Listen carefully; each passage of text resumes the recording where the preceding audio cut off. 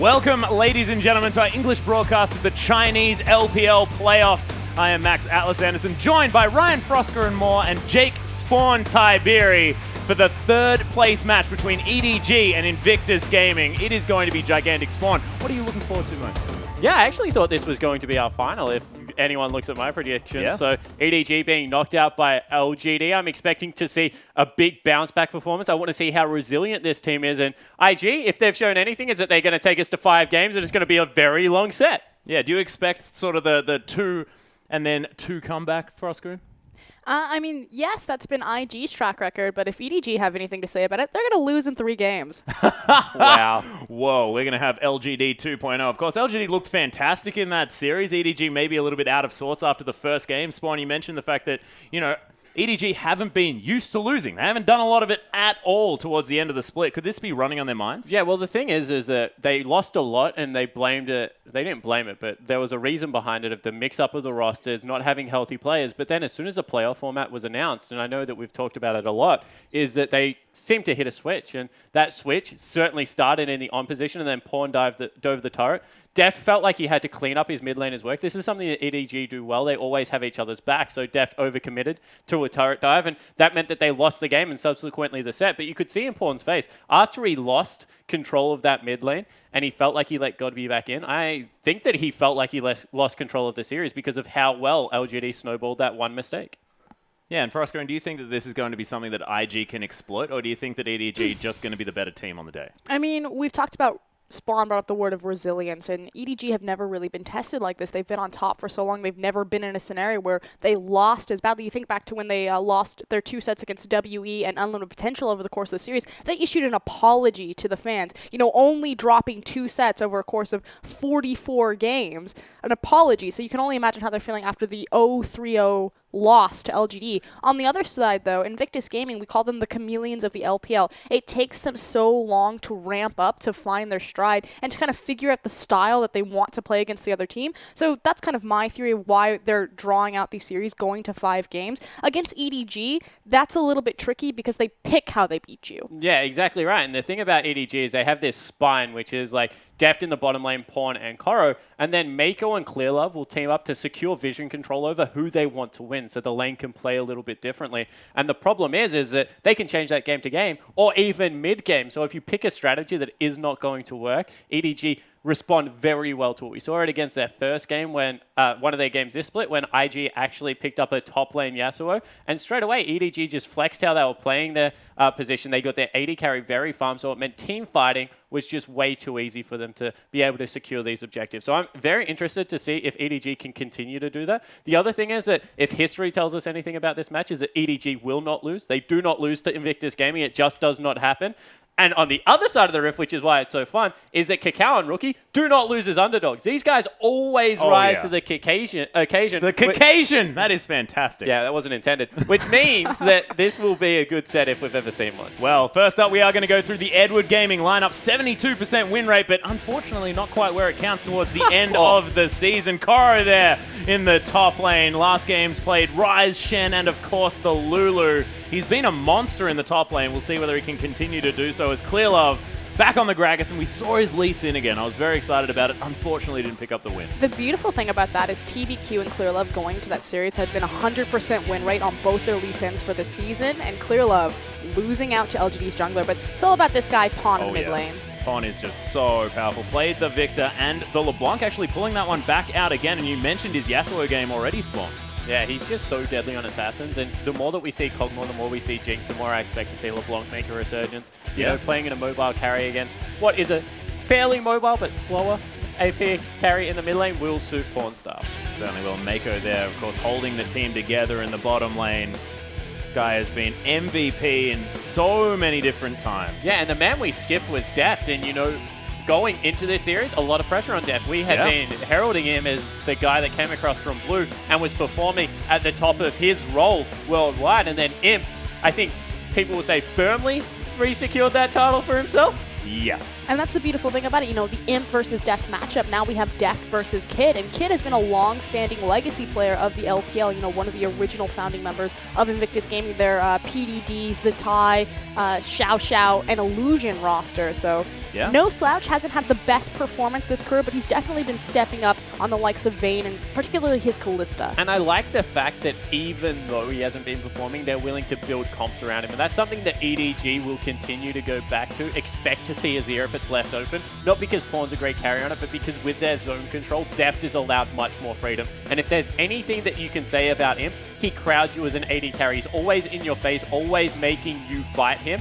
And Def was not comfortable in that situation. It's why the Imp has always respected Def so much, because if he's given freedom around the map, he does so much work with it. And why Def historically has always hated to play against Imp, because he's always in your face. Kitty's a tie there on the screen as well, but you're exactly right. Of course, Deft not quite finding it there against Imp. We'll see whether he can do so against Kid, but we are going to go through the Invictus Gaming lineup. The team that has made it so far through this gauntlet of playoffs wants to try and secure that third spot if they can, and Zatai in the top lane. Back-to-back Maokai games. Of course, been playing that one a heck of a lot, but can play basically everything. And the story of Invictus is so far, so close. Mostly on the back of this guy, Kakao, in the jungle. Yeah. He's been setting the pace. I believe he's participated in 100% of the First Bloods for his team for the entirety of the playoffs. Just ridiculous early game pressure. Yeah, he certainly is great, especially when he teams up with this man. And it's funny because Invictus play two styles. They either pick winning lanes and try and deny CS, and Zatai shoves up, that's Rookie. Or if they want to get aggressive, Rookie actually goes on something like an Orianna or Ari and just follows his jungler around. And it's funny because you could see they wanted to win lanes against QG. That strategy didn't work. So in the end, they just tried to take it to Swift. That's why the Nidalee was such a big pick away. And the pressure is on that man on the screen. He has been arguably the underperforming member. And I wonder whether they continue to go back to Kitty's Janna to try and protect Kid even further in these games. Well, Kitty's has actually been really impressing me over the last little while as we see him on your screen. And it was his Thresh game in one of their playoffs matches as well that really solidified Kitty's as one of the most powerful supports in the LPL. Well, you think back to 2014 Kitty's run, he was well known for his Thresh. He almost had to be permabanned against him. If I remember back to Uzi versus Kitty's, we actually had some 1v1 AD carry versus support. Kitty's just took it to him. Yeah, and the thing is that I don't mind him on Thresh. The one champion that I'm not overly sure of is when they play Braum, because I feel like Braum has to be able to pivot mindsets mid-game. He has to choose when he's aggressive and when he is defensive, and Kitty's doesn't really execute that well in certain situations. So, wow, Kakao, wake up, buddy. He's always yawning. The only time he smiles and he's happy is when he wins in the 5th game. Like, not a 3-0. It has to be like the 5th game grudge sludge match. But any time else, he's just yawning, tired. Well, it's obvious that, you know, the first 2 games to IG don't really mean all that much because they tend to go to the 3rd one and that's when they really turn it on. And we'll see whether that's going to happen again or whether they're going to come out swinging in this first match. Yeah, and as we keep going over, the problem with that strategy against ADG is that they've just got way too many weapons in their arsenal. They're not going to beat you the same way 3 times in a row. Even if they do get up 2-0, it is going to be in a different way. And I respect that LGD even more because of how they were able to dismantle the roster. So look at this. It has their all-time records, and we talked about how EDG do not lose to Invictus Gaming. IG have only managed to beat EDG 3 times over the course of their career. And this is the most impressive thing, is you can have a look at it. IG are just a worse form of EDG, and this is something that we've said a lot. They play very solid solo lane. It's just that you feel the duo, especially Mako. That guy came out of nowhere. I have no idea where EDG found him. Yeah. But he has just changed how they're willing to play the bottom lane. I can answer that question. It was actually FCZF, their former support, who put Mako forward, saying that this is the guy that should replace me. He can go far. And even Aaron will say back-to-back, you know, Mako, he doesn't just want to support for the team. He wants to carry the team. So then why didn't they grab him the first time around? FCZF, you need to yell louder, dude. What's going on? The tactician. Well, FCZF most definitely a fantastic player in his own right, but not there anymore. And we saw actually the faces of Koro and Clearlove when we were going over the EDG lineup. And these two, that is almost a smile on the face of Clearlove, a man that never really shows any emotion at all. You have to pay very close attention to find anything like that. But this is a team that we thought might be feeling a little bit down after their game against LGD, but they're looking fired up heading into this match. Yeah, it's just not the situation they thought they would find themselves in. Now they're just going for the circuit points. So I expect them to come out swinging in this game. They need to reassert themselves as the best team in China. I think that a lot of people will look at what happened last game and write it off as EDG, a little mini collapse. But I would be very surprised if that form continued. As we said, historically, it doesn't happen. And EDG, for me, still, they outclass their opponent in so many different ways. And I want to see whether they're able to take what happened yesterday and really springboard off of that. No, I completely agree. Just to underline Spawn's point, we've never seen EDG in this type of scenario. You know, since their creation, they've always been on top. They've either been second place or first place in pretty much every single tournament they've been invited to, save for Worlds, naturally after that mini choke. But they bounced back after that, you know, making some roster swaps. I'd be shocked if they just rolled over for this set. And it's a sign of a well-coached team. You know, they have one of the best coaching staffs in the world, head up by Aaron. So they've got an all-time really winningest record when you compare them to every other organization in the world. You know, they've had moments in their history that they aren't proud of, but they're always up front. They, as we said, apologize to fans. They're definitely eyes on the prize is the only way I can describe the EDG organization, and that's why I respect them so much. So looking into this game, I think that they would have a very clear game plan on how they want to execute against IG. And as I said, I think a lot of people were expecting IG to maybe sneak the win off QG. Not that they were the favorites, but there was always that inkling that they were going to make the play. So EDG would have a game plan ready for this team. What I love about Invictus Gaming beating Xiaogu and Vici to get here, if you think about Xiaogu and Vici, or excuse me, losing to Xiaogu but beating Vici, they're both very well-defined teams. Vici do something very specific. Xiaogu do something very specific. You know, they don't have that multi-dimension that teams like LGD and EDG have. So again, stylistic matchup, I'm kind of concerned for IG going into this. Well, we'll see how it goes. We are into Champion Select here as Nidalee going to be the first ban. Of course, some shades of yesterday coming in here as IG are going to take away the Azir. Yeah, that definitely is a flex ban from yesterday. Kakao actually, one of the larger champion pools, plays a lot of Echo, also picks up Gragas and Rek'Sai when he needs to, also has a Lee Sin. So a specific ban hurts you in the long run just because of the way that it affects the rest of your pick ban phase. All of a sudden you have to leave one of the stronger meta champions up. And Nidalee has seen a drop-off because it's very hard to get into your opponent's jungle and kill them right now. My goodness. The Riven ban going to come through straight away. And, I mean, they may have been just watching Flandre. I was going to say, we saw this ban against Flandre in the Snake set. Unfortunately, Flandre was unable to carry Snake through on that. EDG will not be able to get away with this ban phase from purple side. It's fine because we're on blue side right now, but I'm curious if this is going to be something that continues over the course of this series. Oh, the other thing is they go for a third very specific ban and try and leave a field up in the mid lane. So right now you can see that you have to ban the Kalista away from Def. They're also going to have to ban it on the blue side here. IG, because Kid plays it fantastically well.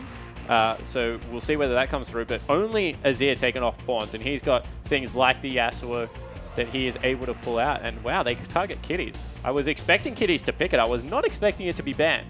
Yeah, well, EDG thinking a little bit further ahead there, Spawn. Yeah, so Kitty's unrivaled. Like, for me right now, Kitty's best champion is Janna, so I can understand another specific ban, but this is a weird pick ban phase. They know something we don't, obviously, going through this. And then that was going to be a lock-in Heimerdinger, and then all of us would lose our minds completely. But the Rengar ban, of course, Klilov did play it in the past, but didn't quite know that that guy was making his way back in. And Alistar, first pick. Over the Braum, which is fairly curious just because the mid lane is so open. We don't know. I mean, there's so many tools for Siege compositions to come out. Yeah, especially when you can consider Rookie as well as the Thai, like a Yasuo player. So, oh no. Very interested why that isn't a priority right now, especially because Pawn plays the Yasuo in the mid lane as well. So we'll have to see exactly how it works out here. Gangplank is strong currently. I will just hover that idea before it is locked in because I honestly think that people are sleeping on him right now and that he will make a very big resurgence when Worlds occurs because he does a truckload of damage. Likewise, if anyone's going to be able to pull out the first Gangplank, I would suspect Zatai to do it. I was going to say, if there's anyone that's going to do it, it is going to be Zatai. But we have seen it internationally just a little bit, sort of perused. We haven't seen it at all in China yet. No, not at all in China. So probably won't be Swain. We'll see what Zatai does go with, and it's the Braum. No surprises there. Gragas and Braum going to be locked in here, and EDG now with their second couple of choices. Now, I'm going to jump on this because I love talking about Gragas when Janna is banned. The two big disengaged champions are going to be the Janna Monsoon and the Gragas Cask. Kakao is already a fantastic Gragas player, but the fact that you then have the next primary big disengage, unless EDG pick up Azir somewhere down their line, they're not going to be giving Deft that reset in that space that IG have already created for Kid. Yeah, they certainly aren't. And all of a sudden, they've opened up the map for the Yasuo to be locked in because they've got 2 knockups in their first 2 picks. And stylistically, Kakao is one of the better barrels for the Yasuo knockup hits multiple members a lot of the time. And wow, this is very interesting because if you look at EDG's composition right now, they can run split push, but Yasuo is so deadly. Yeah, and he's locked in straight away. You knew that was coming, especially with Pawn first rotating. Rookie's so happy about it too. Look at his face. It's a free lane against Twisted Fate. What's he going to do? Punch in the face with cards? The thing that I want to point out, How do you punch with a card? Is Clear Love on Echo. Yeah. He hasn't played it at all. Well, we'll see how he goes. So, just casual playoffs match against Invictus Gaming, pulls out the Echo. And this is kind of the big thing about Clear Love. Yes, he'll always work very hard. Every single one of his teammates says that. But it takes him a bit of time to warm up to different champions. It took him a long time to get used to Gragas and really become proficient at that champion. So I expected that there would be a delay on the Echo jungle, whereas, Kakao is a fantastic Echo jungle player. So, I also like what they've done here by leaving Zatai, the top lane pick, with Olaf available, because you can never be too careful of Koro. If you go for something like the Gnar, there's a potential that he can just go berserk on something like an Olaf and chase you down in that lane. So the fact that they didn't ban it, not surprising, because I was surprised such a high priority was put onto that top lane pick. But blind picking certain things into Olaf is just suicide at the moment. So a lot of respect giving to Koro up in the top lane. Well, how would Hecarim go if he was to lock in a potential Olaf? Of course, Yeah, Gnar Hecarim is the beats hot Olaf. I think Gnar is still going to be the respected answer to Hecarim every single time around, especially with Ignite, because it hurts his double jungle so much. I like Ignite Hecarim against a lot of laners, but against Gnar, I actually feel you still have to go the Smite, so you have that really good jungle follow. I do think that it's slightly safer, though, to take Ignite on Hecarim versus Invictus Gaming in particular, because they just don't lane swap. I think they've done it, probably I can count on 5 hands over the course of the LPL. 5 hands? 5 hands. 5 fingers on one hand. I wish I could speak. Hey, you said you wanted to be the articulate one today, so I just also jumped carry over that belief. I just jumped on the desk to be the pretty one. Oh, nice. I got it. Certainly fulfilled that role when you look at me and Atlas, but wasn't a difficult competition though. Come on. The thing that I want to point out is that even though they have such a good lane swap on EDG's lineup, it is obviously going to be risky to throw someone into a Braum Corki lane, because they do a lot of mixed damage and it's very hard to itemize against them 2-1, and the harass is just too much. So they might see standard lanes coming out of EDG as well. Well, likewise, Corki Braum in a lane swap is actually fantastic, because Corki can 2v1 fairly efficiently. Likewise, he's very safe in a lane by himself if he does 1v1 across from the top laner. But more importantly, unlocking Braum. But Kitties, I feel like he never moves from lane. Well, it's true. We are going to go through the lineup. So you saw the top lane. Clearlove is going to be taking on Kakao in the jungle as Echo takes on Gragas. First time we've seen Clearlove's Echo. We'll see how he does, as Pawn is going to be taking the Twisted Fate into the Yasuo, and I'm scared. We actually of this saw this matchup. out of Rookie. Rookie did a very good job of shutting down a Yasuo by just leaving the lane often and getting AP early to wave clear. So I want to see whether Pawn does something similar. Well, we'll see whether he can. We saw the AD carry matchup of the Vayne into the Corki there. We'll see how Deft goes, as Mako is going to be picking up Alistair against Kitty's Braum. Of course, 2 very versatile supports, but pretty all-in if they want to go. Big priority champion taking the Alistair on first rotation from blue side. I expect Clearlove and Mako to be full tower dive with the Echo Alistair combo. Yeah, I 100% agree. Ever since MSI, Mako has just made his stamp on Alistair as one of his main champions. Much more of an Annie main in the first split, but this time around, Alistair's been his huge. Well, we'll see how it all goes as we hop onto the Rift.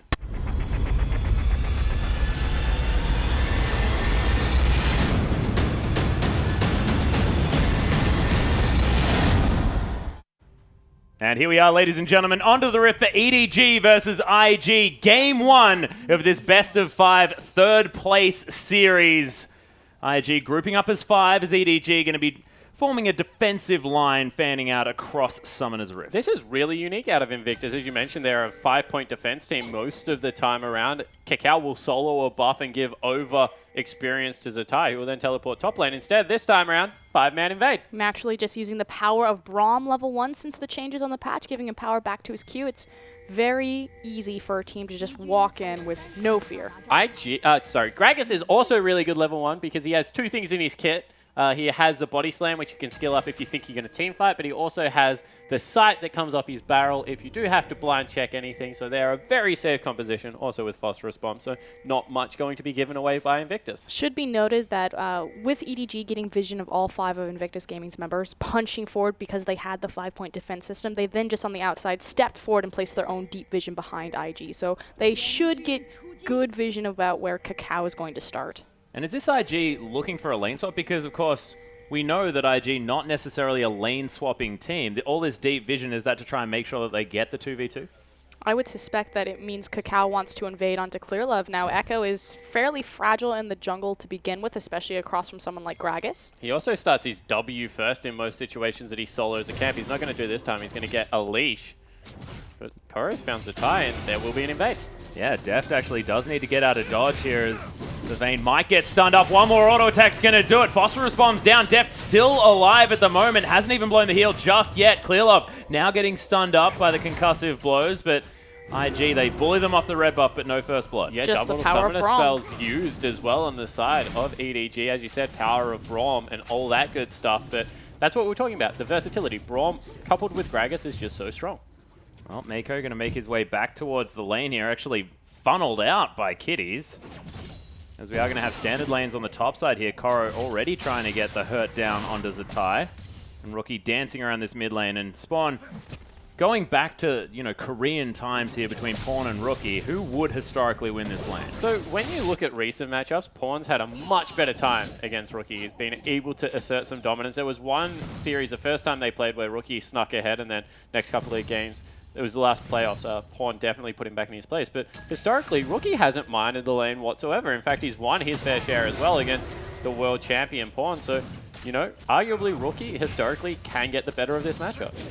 Well, we'll see whether he can. Of course, at the moment, 3CS in the lead against Pawn, but Pawn does seem to be absolutely fine for the most part.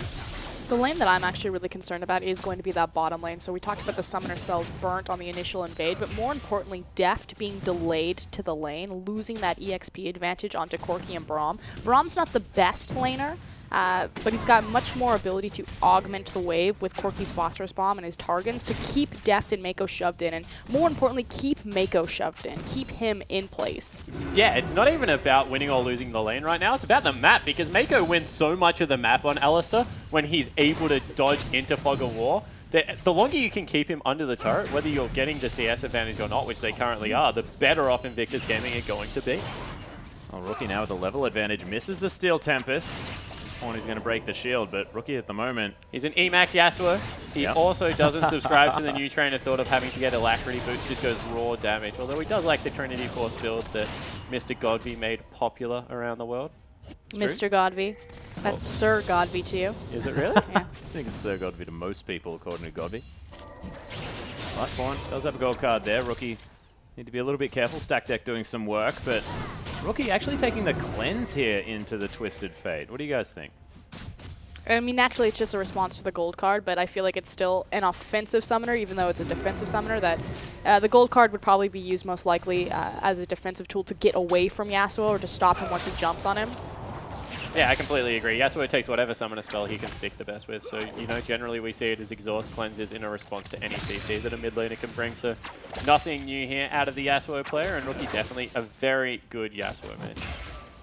Well, 5 CS in the lead at the moment. Things going fine. But the bottom lane here for EDG is going okay as well. 23 to 31, but was going to be difficult for a lane early on, and their wave is now crashing towards them. Yeah, and we were talking about IG is a chameleon, and the fact that they have these two laning styles. They either pick a lane that Kakao can follow. Oh, engage in the bottom lane. Not much happening down there. They either pick a mid laner that can follow Kakao around, or they pick two winning lanes and then just allow Kakao to farm. And that's how they get their huge gold advantage. You look right now, Kakao's got 3 major camps, and it's 2 Scuttle Crabs.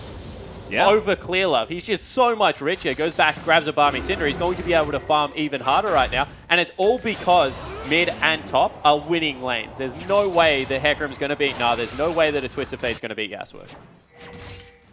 Well, we'll see whether things can turn around as we move forward in this game. At the moment, 500 gold is actually the lead accrued from IG. And like you said, Spawn probably has a lot to do with Kakao and his ability to get agricultural around the rift. Entirely based off of CS discrepancies right now. So it's now a matter of how will Kakao translate that pressure into Clearlove specifically. We saw this in yesterday's set, you know, Kakao taking Swift on, punching him in the face repeatedly, and right now setting the deep vision onto Clearlove. Now, Echo, again, not the best early game jungler. He really needs his ultimate. As Kakao's playing some cheeky moves there, trying to steal away the Krugs. Yeah, he got the mini one. He also still has red buff, which is really important to note, which means that he is a much better duelist this time around.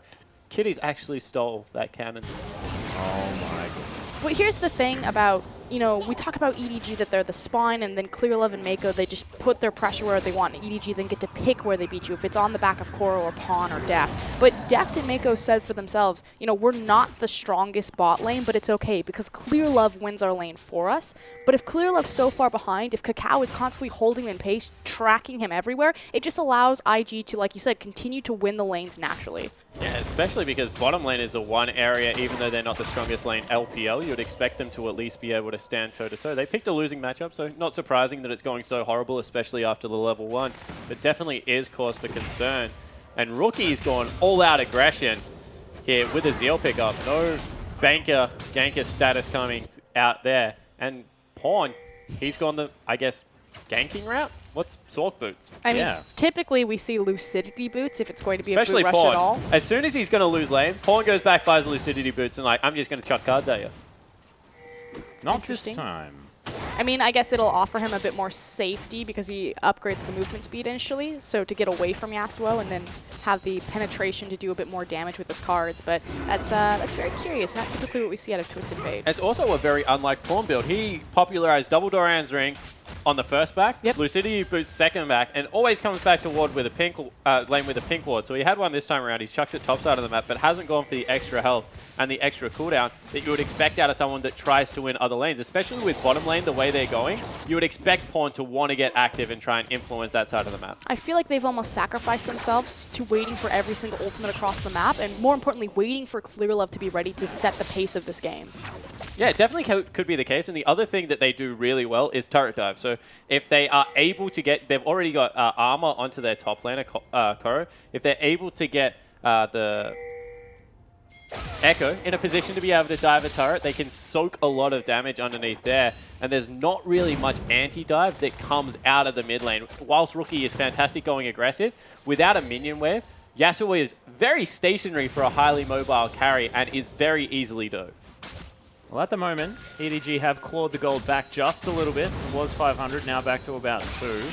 Pawn is going to be able to pick himself up the blue buff here as well, so able to throw out even more cards, making up for that lack of lucidity at the moment with that buff. Also, Clearlove is finally level 6, so we were talking about the dive potential with Echo and how necessary it is to get that time to ramp up on this jungler. See if maybe EDG are ready to pull the trigger and start making plays, but IG look like they're going to strike first.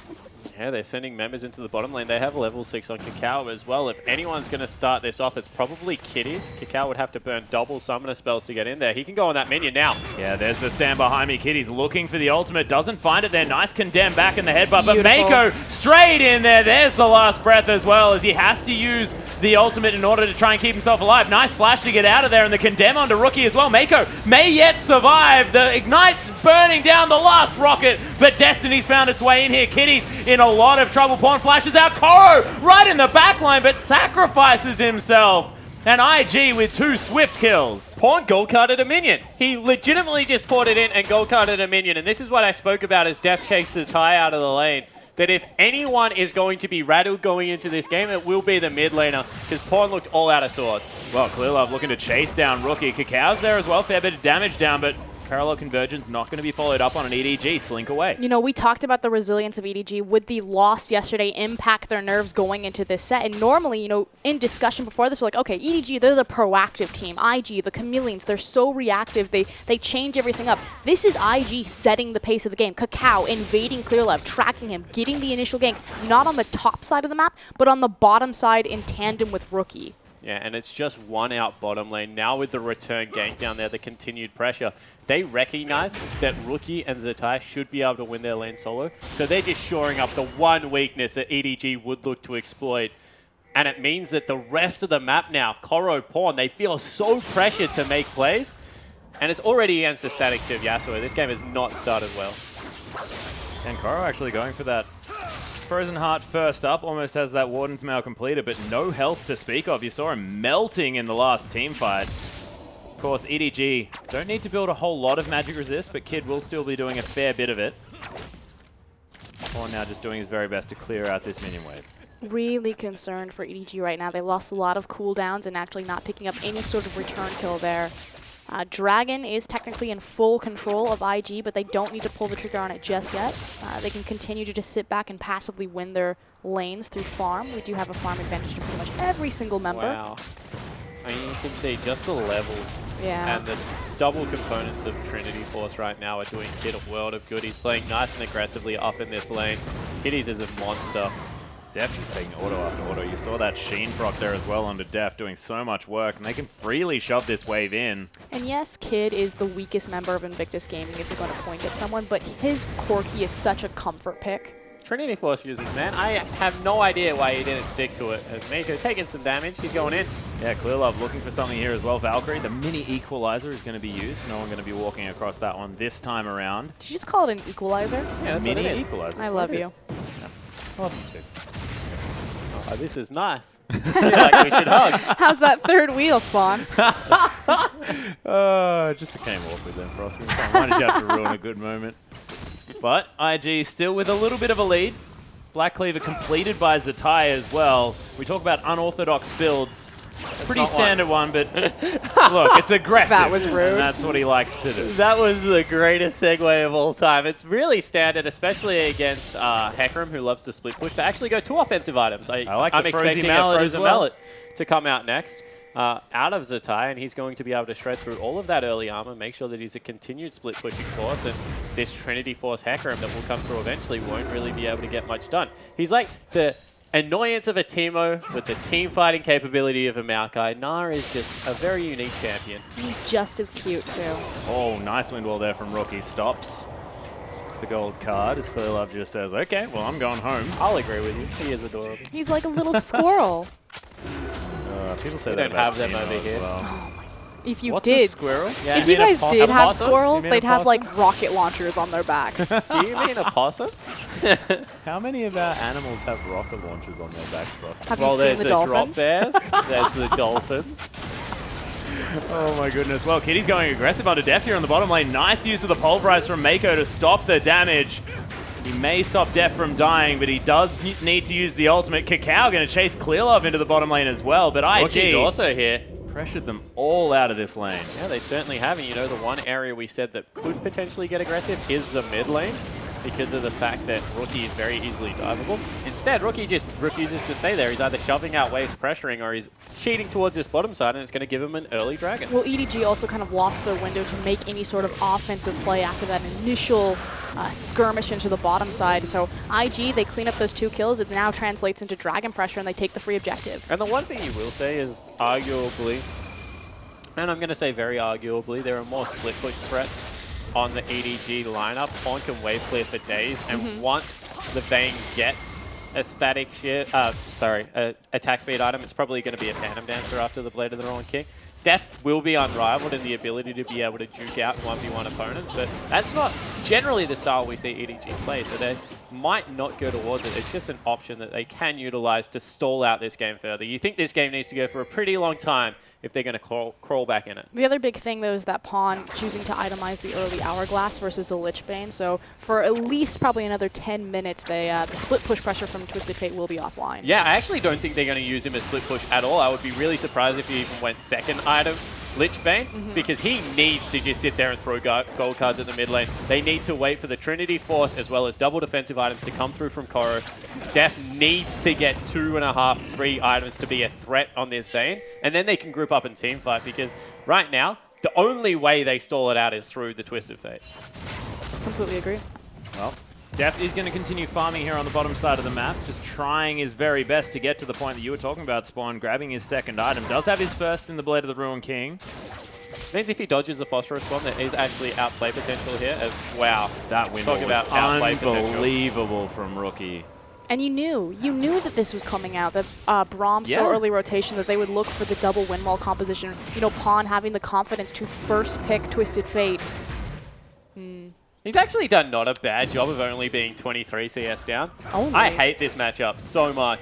Oh, it's horrible. But Rookie's going to get first turret. If there's a king of taking turrets early, it is the dude in the mid lane, and that's a 3,000 gold lead. Just this adaptation and evolution of Invictus Gaming, though, we talked about it, you know, they just need to kind of figure out what style they're playing against teams, but the Rookie-Cacao bromance, you would assume that that's been here all split, but it's only really recently kind of shown its head in the Vici series of just going back to Rookie as the big pillar for Invictus Gaming's success. Playing to that strong point, taking down the mid tower first to unlock Rookie to roam around. You can see EDG actually commanding a lot of respect here on the bottom lane. Kid and Kitty's actually going to go take the Gromp. Just get out of that lane. Good positioning there from Def and Mako. But they're going to shove this one in. Pawn's favorite things to do as TF is die and then run bottom lane and ult straight away. You laugh, but his famous 0-0-0-8-0 game definitely went that direction where he would just die and then just run bottom lane and pick up a kill for his AD carry. So I can see exactly why they backed away to Gromp, because historically he would grab home guard boots and just be somewhere else. Well, Zatai and Clearlove. Pawn makes his way in as well. Zatai in a lot of trouble. Will have the Gnar, and Mako's here as well. So he's so dead. Koro locks down the first kill for EDG. But finally, Mako was unlocked, able to impact the map alongside Pawn. We talked about it, the fact that IG got the push on, it wasn't just detrimental to Vayne being put far behind, but EDG in particular, because it locked down Mako. Yeah, I completely agree with that. And we mentioned the importance of this guy in winning. He's a hard carry. He always has been for his team, and finally getting a lot of respect by other duo lanes trying to keep him under his turret. But first time he roams, picks up a kill. Oh, very well played. Tower's going to fall in the bottom lane, though. Nothing Def can do about that. Rookie was making his way down, but EDG had some decent vision. Going to stop the roam from the Yasuo. Ooh, now they're setting up a brush camp. They do know that Mako is there now, as he's just walked over a ward, so they will hopefully back away. Def playing very far up, trying to bait out the bottom lane of IG. There's the last breath in the mid lane, though, but the parallel convergence. They're trying to answer this one as it comes down. Oh, dodges out of the way of the tornado from Pawn there as well, as Kakao now tanking up a fair bit of damage from this Twisted Fate. Fadeaway barrel was pretty smooth. Meanwhile, on the bottom lane, Koro is going to take down the Braum, and Zatai, he's going to find his way in, looking for death. The Hyper Proc was so close to killing him, but Koro's trying to take down Kid. There's still the Hyper Procs there, but the devastating charge is going to be enough. He's still taking the turret. Koro may yet fall down. The Gnar is going to finish him. Kakao's going to find his way down here as well, as Mako only enough mana for the headbutt, and he's definitely going to die. So much CC, things flying around. I'm not even entirely sure who won. It was a 2-for-2, but I'm going to say EDG won that because all of a sudden they have a very clear win condition. 2 kills picked up in just that skirmish for Koro. He had the one top earlier, Rookie going on Pawn. Yeah, looking for it. Doesn't get the knock up there as Clearlove's making his way around. Oh, the flash over followed by Pawn. Doesn't get it because the wind wall's there, but Clearlove's going to lock it up. What a play out of EDG's jungler in mid lane. Finally, they're playing like they have a little bit of swagger back in them. And what a way to open up a map all of a sudden. Speaking of swagger, the styling that's going on between Rookie and Pawn right now. Ridiculous. It's almost like Swift and Kakao yesterday. You can tell. It's just like, come at me, mate. Yeah, exactly. And I like how you used mate. Mate. Wonderful. But Kakao is going to finish off the Frozen Heart as his first major item after the Cinderhawk. 1-0 and 2 now for the Gragas. Well ahead in that farm as well still. So definitely doing great things. Clearlove just focusing on killing people for Pawn. Yeah, let's check it out. Kakao is a full Frozen Heart ahead of his lane. That's massive. That is absolutely huge right now. Especially for the dragon spawning in 10 seconds. Yeah, that's what I was going to point out. But the problem is Koro is huge. Oh, what the? Yeah, here's the Destiny into the bottom lane. Kid's going to get condemned and destroyed. That was unorthodox, but worked very well. Pawn nearly didn't need to be there. That's why I was questioning it, because as soon as they shoved him out from underneath the turret, there was no way that was going in their favor. So EDG, they're going to be able to steal a dragon against the Tide. Well, EDG, always expect more friends than are actually arriving to the party. Definitely a good way to do it. You got to be confident when you're inviting people over, but EDG now trying to pressure IG away from this dragon. They do so successfully, 1 apiece at the moment, and EDG finally taking the kill advantage. And Don't look at me like that, guys. And it's totally fine just to disengage off of that. They already picked up the kill. They're technically still behind in terms of gold, so take the free kill, take the free objective. Don't try to push your luck with a 5v5 there, especially because Rookie and, more importantly, Zatai and Kakao are still so massive. Like, looking at Zatai on Gnar and Yeah, they certainly are, but I'm more interested in your parties. How many people rejected invites that you now have to methodically and carefully send out invitations? I just cannot believe how much time just went on. But there's a team fight. Pawn's going to use the Zhonya's clear up, actually able to get out of there. Pawn still alive somehow, able to get down another gold card. Cacao right out of there. Rookie now on his own in front of 4 members. The Zatai going to get feared after Koro gets in there with his ultimate, secures the kill onto Rookie. The Nara into 3 members. Clearlove just untouched by that one, but Cacao is going to be able to take down Def. Clearlove now in so much trouble. Zatai does end up falling. This is such a scrappy fight, but it looks like IG will start to come out ahead. Kid now somehow makes his way in here, wonders what the heck was going on. And Koro, dodging barrels, gets out of the way of that one. I believe there may be a body slam available. Nut Rocket's going to secure it, and Kid says, yeah, I was here the whole time, guys, don't worry. All me. All me. And in the end, they're able to win the trade 2 for 3. And a very hectic team fight, as you described. A little bit of miscommunication, because Clearlove actually altered out of that when the rest of his team was going in. So, well, you think back to yesterday, you know, against their set against LGD, that initial tower dive that I think everyone can agree on really started the downward spiral of EDG. Just half the team choosing to dive the backline, the other half of the team not wanting to dive, trying to disengage. So maybe a little bit of leftover miscommunication, some nerves. Definitely looks to be the case, and that puts even more pressure on the top lane. Koro has picked up 5 of the 7 kills right now. He is quite fed, but going up against Zatai, who is 2-2 and 3, definitely no slouch in his own right.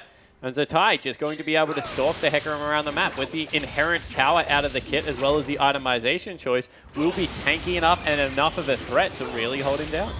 Yeah, Rookie going to take away the little popcorn chickens there from that camp. Clearlove is going to be able to still get the big one, so that is the big deal. But Rookie just padding those stats. 218 now to 188 here at 23 minutes. Not bad.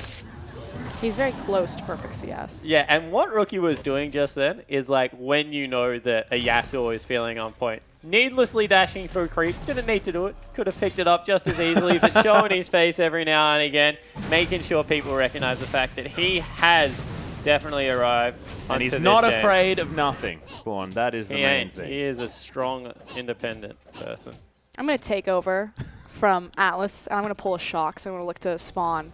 We see a lot of Trinity Force Yasuos. Can you break that one down for me? Yeah, so the idea behind Trinity Force is that I have no idea where you're going. There wasn't really a clear build path to help the split pushing coming out of Yasuo after the crit change was there, because of course you used to use Blade of the Ruined King and then get your IE get up to 100% that way. So Trinity Force gets you to that point, but also gives you a Sheen proc after your auto attack and the Rage Passage out of the phage, which means that you get 100%, you get all these added items. He's a very good farmer, which means you very rarely reach max item build.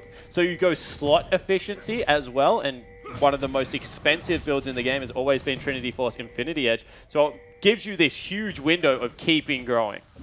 Now back to you, Atlas.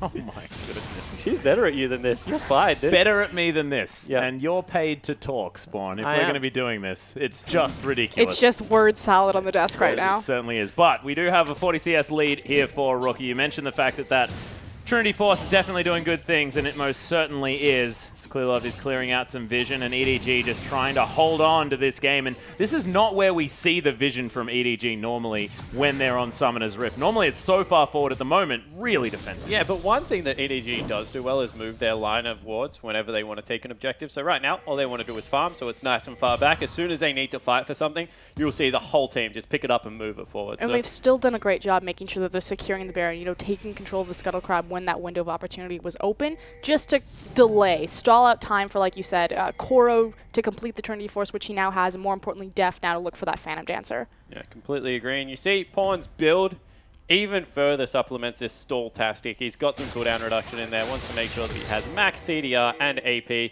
running around this Rift. Is going towards an eventual Lich Bane, but wouldn't be surprised if the Nomicon was finished up beforehand. Well, Clearlove and Mako actually over a ward here. Mako might be caught out as Deft found his way in. Parallel Convergence has been used, and the Glacial Fissure's down. Destiny now here. They're looking for a potential fight. Kid gets stunned against the wall, but teleports down for Zatai. Mako with the massive play with the 3-man knock-up. A Kid, he's in the backline untouched. Clearlove can't get back into the fight. Pawn flashes forward onto Kid, but he's not doing the damage necessary, and Koro eating through members of IG. It's such a scrappy team fight here as Kitties, he's trying to help out. The double for Zatai as Clearlove has to flash away. Def flashes out of the way of the Winter's Bite. Can the Vayne do it? I'm not sure whether he can. The barrel's down, tries to get there, but it's a triple for Zatai. Def couldn't have played that team fight any better. I have no idea how they lost. The flash forward out of pawn to secure the stun onto Kid. Made sure that he was deleted nice and early. Goodness. But that man on your screen, absolutely monstrous right now. Zatai able to get another huge Gnar ultimate and clean up the back end of the fight. I don't even know why they tried to engage it. And actually it was an impressive pulverize coming out of Mako to initially start out that fight, but so many members of EDG were out of position. The only reason it was that close is because Deft, like you said, played the team fight perfectly. If he had made a single mistake there, EDG would have just gotten rocked, and we could have possibly looked at a Baron for Invictus. Yeah, we saw, like, the perfect situation, the perfect storm. Let's take another look at it. So if they engage onto Mako, they don't want to overcommit onto either Mako or Clearlove because they both have the big reset buttons in their ultimates. And this is the start of it. So Ty teleports him with no bar. But look at that. The pulverize comes down, and there's almost zero follow-up and damage. Deft has to go all the way around. Yeah, he plays the back half of the team fight perfectly, but he's not been doing any damage right now. Yeah, exactly right. But this is where it starts for him. He's able to dance back, take Kakao out, swaps targets perfectly onto Kid, then kites out Kitties, flashes aggressively forward to dodge out of the last proc, and then just tries to kite back. You know, at this stage, they win by pure brute force and itemization, but that team fight out of Def shows why he is considered still, even after yesterday's performance, one of the best AD carries in the world. Yeah, it most certainly was, and that flash was unbelievable. Didn't lose any distance, but dodged out of the way of the Winter's Bite. Fantastic stuff. IG, though, is going so aggressive. Koro does have the Frozen Heart and the Trinity Force. EDG securing their blue buff. Pawn is able to grab that, but IG, this is some aggressive play. Yeah, he's also going Morellonomicon's second item. So the reason I like this so much... Compensating for the Lucidity boots. Yeah, just able to get the CDR up there. Now with the blue buff, Max also has the ability to just continue to throw out cards. And it's going to be really hard to siege. As soon as you pick up a Yasuo, you give away some of that control, which is why we see it paired with a Corki so often. But Corki's range is still quite short, and there's always the ability for Mako to flash bomb. Whoa, okay, three-man Baron, just going to be secured there by IG. Not too bad. EDG were just so invested in the Morellonomicon, they completely missed that They one. were like, this is easy, there's only 2 people in the mid lane. I just like items more than I like maps, so, you know, not my fault. It's, to be fair, the book is purple. The Baron's purple. Ah, okay. And I know you're all about the color coordination. Yeah, the confusion of purpleness. Well, honestly, I just didn't want to look at that build. There's only one purple item. Where's the Abyssal Scepter? Where's the needlessly large rod that's not going to get upgraded ever? Like, I just get a bit worried here. As Zatai, he's going to be able to start the push here on the top side of the map. IG, some fantastic map play. Net themselves the Baron. Yeah, now all of a whole lot of control. Morellonomicon doesn't matter, because Baron creeps. Not going to die. Kill. Yep. Yeah. More importantly, you know, what this means for Invictus Annie if they can start trying to break down more of EDG's map, open that up, because Rookie's just so potent and powerful right now that it's very dangerous for a lot of EDG's members, particularly Def, because he's caught out. So, I mean, EDG, they're trying to stall, they're trying to create breathing room so they can catch Koro and Def back up before they can look towards these 5v5s and these skirmishes, but if IG can connect with this Baron, they may run out of time.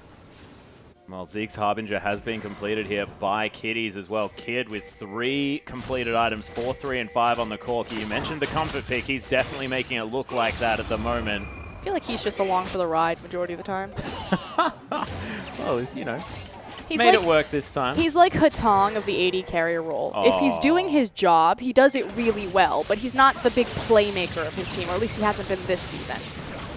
Pretty decent point, I'll give it to you, but this inner turret is going to get sieged down. IG with the brute force, able to get that one through. Meanwhile, Zatai split pushing on the top side of the map. Got himself a cannon creep, pet one. He's just going to wait here for the rest of the minions to turn up, and IG, pretty standard movements around the map in order to secure all the inner turrets. Trying to get a counter push from EDG in the mid lane, however. See if they leave Pawn there to try to push down mid-tier tower, but I think they need his wave clear. Yeah, if they leave him there, they lose their base right now, so we'll see whether EDG decide to fight.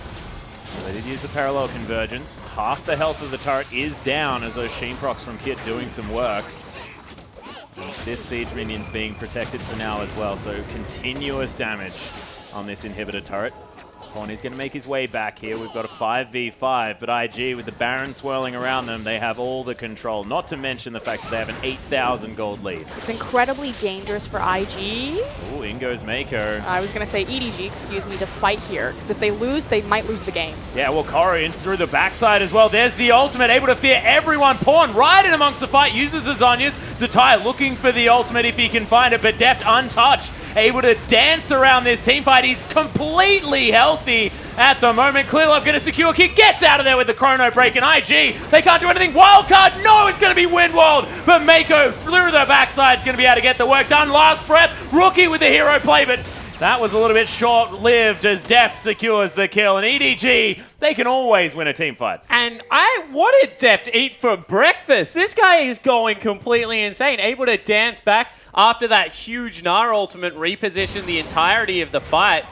And just time and time again, Deft is the shining light for his team. Koro started that off very nicely with a 5-man ultimate, but from then it was all about the Vayne player. Well, you also have to think, how different would this game be if Deft wasn't sitting on 7 assists? If even half of those were transported into kill gold, it's about where the gold is weighted on EDG. And yes, Deft is the big performer, but he needs to be the benefactor of more of these kills. Yeah, so you see the fight started up by Mako there.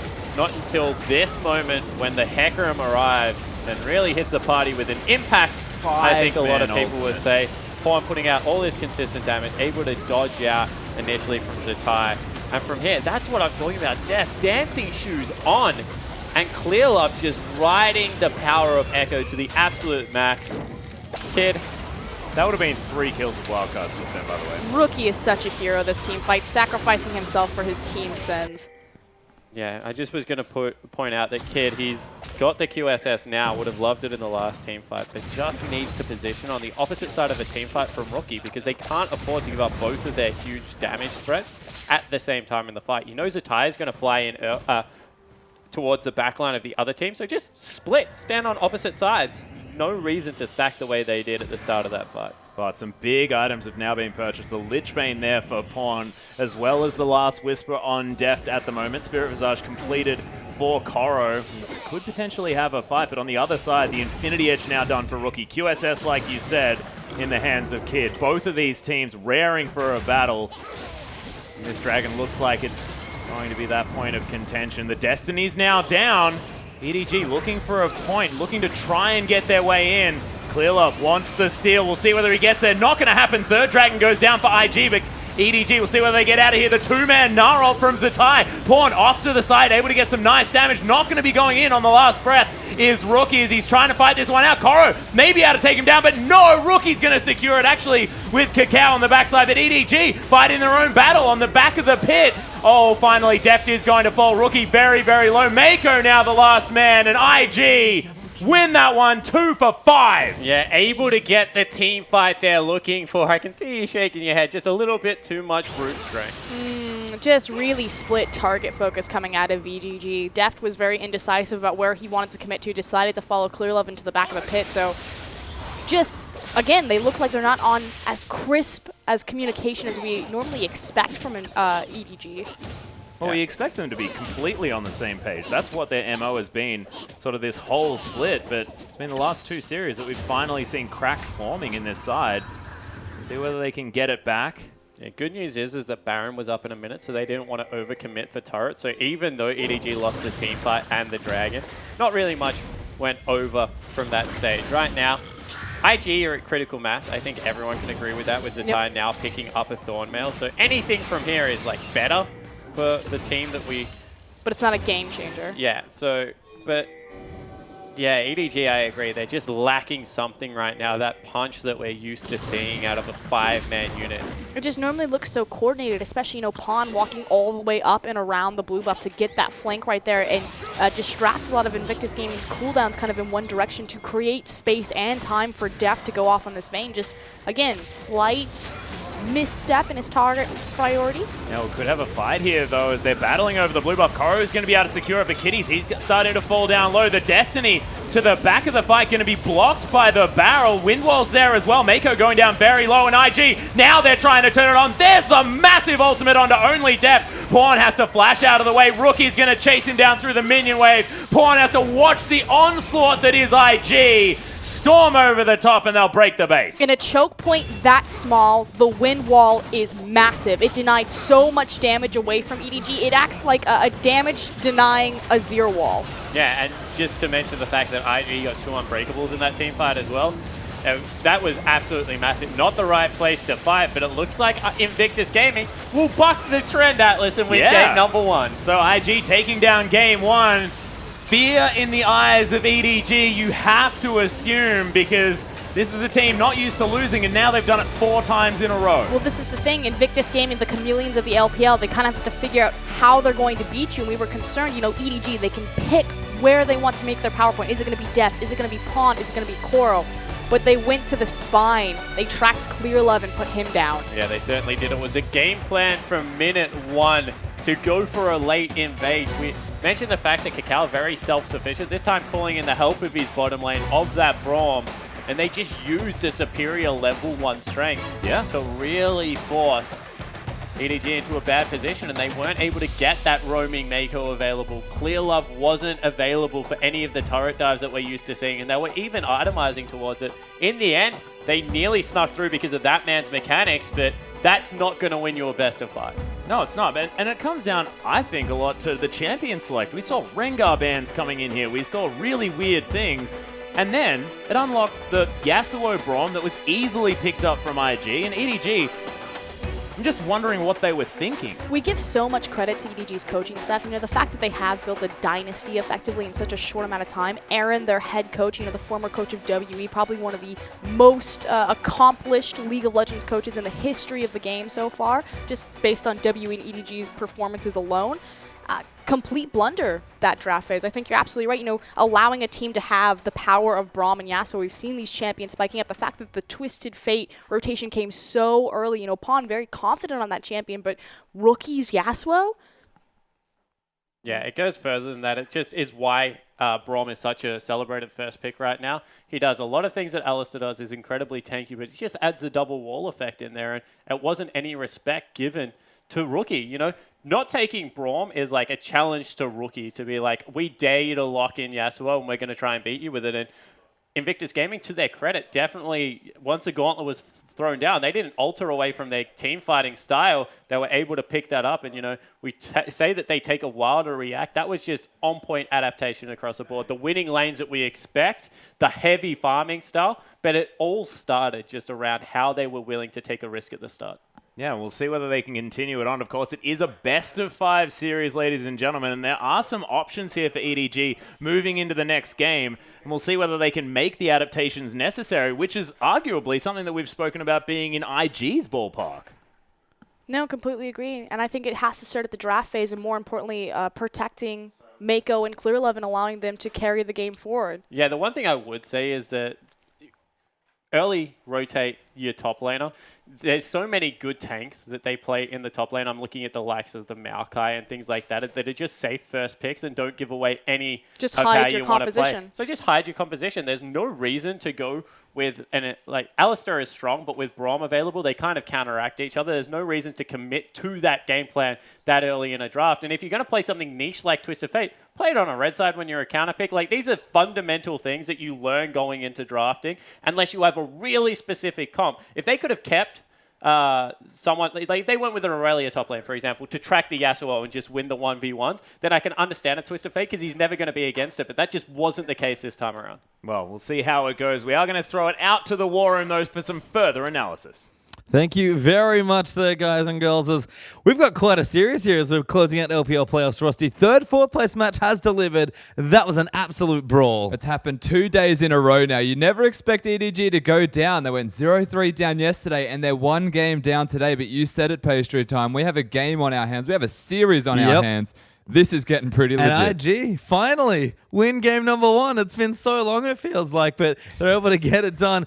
These replays are insane. Let's bring up the first one here and just go through what was a string of crazy team fights. And this first replay honestly came down to EDG engaging very well, but not timed in an appropriate timing. And the actual positioning of the fight favors Invictus. You have a look at their team comp. They have a lot of zone control between them. The Yasuo Windwall, the Gragas with the explosive cask, and the Nara and Braum ultimates respectively. So we'll roll this one through. Pay attention. Mako engages really well here, but there's no parallel convergence to actually go to after. It stuns now. This is their go button. The wind wall blocks Twisted Fate the entire time from down here as Mako actually turns in, attempts to engage. Now Koro Clearlove, stuck in the front line, has to use his ultimate to get out.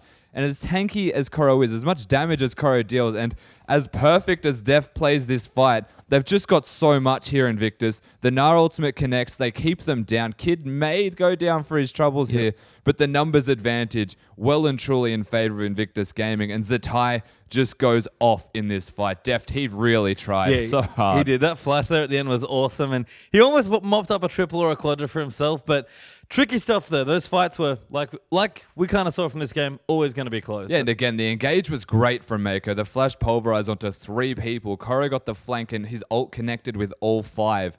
But they didn't have anything to follow that crowd control up. The Twisted Fate didn't exist for the first 5 seconds from just a wind wall, and you don't fight Invictus Gaming in a jungle area. No, certainly not. Here's we do have another replay now to queue up, and again, team fights are very back and forth. This time, EDG on the brink of death are able to show why they're still one of the world's best team fighting teams. And again, just as we said, don't fight them in a jungle. EDG pick a fight looking to defend their own turret. We'll roll this one out. The turret does go down eventually here, but it gives them the opportunity to go in. Braum and Yasuo don't have their ultimates. Koro has the flank. They turn immediately. Pawn just goes straight into the back line, forces all the attention on him. Zonya's Gnar, Yasuo, and Corki damage, and the rest of EDG, now they're on cleanup duty. Rookie is the hero here because they would not have done anything in this fight at all if he didn't turn around, windwall that, make a pick onto one, potentially onto more members. But all of this is EDG engaging well, and engaging in an area where they can actually fight, not in the jungle. Yeah, and using those two as well, because we saw from a lot of the fights, and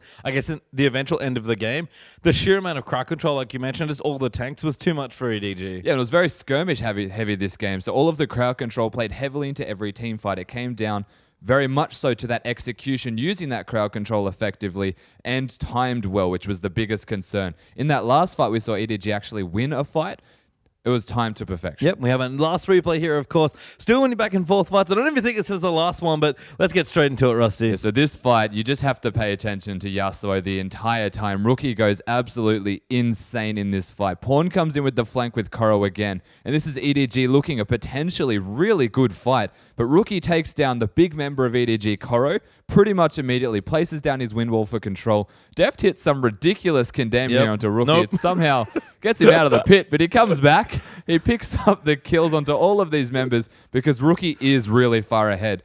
Again, Zatai is so tanky, he's never going to go down. But the fact that Rookie can take out Koro, the actual tank, and all of the kills onto that member, the Hecarim, it's impressive to say the least. And the goal deficit was just there. The comp was awesome as well from OG. EDG, you look to the next game, probably just don't fall so far behind. Yeah, definitely. I mean, we saw them at potentially winning these team fights, but the big difference was Cacao goes off when he's allowed to farm. So what do they actually change is pick winning lanes perhaps, or just pick one of the lanes to be winning. You can scale the other perfectly fine. But if you're losing in every respective lane besides bottom, Cacao gets free reign of the jungle. Certainly does, but there's plenty of time to adjust. Let's go back to the casting desk as we get into game number 2. Thank you very much, Pastry Time. And I agree, you should probably just get further ahead. And what do you guys think? What do they change? What do they do? I want to touch on what Rusty touched on. I know I harp on this a lot, but if you have a good you're jungle, touching on, what are you doing? pick a side of the map that wins. And Clearlove is a world-class jungler. Give him something to work with, fellas, because that game, like, I just looked down the line again. You had a Vayne into a Corki. You had a Twisted Fate into a Yasuo. You had a Hecarim into a Dart. None of those matchups win. There's no reason.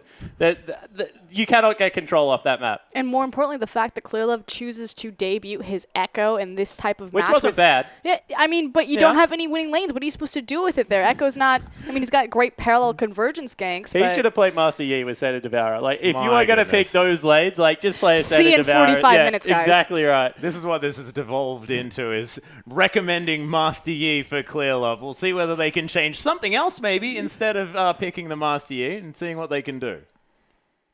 You just got nothing, do you, Spawn? No, that was my gameplay. You shot it dead, man. No, but in all seriousness, I agree with that. I think that especially because when I saw the game, I was like, this is genius. He's about to get fizzed. Like, there is no way Pawn is going to bait someone into a Yasuo pickup with the first pick Alistar, let the Braum go through, without at least waiting for the Fizz counter pick. But he went with TF, and from there, the draft went downhill. So I actually think there is something they can do, and that is do the exact same thing and give Pawn the winning matchup. There is no way that Yasuo beats Fizz at any part of the game. Fizz one of the best level 2 champions against Yasuo as well. And that's what I was looking forward to seeing. Quite like when Godv picked the Yasuo into the Echo mid lane and we had that epic duel. These two mid laners fighting around windows. So there is something they can do. Pawn is a great assassin player in his own right. Well, we'll see whether they can do it. Of course, we are going to have a switchover of sides, EDG moving from the blue side to the red side. And in this matchup, I mean, usually you'd assume that blue side is going to be stronger, but is having that sort of last pick, counter pick option there in the mid lane more important here considering these teams? When your mid laner is Pawn and Rookie, yes. That's what I was sort of assuming. I was trying to feed that one to you. And how do you reckon I went? And 7. So the interesting thing is because they rotated mid laners so early in that pick ban phase, that they were able to counter pick Zatai. And that opened up a whole new counter words because Zatai went absolutely bonkers in that game. So whilst it was great, as we see in these replays here, I think it means more for multiple different reasons than we expected at the start of this set. Well, you can see this is the fight. Deft did his very best to try and destroy the members of IG, but at that point, just too far ahead. Pawn gets completely destroyed. And yeah, Deft plays this fight incredibly. He plays majority of them, although I'm still kind of on the fence about this one. But EDG are picking fights uncharacteristically that they just have no right looking for. And it's funny because this is what we complimented the LPL so much for, their evolution, the fact that they fight over meaningful objectives. They fought over Dragon number 2, Dragon number 4, and a weirdly contested Dragon fight around the blue buff area. So I completely agree. This was another one that just did not belong. And that barrel to muck up the Twisted Fate ultimate to ensure that Pawn was throwing cards into a win wall the entire time was just phenomenal. Yeah, he couldn't actually do anything at all. Watch him right here. I'm going to use my Zhonya's, but hang on. As a Yasuo player, he realized, like, as soon as he ran into that minion wave, he was like, I can't do anything. Yeah. I am 100% dead. Even without cleanse, there was no way Rookie was not going to find him and poke holes in him with that sword. Yeah. The Steel Tempest was definitely upon him at that point, but we'll see whether it's going to be Pawn. He might be able to pick up the Yasuo this time around. You never know what could happen. I think he's been banned. Yeah, I have a feeling that we may see at least Braum or Yasuo removed from the Rift this time. I 100% think you have to do strong. You have to think that Aaron and EDG, they're not going to make this mistake again. No, well, they certainly can't. We are going to have a look. And IG with a gigantic gold lead at the end of about 10,000. And Kitties picking up the MVP. You guys, what did I say? You cannot see Spawn's face right now, but it pretty much... I'm willing to hold it. It captures it. Why is Rookie not MVP? Well, look, that's who I would go. I would go like Cacao. What the heck? He had like a 20 CS. Get off the desk. Oh, what? Well, I'm obviously the one that's right, so... Yeah, so apparently you are right. So as you see in every one of these team fights, how good Kickout plays all of them. Kitties is there to play a great supporting role also. Oh my goodness. Hello? It was all about these win walls, blocking off the choke points, denying the cards there. No, but Kitty, you know...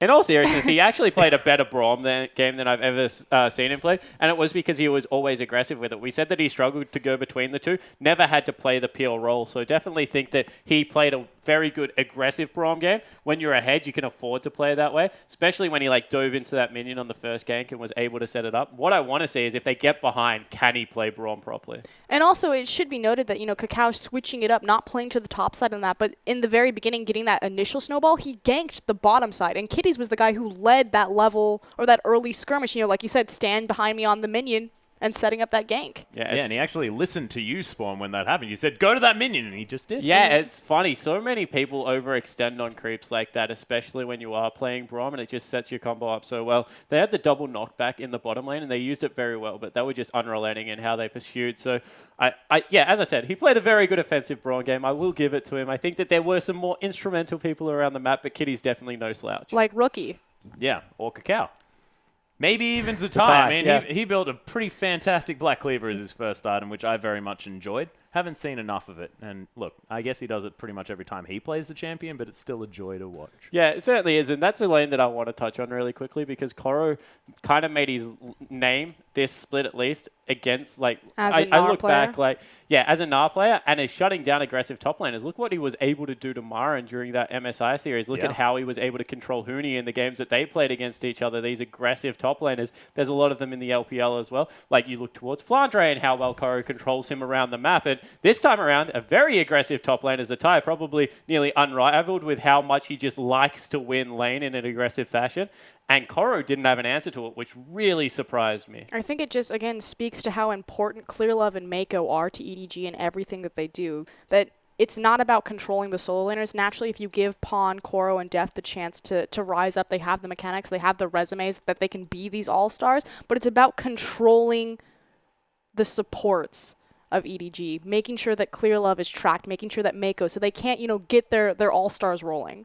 Yeah, there's also the fact that they had nowhere that was winning, which really opened up IG to follow Clearlove around to make sure that they could get on top of it. You illustrated it earlier on, but maybe they just need to pick some power in there, because despite the fact that Koro managed to go 5-3 at one point, picked up all of the kills for his team, could just never get to the point where he was able to control a Koro team fight. team fought well. Koro He did. didn't lane well. Like, there's a big difference between that. So credit to him. His teleports were still on point. He was able to get in and affect a lot of the early team fights. And that's why he has always been such a good top laner in my eyes. But the change this season is he started to win lane a little bit more often than not. And whether that's because of great lane pressure coming out of his jungler and support player, the ability to be able to control zones of the map with wards, he still has been able to turn it on when he counts. And that definitely wasn't how we've seen Koro play that matchup. Well, we'll see whether he can as we move into this next game. Champion Select will be coming up very, very soon. We'll see whether all of the adaptations and changes that EDG need to make will come through, especially now that they are onto the red side as well. Things could get a little bit more dangerous.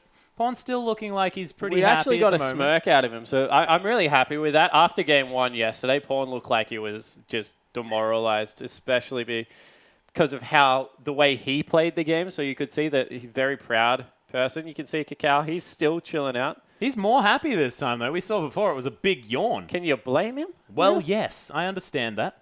But still, look, the man raring to go. It's not, it's after the second game that normally you expect Cacao to really come out of his shell, but they won the first one, so I guess he can wake up.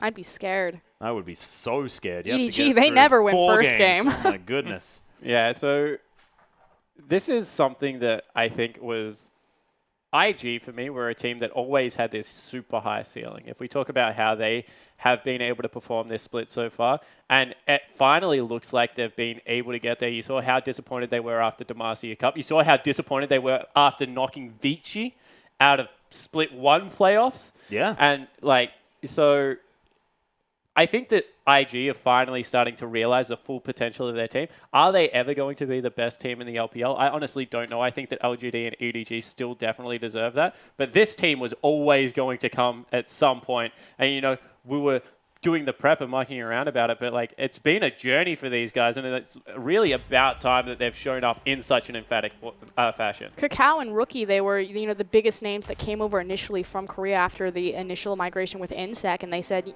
we expected LPL to be easy. We thought that we would easily be in first place, and suddenly, that all came screeching to a halt. So finally recentering themselves, looking towards their team growth and showing up big here. Yeah, that's exactly right. And IG, they don't like Clearlove very much. They're going to ban 3 of his champions in Evelyn, Rek'Sai, and, of course, the Nunu. And the Nidalee, Callista are going to be taken off the board, and Gragas gone as well. So that's 5 junglers. Clearlove is the carry of EDG. Oh, and IG are going to be able to pick up Cacao's Elise. So this is said that one on air. thing, is that Potentially. Cacao, he is a very good Rengar player, which is hovering right now, but that wasn't my initial point. He didn't find any success on Runeglaive Elise. He found a little bit of success on Cinderhulk Elise, and that's generally where we will see Elise's move towards. But the reason I don't really like Elise, she's great in lane swap, she's not great in standard lanes, which is what IG are going to generally play. Because she can walk into your lane and just push it down with spider Yeah, lanes. push it down, so that's why she's great in lane swaps. And she also pigeonholes you into pick, so you generally have to pick Thresh with her. So Thresh Elise is the general backbone of most pick comps right now, and that means that you miss a little bit of team fighting prowesses, especially with the likes of Gragas and Rek'Sai running around the rift. In saying that, the fact that they've banned that away gives me a little bit more confidence in the pick. And this is massive right now. So Cacao did pick up the Elise No doubt that that'll be going to the jungle. His 2 most played champions are going to be Lee Sin, and the secondary most played champion ever is Elise, so very comfortable on that. We've seen him pull it out in the LPL playoffs to kind of hit and miss success. But the thing that I want to touch on again, look at all of the jungle bans. So does this force Clearlove to go back onto the Echo, or will he have to reach even deeper into his pool, and what is he going to come out with? I hope he comes out with Nocturne. I just really, after Cacao, You're going to Nocturne Cacao. Yeah, Is that what you're going to do? that's my game plan. My goodness. But Braum is going to be last minute swapped over here for EDG. Incredibly intelligent, in my opinion anyway, to take that one away. Make sure that it can unlock a potential Yasuo. Rookie hovering it at the moment. We'll see what Cacao is going to lock away. Oh my goodness, if he locked in Zed and then Fawn locked in Yasuo, it'd probably be the best moment of my life. There's already an Azir on the map. Doesn't matter, that can go into the top lane. That's not Flandre. That's Koro. Yeah, I'm sure, you know, Koro's a pretty good player. Pretty sure he can play Azir. Do No, it. I'm just getting excited, guys, okay? You don't need to burst my But bubble we by immediately see a telling me that different- there's an Azir. We immediately see a different priority coming out of EDG. You know, respecting the Braum pick, picking up the Azir. A lane bully. They just locked in someone that almost is guaranteed to win lane. We saw one of the counters flash there in the... Is he going to help do me that? out here. He's your favorite champion. Which one? Mordekaiser? AD carry. Varus. Varus, yes. Yep. So, yeah, we saw the flash of Would the have been great Varus if there. Mordekaiser. Okay, well, Zatai and Cacao have actually locked away the Clairvoyance Cleanse. That is guaranteed to be on the Rift, ladies and gentlemen, as Rookie is going to take the Victor into the Azir in the mid lane. Who cares about Victor? There's a Brad in this game. Kitties is playing Bard. Yeah, he's going to be roaming around. But does surprisingly well in the 2v1 setup, so maybe we will see Bard and, like, that's pick potential right there. The ultimate. Cosmic Binding, yeah. I wanna That's not talk the about- ultimate. Cosmic Bindings is Q. but there's also the Cosmic Yeah, Binding there certainly available. is. Yeah, Yep. so being able to set up these ganks and then all the follow-up burst damage that can come out of Victor. I want to talk about Victor on blue side in particular, because there is a shocking difference between blue side win rate and red side win rate right now. And we've been trying to, you know, figure out, is it opening up in the draft phase? Obviously, you get the priority pick. Victor on blue side in particular, because there's 2 entrances from red side into the Baron pit and how important Baron is in the LPL, and they're both on choke points, I think empowers blue side Victor phenomenally. Just because the Chaos Storm, the gravitational field, when you're a red side team and you're on Baron, you're either flashing over the back of the pit to get after that, or you have to run through a choke point, and Victor will destroy you. Yeah, he certainly does, especially if you couple it with something like a Blood and being able to guarantee some CC, so Victor's in no danger. And I've always said this about Victor, is if you stand anywhere near a wall, you are dead. probably going to die. He blows people up over walls better than any mid laner ever. Like, Annie is the only rival to over wall blow up. Overwall explosion. But Rise, of course, left Last a little pick. bit unattended here. Is going to be considered at least for the last pick for Zatai. Was considering going towards that Trundle pick, which I actually like a lot against sort of the solo I really super tank. prefer Trundle right now because Especially in the Maokai Maokai. deals with Rise very well. You're always in the danger zone, and then because he has his ultimate, so like Rise has got this radius around him where if you're in his range, he's able to CC you up, do tons of damage. But because that zone is shared by the Twisted Advance, the ability of Koro to be able to get on top of him, use that CC, and then all the follow-up damage just means that it is way too dangerous to go for it. And then the beauty of using Sivir in tandem with Trundle or Rise in particular to speed up that team to allow them to get on top of you. I actually really like the fact that they're going back to Sivir, putting Kid on this champion. It's not his most comfortable pick, but it just empowers so much of what IG want to do. Yeah, I certainly agree with that. On the other side of the Rift, though, my Clearlove. fellow casters, it is going to be Deft picking up the Twitch with the Brad on his side of the map as well. So not going to have any unbreakables That's ruining a his day. Yeah, sorry. Oh, Braum. yeah. Yeah, Braum. Yeah, I think I went The with thing the that- wrong Brad. I want to touch on is Clearlove. You know, we question what kind of jungler is he going to go to. Has to go back to the Lee Sin. Now, Clearlove's all-time record, this is one of my favorite stats. He's 42-13 all-time the on heck? Lee Sin. And he was undefeated until yesterday for the entire season. Now, he's only played 10 games this season of Lee Sin. Only 10 games. Only 10. I guess it came down to 11 now because Yeah. he was finally undone. Well, we'll see whether he's going to be undone once again as we do go through the lineup. Zatai is going to be taking the Trundle against the Maokai. Love this matchup for Trundle. Subjugate so useful as Cacao is going to be picking up the Elise against Clearlove's Lee Sin. And you know who else likes that top lane matchup? Zatai. He just ignores Trundle the whole game and split pushes relentlessly. is able to get so much done. As we take a look at the mid lane, Victor versus Azir, something we've seen fairly often. And it was actually Rookie for me that really cemented Azir as like a staple of the LPL. Baka played it very well, but Rookie like completely took over lanes. He did. We'll see whether he can do it against Pawn here, who has picked up the Azir. That was his mid laner of choice. Did have the Victor available there as Kitty's on the Bard against the Braum of Mako. And we'll see how this one works in the bottom lane, or whether they lane. So I actually have a really good feeling the Bard wins this lane matchup. I haven't seen it in they're depth. going to lane swap. But because, yeah, they will probably lane swap. But if it comes to the 2v2, you have the ability of always being able to bind up the Braum when he jumps to the minions. Yep. Well, let's get onto the rift so we can find out.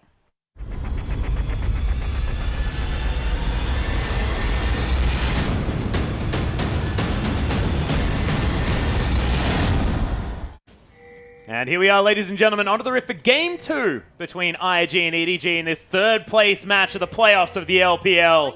You can see a lot of words there on your screen as that one flew up. And IG in the lead already, coming out swinging in Game 1. Yeah, and this time around, a little bit more vision being secured on the bottom side of the map, and maybe an invade coming out from EDG in response. I want to know whether Twitch took stealth. He did. Oh, there's the ambush. Kid might be discovered here. Doesn't get it. That was ridiculous. That was so close. You could see exactly, like, I could see the Skimmed his bottom, It didn't it? did. It brushed his backside. It certainly did. That's a better way of saying it. I'll Shouldn't have brush said her bottom on backside. stream. My goodness, things are getting weird. IG are going to be able to get the ward down here on the top side of the map. Was Policeman Trundle. Probably should be on the caster desk at the moment.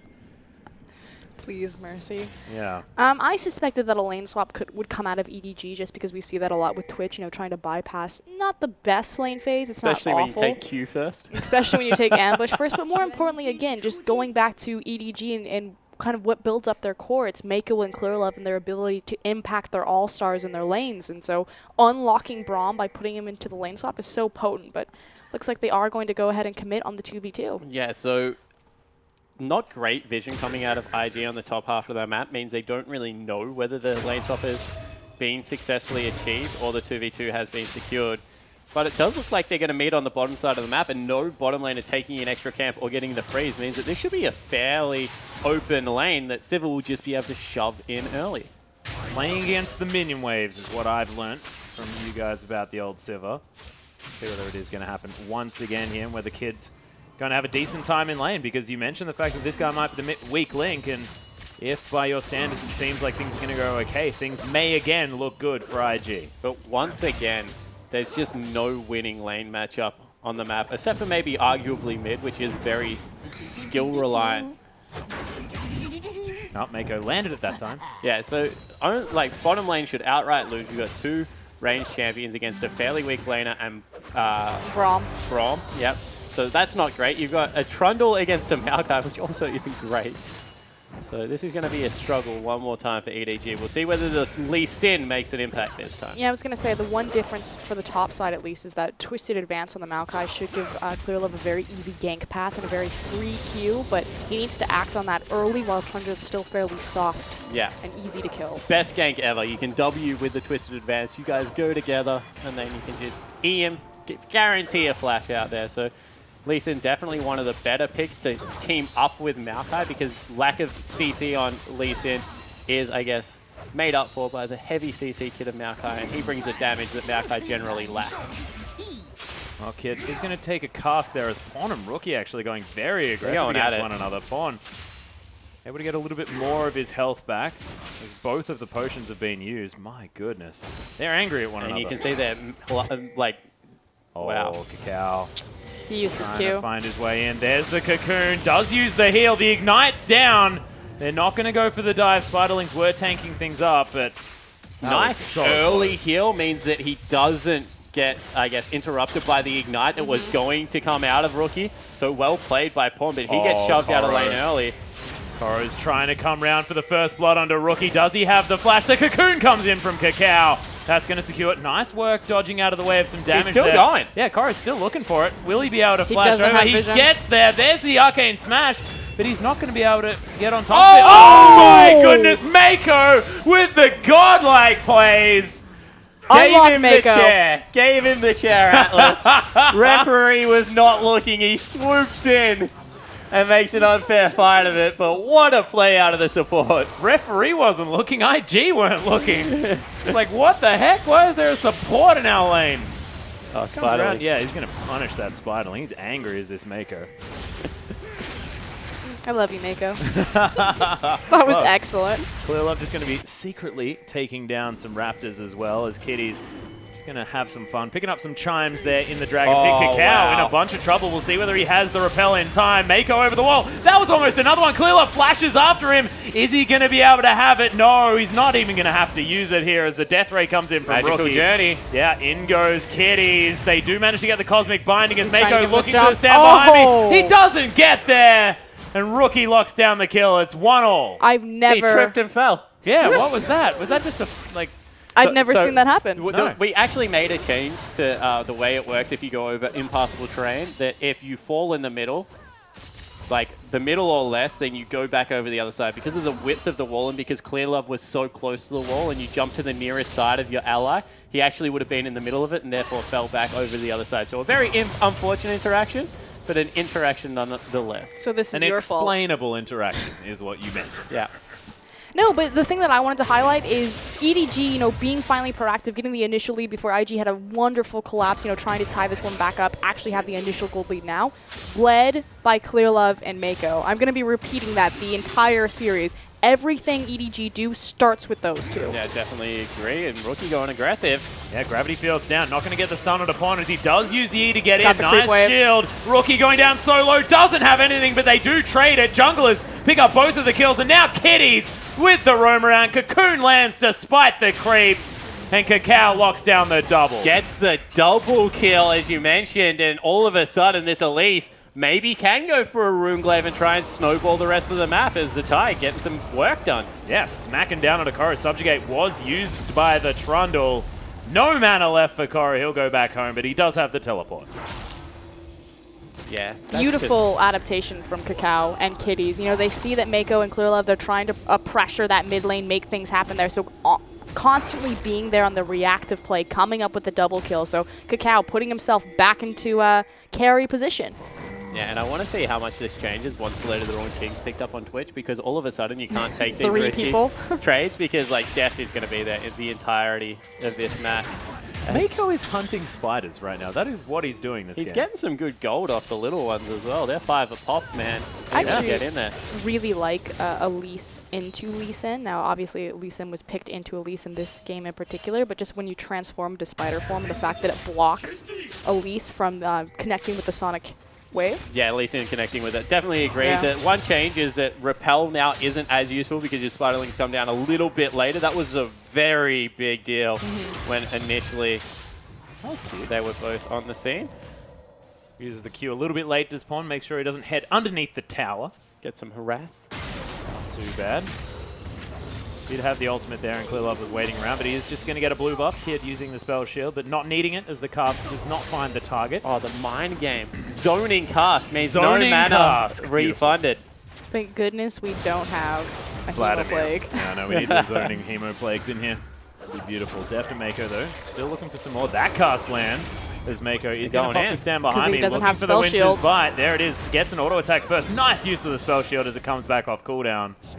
They wanted the slow to make sure that they couldn't engage onto Deft there because the slow didn't land because of the nicely timed spell shield. It meant that they couldn't go aggressive afterwards. Oh, Chaos Storm down onto Pon here, but he's able to walk away. Clearlove finds his way in. The flash in from Pon as he uses the heal. Kicked underneath the turret. Clearlove easily takes it down. And EDG, the buddy system, is back. And maybe a little bit of, I guess, angst coming out of Rookie because he panicked, ignited on the back end of that trade. Definitely wasn't going to be If able you've to got pick it up. buttons, Spawn, use them. Yeah, that's my what he rule. did. He hit all of the buttons, Atlas, and, generally not a great rule to live by because now he doesn't have the cooldown. Oh, dang it. Okay. Maybe I should have a look at my play. That said, where the gold is now weighted on both these teams are in the hands, or excuse me, the pockets of Clearlove and Cacao. These spell shields He's got fantastic out a of Cinder Kid, by the Hulk way. spawn. Yeah. I'm very blind for those that don't know, so I had to actually He's ask the leaning real question. close. Yeah, he was peering in like a grandfather. It was adorable. I was waiting for the disapproving Spawn speech about, you're 2-0 right now, you need to carry the game, and you go Cinderhulk. Why are you staying out so No, late? I actually really like Cinderhulk. I think Elise with Cinderhulk does more damage over time, so no qualms from me right now. Cacao, you do you. Well, you can see Koro getting his own back there on the top lane, but the tie struggling a lot. Spawn's just going to talk about weird things. We Gucci. Yeah, we are. Koro, though, He's not. yeah, I was going to said just a minute ago that Koro was doing okay. Doesn't look That okay. does not look like okay. Subjugate being used on cooldown here. It's also- Depends what Tie. your goals are, Atlas. Yeah, well, dying. Probably not one of those goals, but Bond. Oh, he flashes over the wall. What the heck? Inside it, actually, as the Emperor's Divide comes down. Pawn, despite all of that weird interaction, he's still going to die. And somehow Cacao still got the kill. That's how he does it. From downtown to the Bard ultimate, beautifully played by Kitties. I actually haven't seen Kitties play Bard. It's been mostly a staple of PYL LGD support, pulling that one, but here we go. Yeah, there's the exhaust onto Rookie as well. Glacial fissures down. Clear Love comes in. Def gets himself the kill. Zakara. Oh no, he's getting the direst treatment under the turret as Cacao. He's going to lock it down. He actually dodged the cocoon With the twisted with advance. a twisted advance. That was the best he could have played. It still died. So Yeah. great job to the IG top laner and jungler, but still very impressive play out of That's it. a 30 CS lead here. Yeah, 30 CS and going to be the turret as well because of how quickly Trundle takes those and going into the Ravenous Hydra extremely early. This is classic Zatai. This Yep. will also be a traded objective for objective, so EDG, seeing as many resources IG have expended on the top lane, go ahead, pull the trigger for the dragon. Well, Deft still down there in the bottom lane, able to clear up these minions, and it looks like Koro being left to the dogs just a little bit. He's also 30 CS down.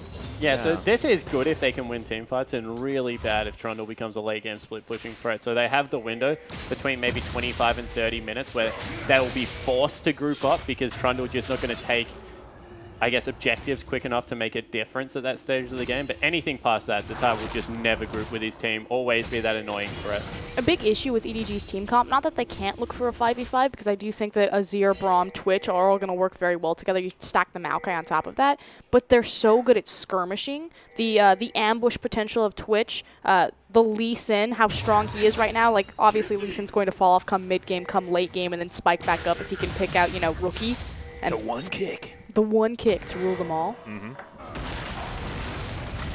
Zatai once again with another subjugate. Koro trying to use the Vengeful Maelstrom to keep himself okay, but able to smack people back. He's waiting for the Clear release, Love, seeing whether the dive does come in. Twisted Advance not going to be Still there has just Q. yet. He's looking for it. There's the Sonic Wave. Resonating Strike going to come down, but Koro, he's so low. Clear Love locks it down. Warrior Enchant, pretty good. Yeah, he wanted to give the kill over to his top lane. You could see he waited to the last possible moment, did not want to expend the kick, but it has to go down. And we see Cacao walks in, able to pick up the bottom lane turret, now pressuring tier 2. This is very good news. Maybe even the dive coming through onto Pawn. IG playing such proactive League of Legends. They're 3,000 gold up at 13 minutes into the game. This is the team that we describe as being the reactive team as well. We came into this expecting, you know, EDG to be so versatile, able to change things up as we head onto the Rift, but IG able to react to it quite nicely. It's the complete opposite. This is a different animal from Invictus Gaming, and you know, it's unfortunate they're playing here for the third, fourth place match as opposed to getting their way to the finals, but they have to be proud of just the amount of growth and the maturing that they've made in their style over the course of their Vici and Xiaogu sets. And hey, realistically, it's all about, wow. Tempered Fate down onto Def. The regional qualifiers. Yeah, it's all about regional qualifiers and the momentum that you build getting to that position. Imagine how much of a mind game it is right now. If EDG lose 2 best of 5s in a row, having to head into that, it's not going to be a great feeling. And see whether Invictus are able to build up all of that momentum. You know, see whether EDG can pull off a reverse Invictus Gaming if they do manage to take this game as well. It could be pretty ridiculous. With how big the tie is right now, it's just going to be such an uphill climb. Can you IG? I don't know. That's what I want to find out. But who shoves him off a wave? Like, No one. I don't know how they do. You can stall him out, but that ties up Pawn as your resource. And if you're thinking about if in a 5v5, especially pulling out Azir versus pulling out Trundle, you take that trade every single time. Yeah, 100%. You can see Koro, he's going for health stats because right now, if you get any tankier, so does the Trundle. Yep. So try and keep him behind as much as possible. I actually really like the Ninja Tabi pickup in this situation as well. Yeah, not much armor, but a great passive against the Trundle. Can't mitigate that one, boy.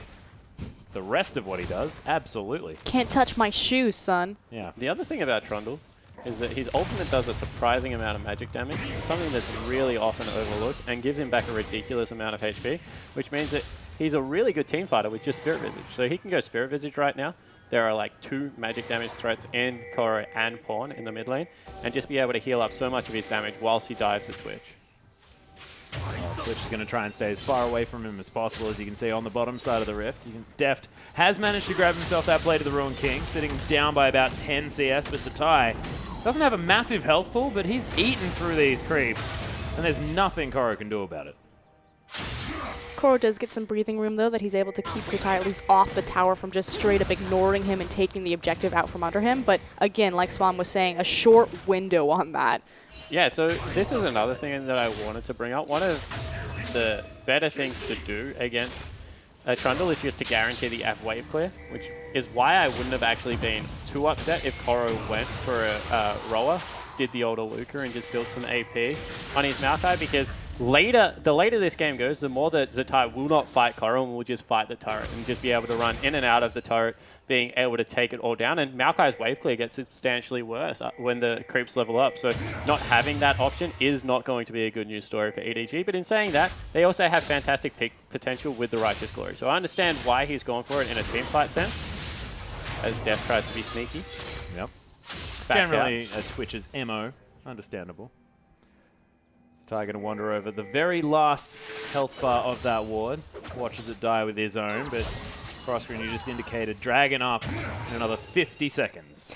Yeah, and the reason why I wanted to point that out is because IG are already moving up into the area, shifting their vision down to the bottom side of the map and taking full control over their bottom wave. So because the outer tier tower is still standing for IG, EDG have lost so much control over the bottom side. I don't think that they can fight for this one, but it's just, again, super concerning because Zatai is going to become a larger and larger split push threat the longer this game goes on. And this is kind of the best case window that they have to fight on even footing in a 5v5 sense. And more importantly, their pink wards are beautiful. You see the 4 of them, that's in an area where Maokai would normally teleport in. There is no choice for that because Mako is caught. Yeah, he's caught completely out. There's the flash forward. Kid locks down the kill. On the hunt has been popped, but IG, they've already secured it. Deft able to get the ambush off.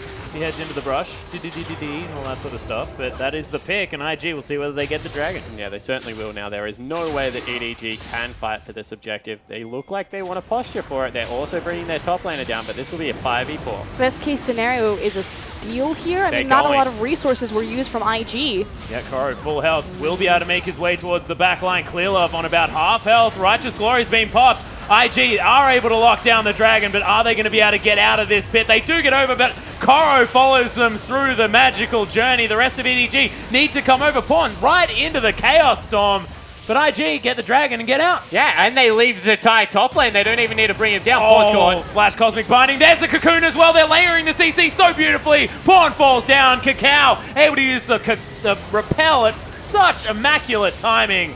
Kid able to knock down Clear Love as well. The ricochet damage doing work. Another Cocoon. Cacao is a god. And the turret falls. It's a 45. What the heck, IG? EDG are being ripped apart by Invictus Gaming right now. We talked about resilience. Would they be able to bounce back after their 3-0 loss to LGD? And right now, it's looking very grim. Yeah, the What answer were you is no thinking, right now. Cacao? Cacao did go down to a razor beat. Got to be careful of those things. Oh, they're angry. But they get 2 turrets. They get a 1 team fight. They also pick up a dragon to equalize that objective. You know, 3,000 gold at 12 minutes. Make that a 7,000 gold at 18. And Invictus Gaming, once again, with a good draft and being able to systematically beat EDG around the Rift. And it's just better picks in these lanes as well. We mentioned the fact that EDG picked themselves into holes in Champion Select. And it's just, once again, like you just said, IG don't have the draft for this. I mean, sorry, EDG don't have the draft to win this game. They have tools available to them, and I definitely think that EDG made a better attempt on the draft this time around. But you do point out, you know, IG keep getting the better of them in the 1v1s and allowing Kakao to invade. The fact that we keep taking standard lanes and that Kakao is getting these massive snowballs and he's able to challenge Clearlove and to put him down and to slow EDG down that way. I think we were questioning, how long would it take before IG kind of figured EDG out and had a game plan for them? Well, it looks like they came prepared. Yes, very much so. And one other thing I want to point out is whilst not a great team fighter, at least before that Dragon started, showed her biggest benefit of being able to pick people up. The amount of upfront burst damage that comes out of this champion, especially when you couple it with something like a Sivir that can follow up for that instant burst, or the Victor, as we pointed out. Ultimate. Yeah, Tempered Fate being thrown down. Not going to find Mako. Just means that Kakao, now that he has control and vision control over the area, is an absolute nightmare to face check.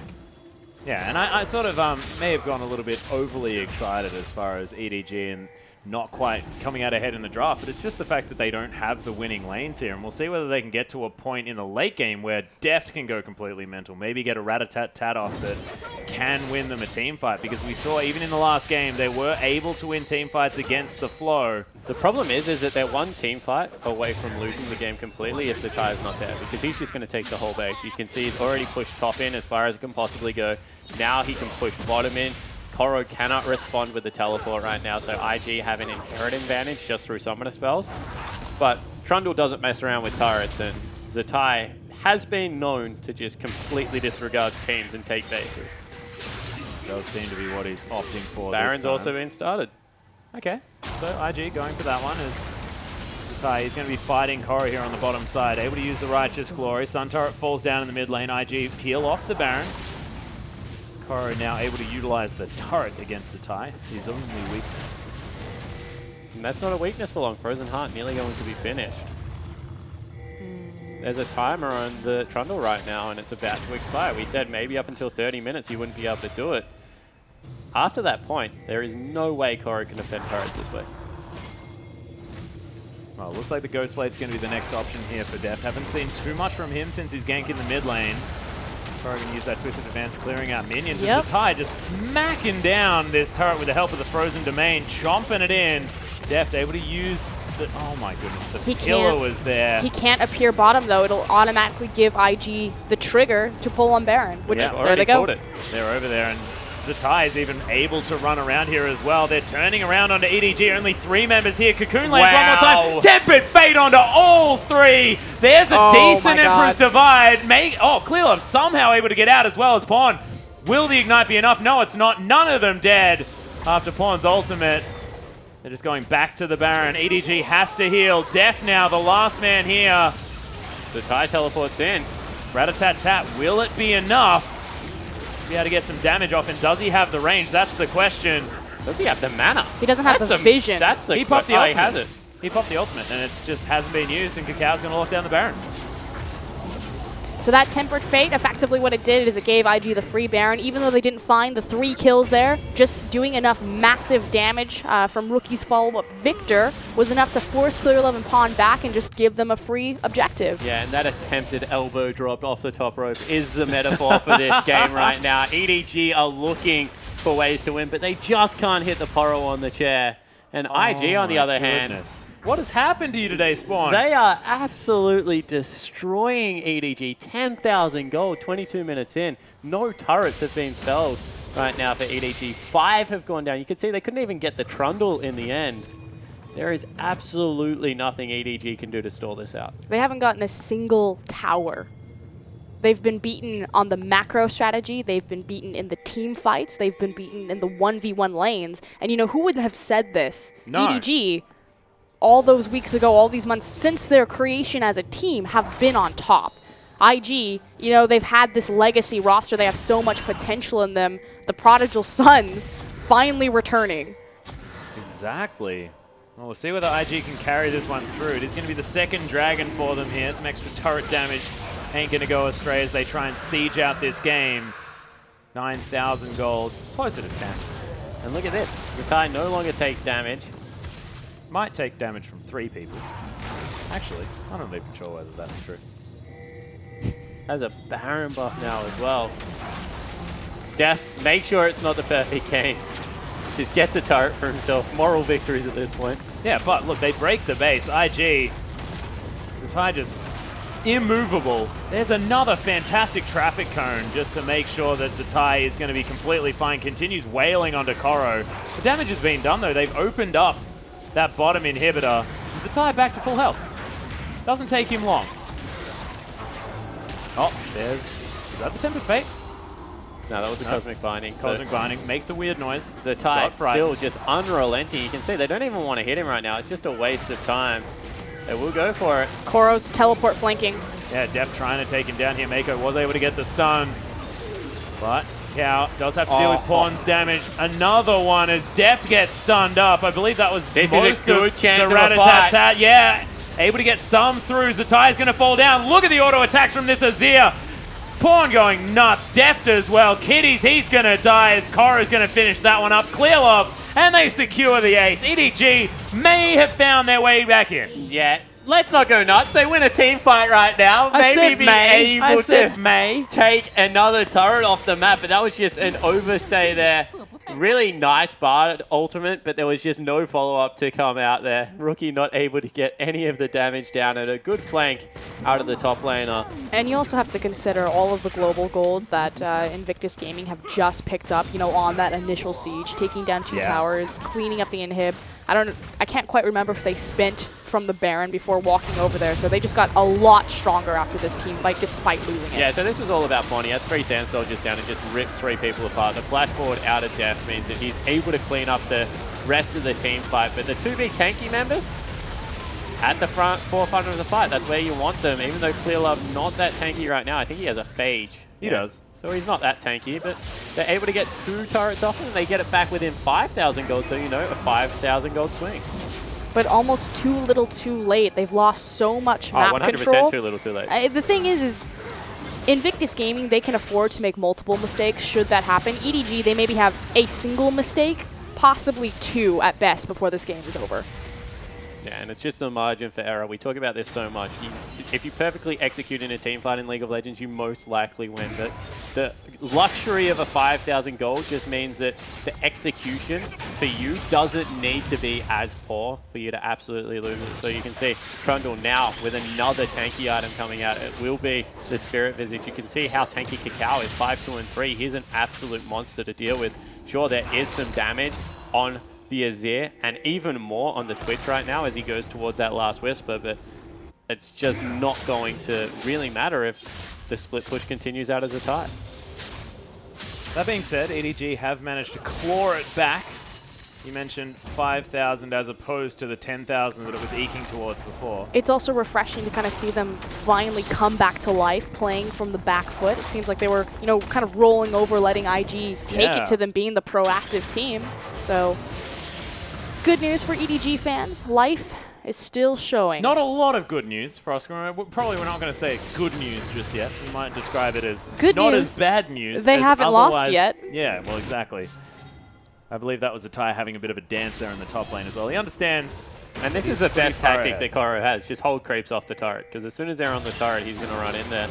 Maybe look for Pawn to make a play here, because you think they've only got maybe a creep wave to be able to do so. Oh, Mako going to get cocooned. Def trying a bit of an ambush strategy here as Pro still very, very healthy. See what he's going to be able to do. Pawn does at least have his Void Staff. That is 3-item Azir. It's pretty powerful. Zatai just wandering around the front of this base.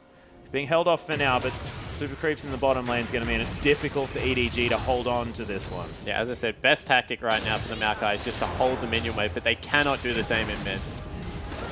Definitely a struggle at the moment. Cocoon, uncharacteristically missing, especially for this game here from Cacao. Magical Journey going to be taken here, and IG just looks like they're milling about until that Baron's up, until the next Dragon, and their ability to fight over a neutral objective where they can demonstrate the fact that they have so much more global gold. It also opens up the pick potential, you know, trying to bait EDG to face check. And, you know, Spawn's already talked about how powerful this Elise is right now, 5, 2, and 3. If you walk into her Cocoon, the front-loaded damage, we're still relatively early in the game. We're just now coming on to 29, 30 minutes. She'll just blow you up. One thing I do want to point out is the fact that EDG have gone for penetration items over damage items. And for gold efficiency at this stage of the game, because they're complete and the Bloodthirster as well as no. So Rookie's finished his part of it, so not really him.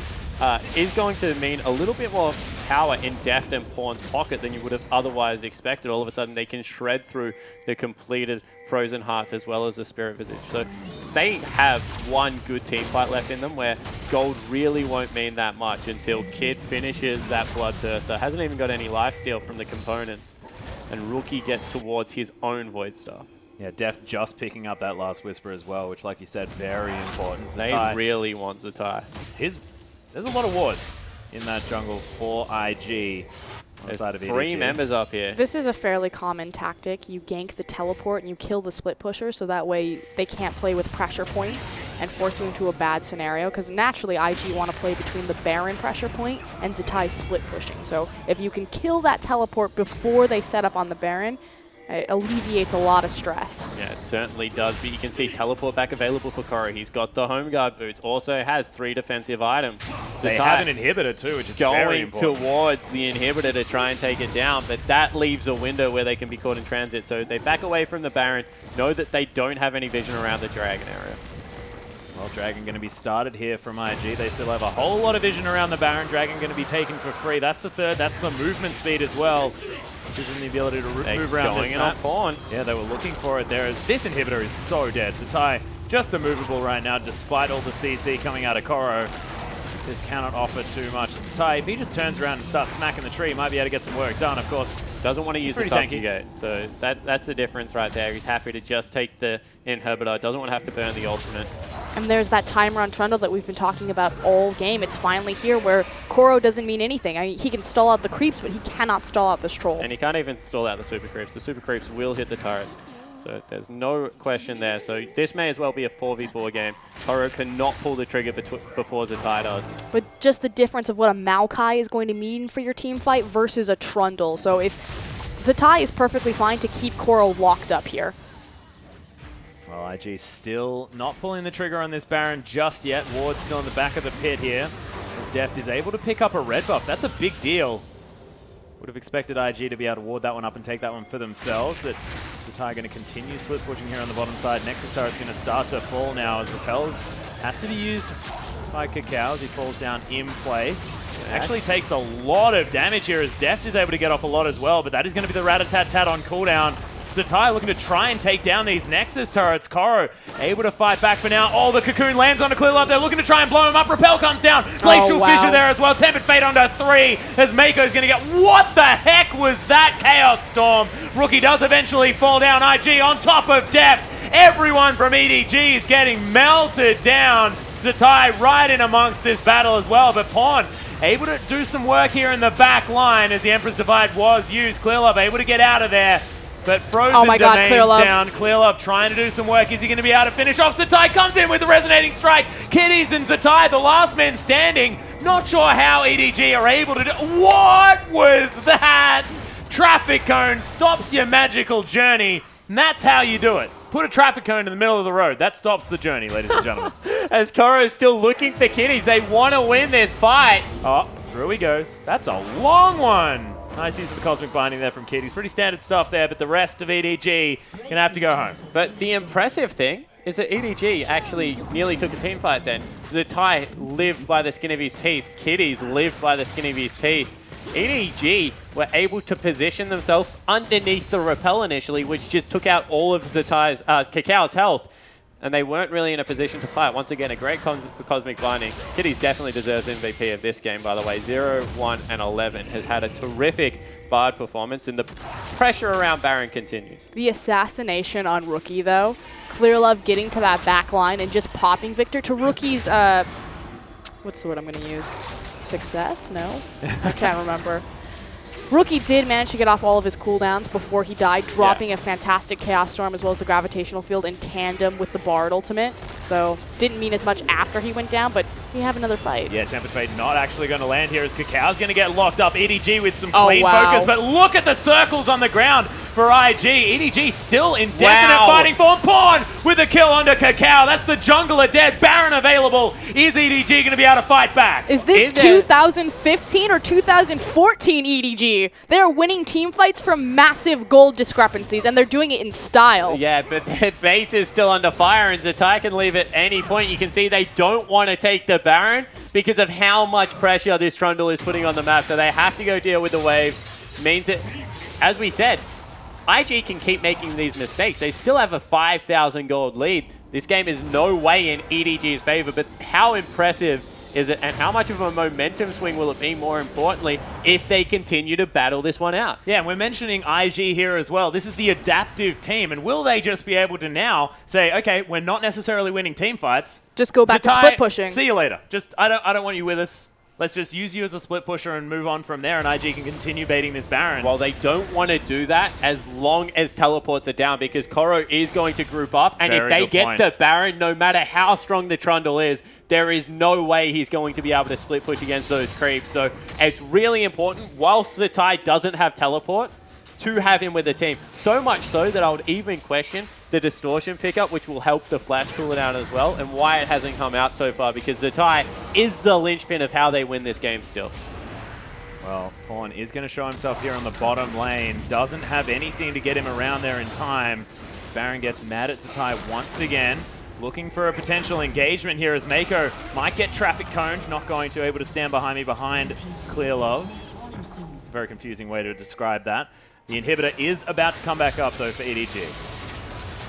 Oh, Zatai taking some damage from Pawn. Nice cocoon's going to land They as have the On to- the Hunt's been used. To disengage. They're so scared. Pawn So is terrifying. scared. Pawn is one item off being complete. Is Final an form, Azir. absolute monster right now. And we've seen time and time again, 3 Sand Soldier Azir just rip teams apart. And I also wanted to talk about Pawn's itemization. A lot of time we've seen the Gnasher's Tooth Royal Eyes come out Oh, as... Deft going for the ambush play. I think they know. Yeah, that's happening. Pawn choosing to mix it up, Okay, going Zatai for the just gonna Luden's take it Echo to again. try to alleviate a lot of the split push pressure, give the wave control back to his team, and buy EDG long enough time to get here. Yeah. Well, IG have started the Baron. They've taken down the inhibitor in the bottom lane as well. Baron's down to about half health. EDG, they've decided to pick the fight here. IG are going to keep going. Cacao's not losing health. Level 15 smite to 14. Yeah, Clearlove trying to find his way in. Is he going to be able to get it? No! Oh, Cacao Cacao! knocks it down. Kid immediately dies They though have as to win Deft the is team able to fight. Mako making his way across the side. Nice cosmic binding there from Kiddies. But Zatai, he's solo winning this game. Deft now trying to take down Cacao, but that's not what this story's about. It's about the Trundle in the base. Rookie is able to take down the Rat, and now everyone on EDG trying to fight away this Trundle is able to set up the Sun Turret. Does mean that you can still take down the Nexus, but not going to happen because the Troll is dead, and EDG trying to fight back. It's looking so hard, though. Yeah, one more, I guess, like, what do you want to call it? Expedition? Like, journey out of Adventure? Zatai? Adventure into the enemy team's base, and that Nexus will explode. You could see as soon as the Baron went down, EDG had like 3 seconds. They had to win the team fight. As soon as they didn't get the initial win, they just sacked members and went back to protect their base, because Zatai is a monster right now. And as fed as Pawn is, he's up 100 CS because of all the creep waves that have been funneled into him and how well he's performed late game. It's probably not going to be enough as Zatai is too big. I mean, at this point, either IG can just overwhelm the base, run in, and tap the Nexus. If they really want to take this cautiously, they could look towards that 5th Dragon win condition in the next 6 minutes. But at this point, you still have Baron up and alive on 4 members. Just start creating pressure points. Let Zatai sneak in there and just punch the Nexus. Yeah, exactly right. They've even got a ward down, so he doesn't even need a sneak. He can just outright teleport behind them as soon as the siege comes out of anyone else and take the Nexus down. And you can see EDG recognize that. They're like fanning out on Zatai's watch. They're like, we do not want him in here. Yeah, fanning the vision as well around their base. Zatai's got home guard boots and he's just sitting in base. He's waiting for them to come across. He's also got the ward up on the inhibitor. Yeah, there he goes. Yep, They're pinging it out. teleporting in. Koro trying to get back there in time. Pawn They got will be able to caught. take down that. The Tempered Fate was there. Pawn did get potentially caught out, but Zatai trying to take down the Nexus. He moves out of the way, but one last auto attack, and IG 2-0 at the beginning of this series. Your EDG, where do you go from here? You got 3-0'd Oh, by look LGD. at that smug look on Zatai's face. He's pretty chuffed with that victory. Think of the momentum. Think of the morale. Think of my- Cacao. The cackle as well. To lose a game like that. Yeah, My and you can goodness. see Pawn's Pawn after face. how much work he put in towards the latter part of that game. Early game definitely did not go in their favor, but Invictus Gaming must feel like they're on top of the world right now. Yeah, if there's any stark comparison of the opinions of these players, Clear Love there on your screen as well, not looking too happy. We'll see how EDG managed to bounce back in the next game. IG, though, looking so strong, and this is not when they're supposed to be strong, Spawn. They're supposed to lose the first 2 games. They're certainly not, and you know, they're in really good spirits right now. You can see it. They were able to take that game.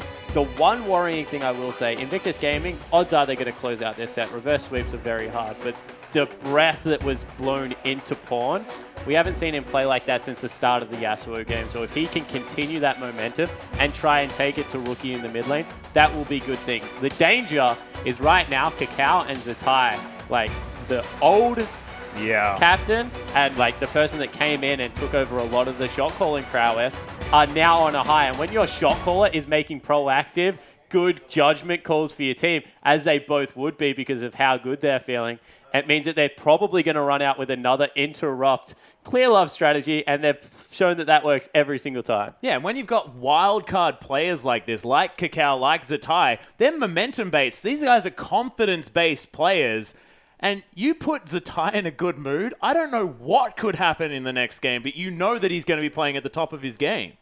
And it's even more punishing because, again, just the legacy players, the amount of experience that Invictus Gaming roster has. Yeah, you have a lot of it on the other side from EDG, but you give them momentum and then their ability to make clutch plays. This has looked devastating for EDG. Most certainly is. But for more analysis, we're going to throw it out to Sada and Rusty.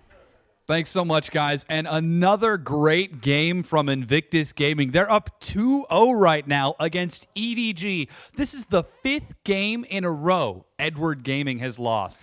And Edward Gaming again, they look like they're a little bit distressed now. It's going to come down to the jungle matchup. It was mentioned inside and on the desk by Spawn is that's such a big factor now. Cacao's got the momentum, he's got all of the strength moving forward, and he's got the winning lanes to back him. Yeah, he certainly does. We actually have a replay ready for you folks, so we'll toss it up on screen. We're already 20 minutes into the game, and IG have got all the momentum. Yeah, so roll this one out. Invictus Gaming, they've got all of the control off the back of strong laning phases. This is just super insane. The Bard connects, the Victor drops down the Chaos Storm with the laser, immediately pushes all of those members back to base. They have no choice but to retreat with their tails between their legs. And this gives them the Baron. It gives them so much control around the map, and it also unlocks Zatai because this entire time, whilst they're fighting, Zatai is able to do as he would like. Just chill down in the corner. He chooses to come in for this particular Baron, but it's already unlocked that area, so he can access that at any time he would like. This is the free Baron because there were so many members stuck in base again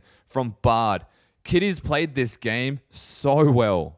Yeah, and a lot of that was off of those Bard ultimates. The Tempered Fates were finding not one, not two, but 3 people consistently. It really seemed like he had his targets set down for that game. It was massive, but again, the bottom lane was a non-interactive lane between both of them. It was a standard 2 versus 2 against the Twitch, so they got through perfectly fine. It unlocked Kitties on that Bard to roam around. They forced Flash in the middle lane. They got some picks onto Pawn all the time, and they all just started to ramp up their own confidence and snowball the rest of the game. Yeah, so we have another replay of ready for you folks. This is already 31 minutes into the game. The Baron has worn off, and Zatai has just finished split pushing down that inhibitor. And Zatai doesn't look like he's going to stop doing it anytime soon. Unrelentless down there. We'll roll this one out, and EDG are desperate to come in, find some vision around the area. Cacao hits that snowball, and Bard again. Kitty's just consistently going off. Siva's golden right now, putting out all of the damage possible from that Ziggs Harbinger. And Invictus Gaming, they just run around constantly. re-engage essentially from Invictus. The tie is massive. He's trying to make things happen really desperately for his team because they've already taken down the important members. Kid and Rookie are dead, and it's up to this Trundle to make something happen. He miraculously gets out with the flash after a kill from the Bard heal. Magical Journey taken and interrupted here by Koro. The traffic cone says you can't pass that area. They continue to chase him from a wild goose chase, but Kitty does get out. Yeah, a bit of a no-chase zone being dropped down. And again, just the coordination coming out from Zatai and Kitties across the map. The fact that the two of them were effectively setting up the split push while coordinating team fights at the same time. Invictus Gaming, this team is playing great. They are, and they got ahead very early, and a lot of this game came down to that split push from the Trundle. He was taking everything out by himself, almost single-handedly won the game through that Nexus being destroyed. Yeah. It was insane. We've actually got that replay ready for you folks right now, and this is the crazy fight. Zatai, you can see him on your minimap on the far side. Yeah, and a lot of this game has come down to the objective control. So they've got 3 dragons. They had all of the turrets to nothing basically for most of this. And this is after Edward Gaming just come back into this game. Invictus try and force the Baron one more time. They do get the Baron, but they start losing members for their troubles. Kitty's just consistently trying to poke around and live for as long as possible. And meanwhile, at the Nexus, you will find a wild Trundle who you think's about to end the game. They're trying to stop the recalls, but Azir comes in with the home guards. He denies that end of the game. The Braum passive connecting for the stun. Zatai cannot get there.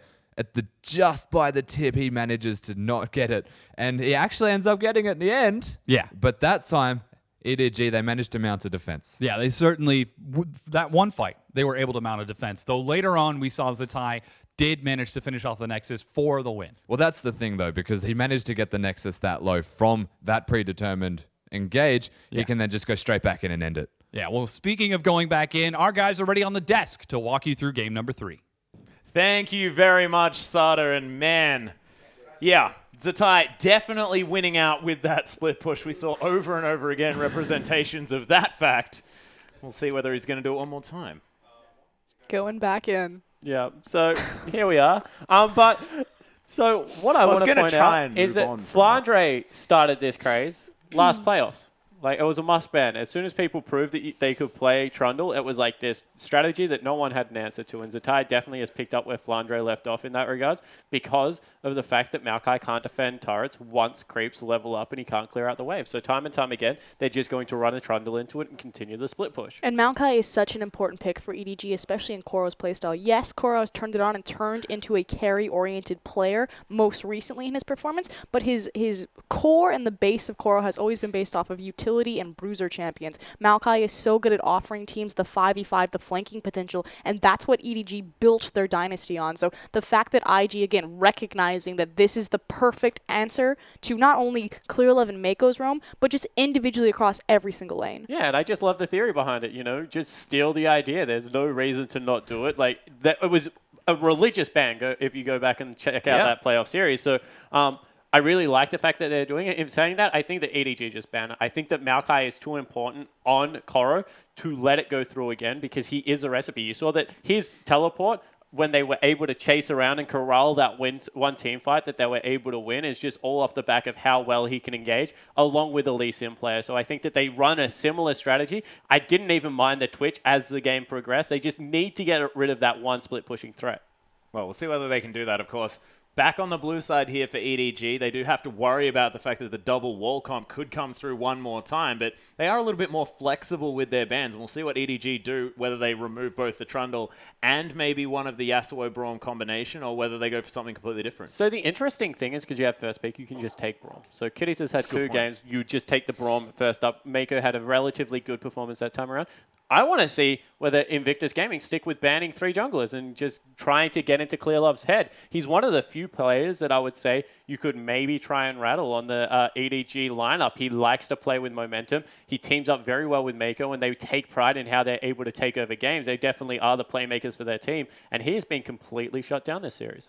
Yeah, and he also built the Warrior enchantment as well on that Lee Sin, going for sort of the early pressure. And I know, Spawn, you think that, you know, Warrior still has a place in the Lee Sin build, but is there something that he did wrong that didn't quite work? No, he actually went my build. I was real happy about it. So the one thing that I think about Lee Sin is you either build in pure tank and look for the one kick, or you build him in a way that he's able to pressure carries, because Lee Sin is about altering how people set up around objectives, because his kick is just game-changing if he's able to land it. And what Clearlove was doing that time around, he was going one step further. Victor has a really low health pool comparatively to a lot of other mid laners and doesn't build any health on top of it and doesn't have a clear itemization into Zhonya's, because you need all this ability power to keep him consistent in wave clear and the potential to blow people up. And you saw in the team fight they won, he completely deleted the Victor. Yep, no, I was just about to talk about that. The fact that Clearlove was able to pressure into the back line and delete Rookie multiple times, and that EDG were fighting from a deficit and winning in a lot of those back half team fights, but just couldn't out-split push Trundle. And another thing, people think that cooldown reduction counterintuitive onto Lee Sin because he's an energy-based champion and he actually goes energy deficient, as we do jump into the spotlight.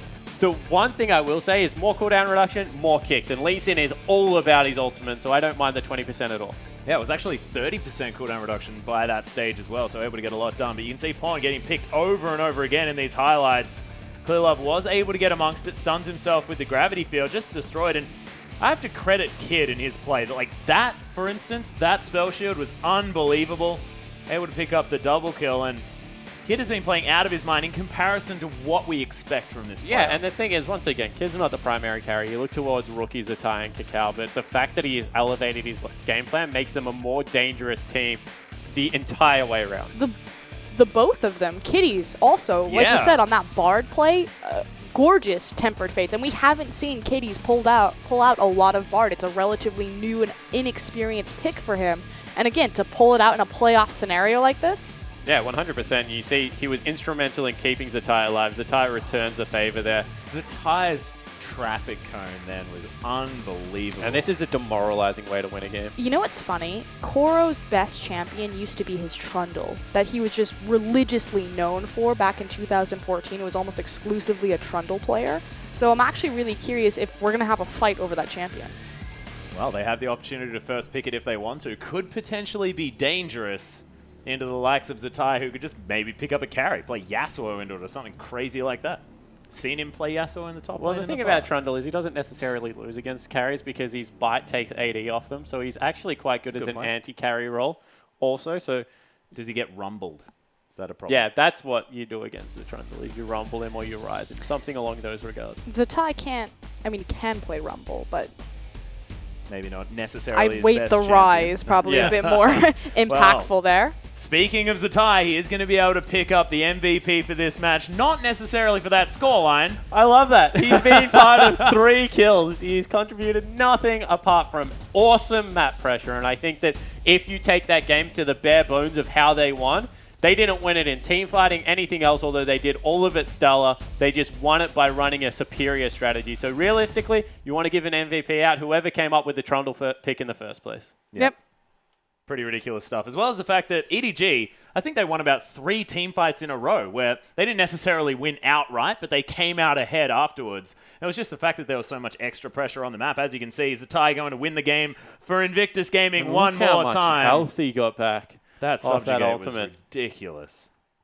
Unbelievable stuff. We'll see whether IG can close this series out. They still need to win another game. EDG back on the blue side, of course, a little bit more successful. EDG generally on that graph as far as win rate on either side. They're looking pretty good on either, but we'll see whether it's going to be what turns this one around, whether they can pick up a victory in this best of 5. It's more important the fact that the blue side will open up the priority pick, but I feel like EDG haven't figured out how to beat Invictus Gaming, where we keep saying this, IG, they've figured out the formula, cancel out Clearlove, keep Mako locked down, get their stronger 1v1 matchups across lane phase.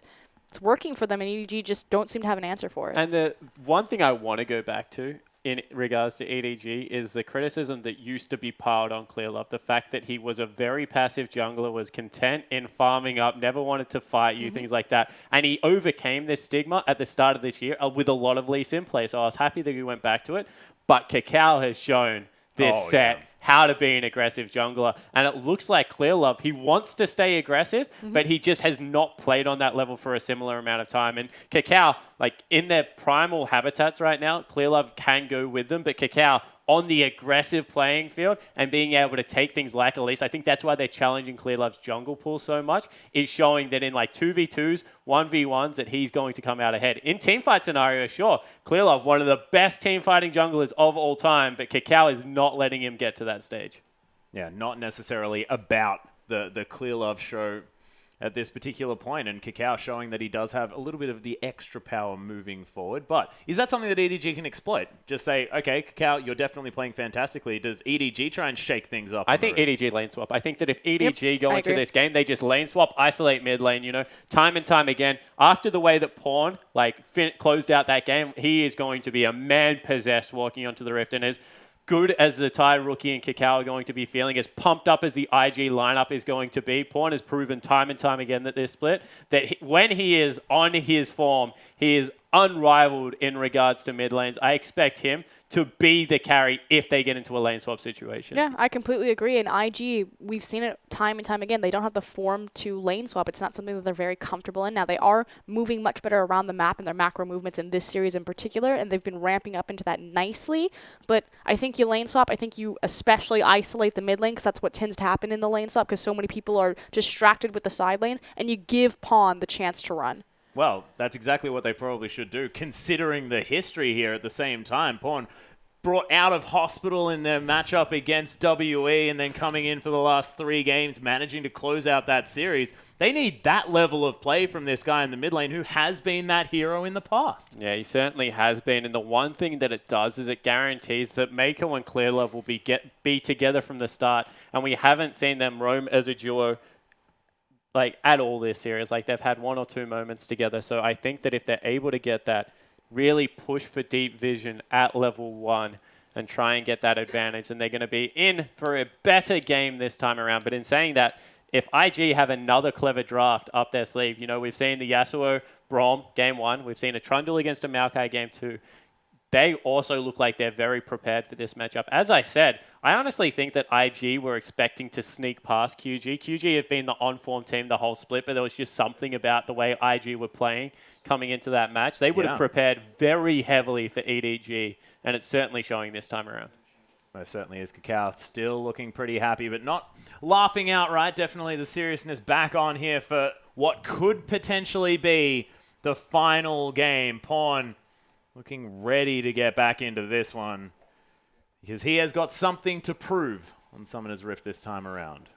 Again, EDG as an organization have been on top for so long. Do they know how to play from behind? Do they know how to shift their morale and their momentum around?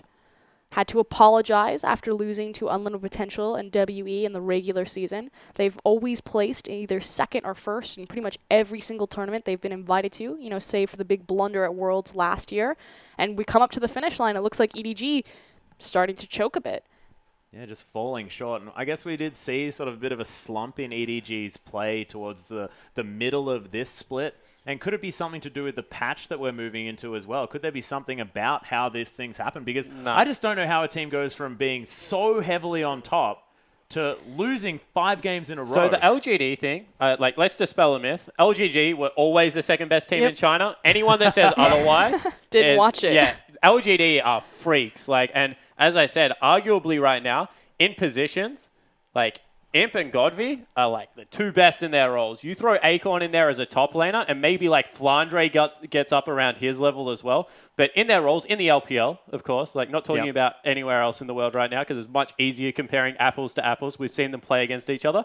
They're playing in their position incredibly well. So the LGD for me was less of a surprise. This is morale and how you bounce back from defeats. And what EDG have shown right now is that a day isn't long enough for them to be able to bounce back and change their mentality. Momentum. Yeah, so they're coming in with dead momentum. They lost out a best of 3, and now they've just continued that trend. So, throw patch everything out of the window. This is all in their head right now, and they're beating themselves as much as they're getting beaten by Invictus Gaming. In fact, I think the only thing that you can really talk about in terms of patch actually has to go to IG. I do think that the recent patch change does empower Invictus Gaming, just because it unlocks Cacao and many more picks and allows him to be that carry-oriented jungler. I mean, we saw it yesterday. Swift versus Cacao. How unreal was that matchup? And Cacao just extending that aggression into Clearlove, and Clearlove just dropping the ball. Yeah, 100%. So they've gone with a very good strategy, and EDG as a team haven't been able to get behind their jungler as much as they otherwise would have been able to during the regular split. But again, that's how important it is to get Clearlove back on the right foot. These priority picks, picking up the jungler, first pick from blue side when champions like Braum are available.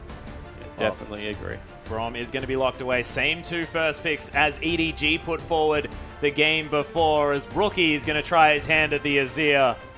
Pawn, he can go to the Victor if he wants. He can just hop back into exactly the same matchup and see whether he can do it better. So Cassidy also available, one a pawn Very good special that point. does an okay job against Azir and then will take over the late game. One What thing I about want to Fizz? point out, doesn't do fantastically. It's actually one of the matchups that I don't really see that often, especially now that Azir can go Rylai's Crystal Scepter and get a little bit tanky with an Abyssal. So we'll see exactly what pawn wants to play. But Zatai plays Yasuo top lane. Not saying he's going to play it this game, but one combo that is often overlooked is Azir Yasuo. Oh And the my potential goodness. for huge plays in that regard. So it's just something to keep an eye out. Double win wall still on the table. Yep, the swoop and scoop breath. Pretty ridiculous. That said, speaking of big plays, Mako going back to the Annie, and Koro is going back to Rumble, so objective control and team fighting. Yeah, I really like what EDG are doing right here. These are champions that from the start they've made really good names for themselves on, like Koro's Rumble comes to mind straight away. Deny the Trundle as well. The playmaking ability that can come out of Mako. Right now they're saying if we lose, we're going to lose playing EDG style of League of Legends. We're going to lane swap most likely. We're going to get behind our jungler and we're going to look for plays out of our support. And it just goes back to, I hate to repeat it, but that loss against Unlimited Potential, the reason why they were discovered is in draft phase, taking the Twisted Fate as the counter pick to Clear Love's Evelynn, and now you'll notice anytime EDG pick Eve, they always make sure that TF is not available. EDG learned after that series, we have to hide our jungler. We have to make sure that Clear Love can't get countered. We have to protect him. So again, priority pick on to Rek'Sai, protecting Clear Love, letting him lead the charge with Mako, letting him snowball pawn. Yeah, and I'm expecting a Kalista right now out of Deft. Well, you can't because it's been banned. It's been banned. Damn Oh it, my so god, jinxed. this is what I've been No, expecting. it's not coming out. I He's don't even not know gonna why play you get Talon excited Talon. about it. Just, even if it's hovered, just get excited. Yeah, so maybe something like a Jinx then to come out and try and outrange You the know, Sivir. when we just do duo casts, it feels okay when I only get put in the dumpster by one person, but Hey, now he's it's the going with double. Fizz. Yeah, so that's okay. He but put you he's in the only dumpster, hovering it. and I lit it on fire. Yeah, exactly what happened. Let me be excited, guys. And the Fizz is going to be locked away, so definitely still a comfort pick for Pawn and Deft on a whole lot more lane power. As the tie just locks in the Aurelia, though. Oh, yes. We're fighting fire with fire here in the hands of IG.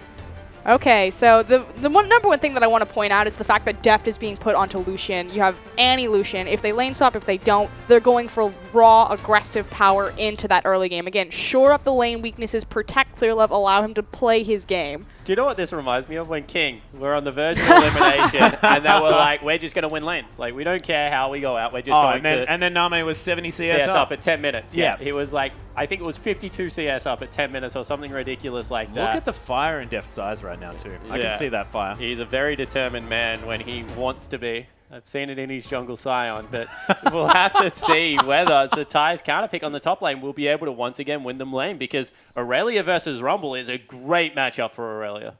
Likewise, EDG still have a very strong 5v5 composition, and they were winning those 5v5s on the back half from a gold deficit. So if they can just maneuver around Zatai, slow him down so his split push doesn't become a factor, and take it to IG on the Baron Pit, on the Dragon Pit, hopefully different outcome. Well, EDG probably going to go out with a bang either way, as Koro is going to take the Rumble into the Aurelia. Difficult matchup for him, but they saved the last pick there for Zatai. Make sure he can continue the power. Clear Love taking the Rek'Sai into the Gragas. Whereas Pawn is going to be picking up his fabled Fizz into Rookie's Azir, as my co-casters are making all of the gestures that the players are making, confusing me to no end. The Deft is on the Lucian into the Sivir of Kid. Mako taking his aggressive Annie against Brom in the hands of kiddies. Oh, goodness me. I'm so glad the camera didn't They get have back no to you idea there, what they're frustrated. looking at. No. What are you Yeah. laughing at, Yeah. man? I What? explained it. Oh, my goodness. I just love all the closed fist motions. Yeah, there are a lot of holding one's arm going on there. Try and avoid using a word that you were going for there, Froskerin. But let's get on to the riff.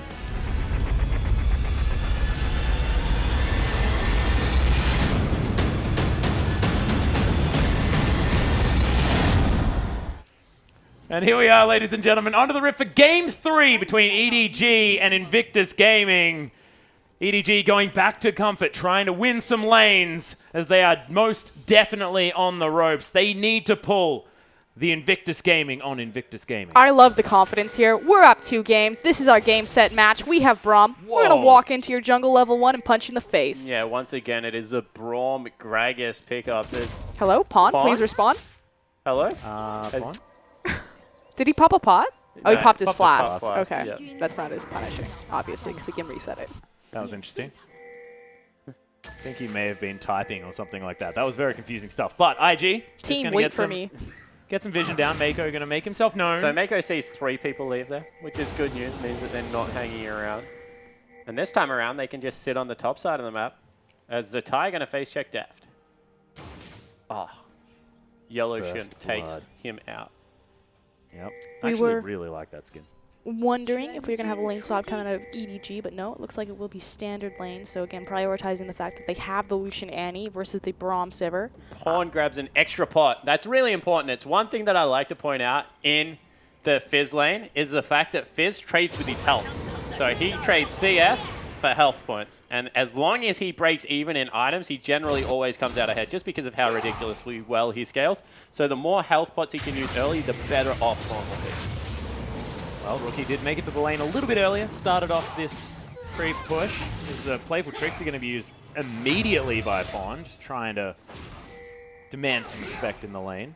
So once again, all he's going to do is the way the lane works is just continue to playful tricks to run, chunk out your minion wave, grab as much CS as you can, make sure you're not getting shoved in. Because under turret is definitely not where you want to be.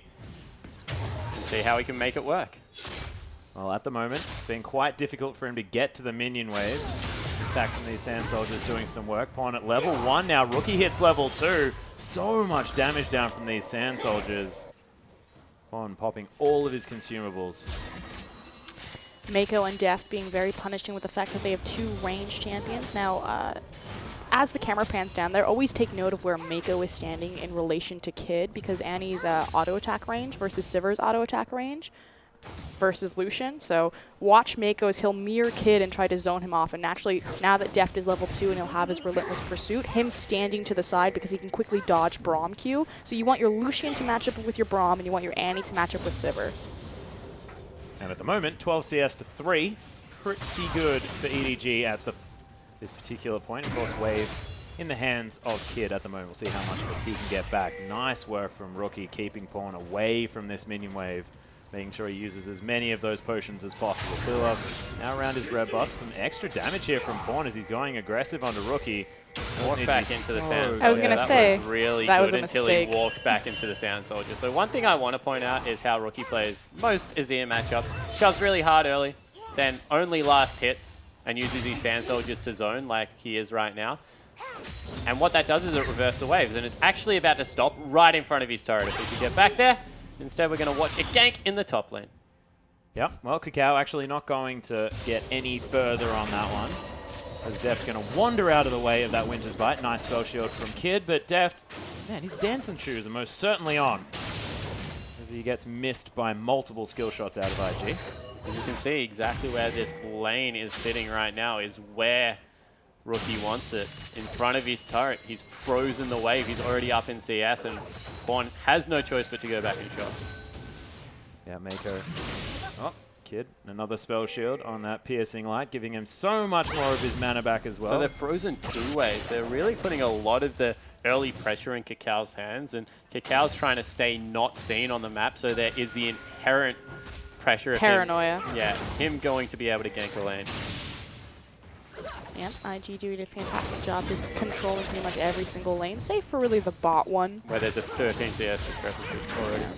Yeah, and both of these EDG members able to move out of the way of these Winter's Bites that are trying to get the work through.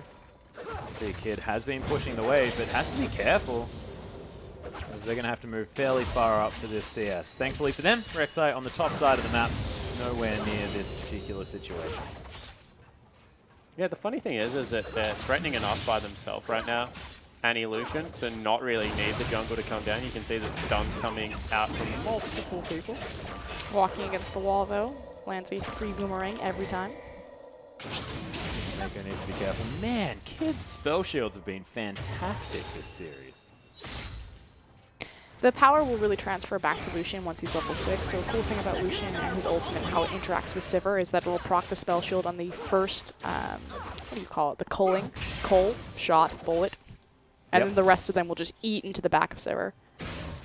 Naturally, needs to wait for that point, but EDG across the board really find majority of their power at level 6, which makes sense for most champions, but Fizz in particular, Rumble in particular, you know, needing that equalizer and how it impacts your drag control. Oh, wow. Koro has so much pressure. He's going to overheat. Looking to try to. The Flame Spitter will be back up. There it is. Silences himself as well, but Cacaw's here. Flashes so quickly to avoid that. Another spell shield down. Deft in a bit of trouble here, but Clearlove going to find his way in. Yeah, Deft's just looking for a free back right now. That's why they're pushing up the wave, because he recognizes that he's a little bit low, but in saying that, Cacao has spent the majority of his time in that top lane trying to deny the Rumble as much farm as he possibly can. Gets a flash, but level 6 also achieved right now out of Koro, so he can make an impact. Yeah, Rookie cheating towards the top side. They're pinging out onto Clearlove. So not able to find anything are EDG. They're down by about 100 gold as far as CS is concerned in these lanes. Most of that due to the fact that Rookie is so far up in the mid lane, 47 to 34. Spawn tries his best to farm this one out. Has gone back, grabbed himself a Doran's ring, but that was answered in kind by Rookie, who picked himself up 2. He liked it. He put 2 rings on it. Must have liked it that little bit more. Facepalm. I like how you have to say the facepalm, so it sounds a bit weird, as opposed to just being able to do He's it. teleporting out of the lane. My goodness. Really worried about this Gragas right now, and it's funny because Cacao wasn't doing anything threatening there. It's also the shift of Invictus Gaming back towards the top side of the map. So normally they're very weighted to the top side. Cacao will always be part of the first blood, but it's usually a tandem with Satai. We haven't seen that in the first 2 games, you know, prioritizing the bottom side. So already this game looking different for EDG in terms of the first 7 to 10 minutes. And I like what Mako is doing. Mako has set up in the mid lane from the beginning of this. So being able to get the position, knows that he's not spotted out from wards because he swept the brush as well as he erodes, means that Pawn should be able to set up a free stun right now. In saying that, Rookie not anywhere near the mid lane. Yeah, Mako is going to have to commit to this one pretty hard. At the moment, Deft is going very aggressive on the 2 members here on the bottom side. They want the dive on the top side of the map. You can see they're pinging it out. They can both go over the walls. The Thai won't know they're coming. Transcendent Blades is there. Nice harpoon to land from Koro, but doesn't get too much damage. The creep tunnel wave. in from Clearlove. He's tanking it up, but he's very, very squishy at the moment. Pawn able to get the auto attacks down. Playful Tricksters. There's a tie. He's going to fall down for first blood. Rookie cleans EDG up. managed to get one. It is going to be answered, like you said, by Rookie, who did a nice roam to follow up. So that is getting Pawn off early on in this matchup. So generally what EDG do, they go for that dive a lot, don't get me wrong, but they also drop wards on their way up. This time around they didn't drop any, and Rookie just followed. And a bad back positioning out of Clearlove catches him off guard. He wanted to go back in that brush, wasn't able to get it off. And you have to expect that Rookie's going to be there to follow, especially as he's now pressuring into Clearlove's jungle. Yeah, Rookie actually trying to take that one down. Smite going to be used. Prey Seeker not going to be able to find Rookie. Has meant that Koro is able to even up that farm though. Only 4 behind at this stage with an arm guard in his back pocket. Yeah, went a really aggressive starting item, actually, with the Amp Tome. Meant that he had an earlier spike in the early game, but also means that he's gone towards a little bit more of a defensive itemization first time around. Rookie got Cacao here. Yeah, mind Pawn you, careful, needs to be the careful. exhaust is down. Lots of Sand Soldiers here as well as Pawn able to get in. There's the flash forward. Playful Trickster out. Didn't even use the ultimate. It was on cooldown there as he gets the fish onto Cacao. Pawn not even going to get taken down because Clearlove was there. Yeah, and Mako also was cheating towards that side of the map with the Tibbers available, and this is what we expect out of EDG, which is why I thought that the Fizz was going to come out first game. This is how Pawn has always attacked Rookie in the mid lane, pick an assassin and go at him, because he knows Rookie is a laning mid laner. He hates losing lane, will never back out of a duel. Well, there's the flash onto Kid as well as he just gets destroyed. Does have at least the spell shield, but it's not going to be enough. The teleport comes down to Tai. Has to cancel. Yeah, not going to be able to get anything done as Deft is playing so far up in this lane. And the victory in the mid lane is now starting to leak over into the other lanes. The fact that Pawn has control there, has pressure, means that Clearlove, Mako, and Deft can look for these dives on the bottom side of the map. So the snowball has started, and we called it, you know, Pawn's going to go off this game. Yeah, and the thing is that Whoa. if your mid lane has control, you cannot walk into the jungle that way.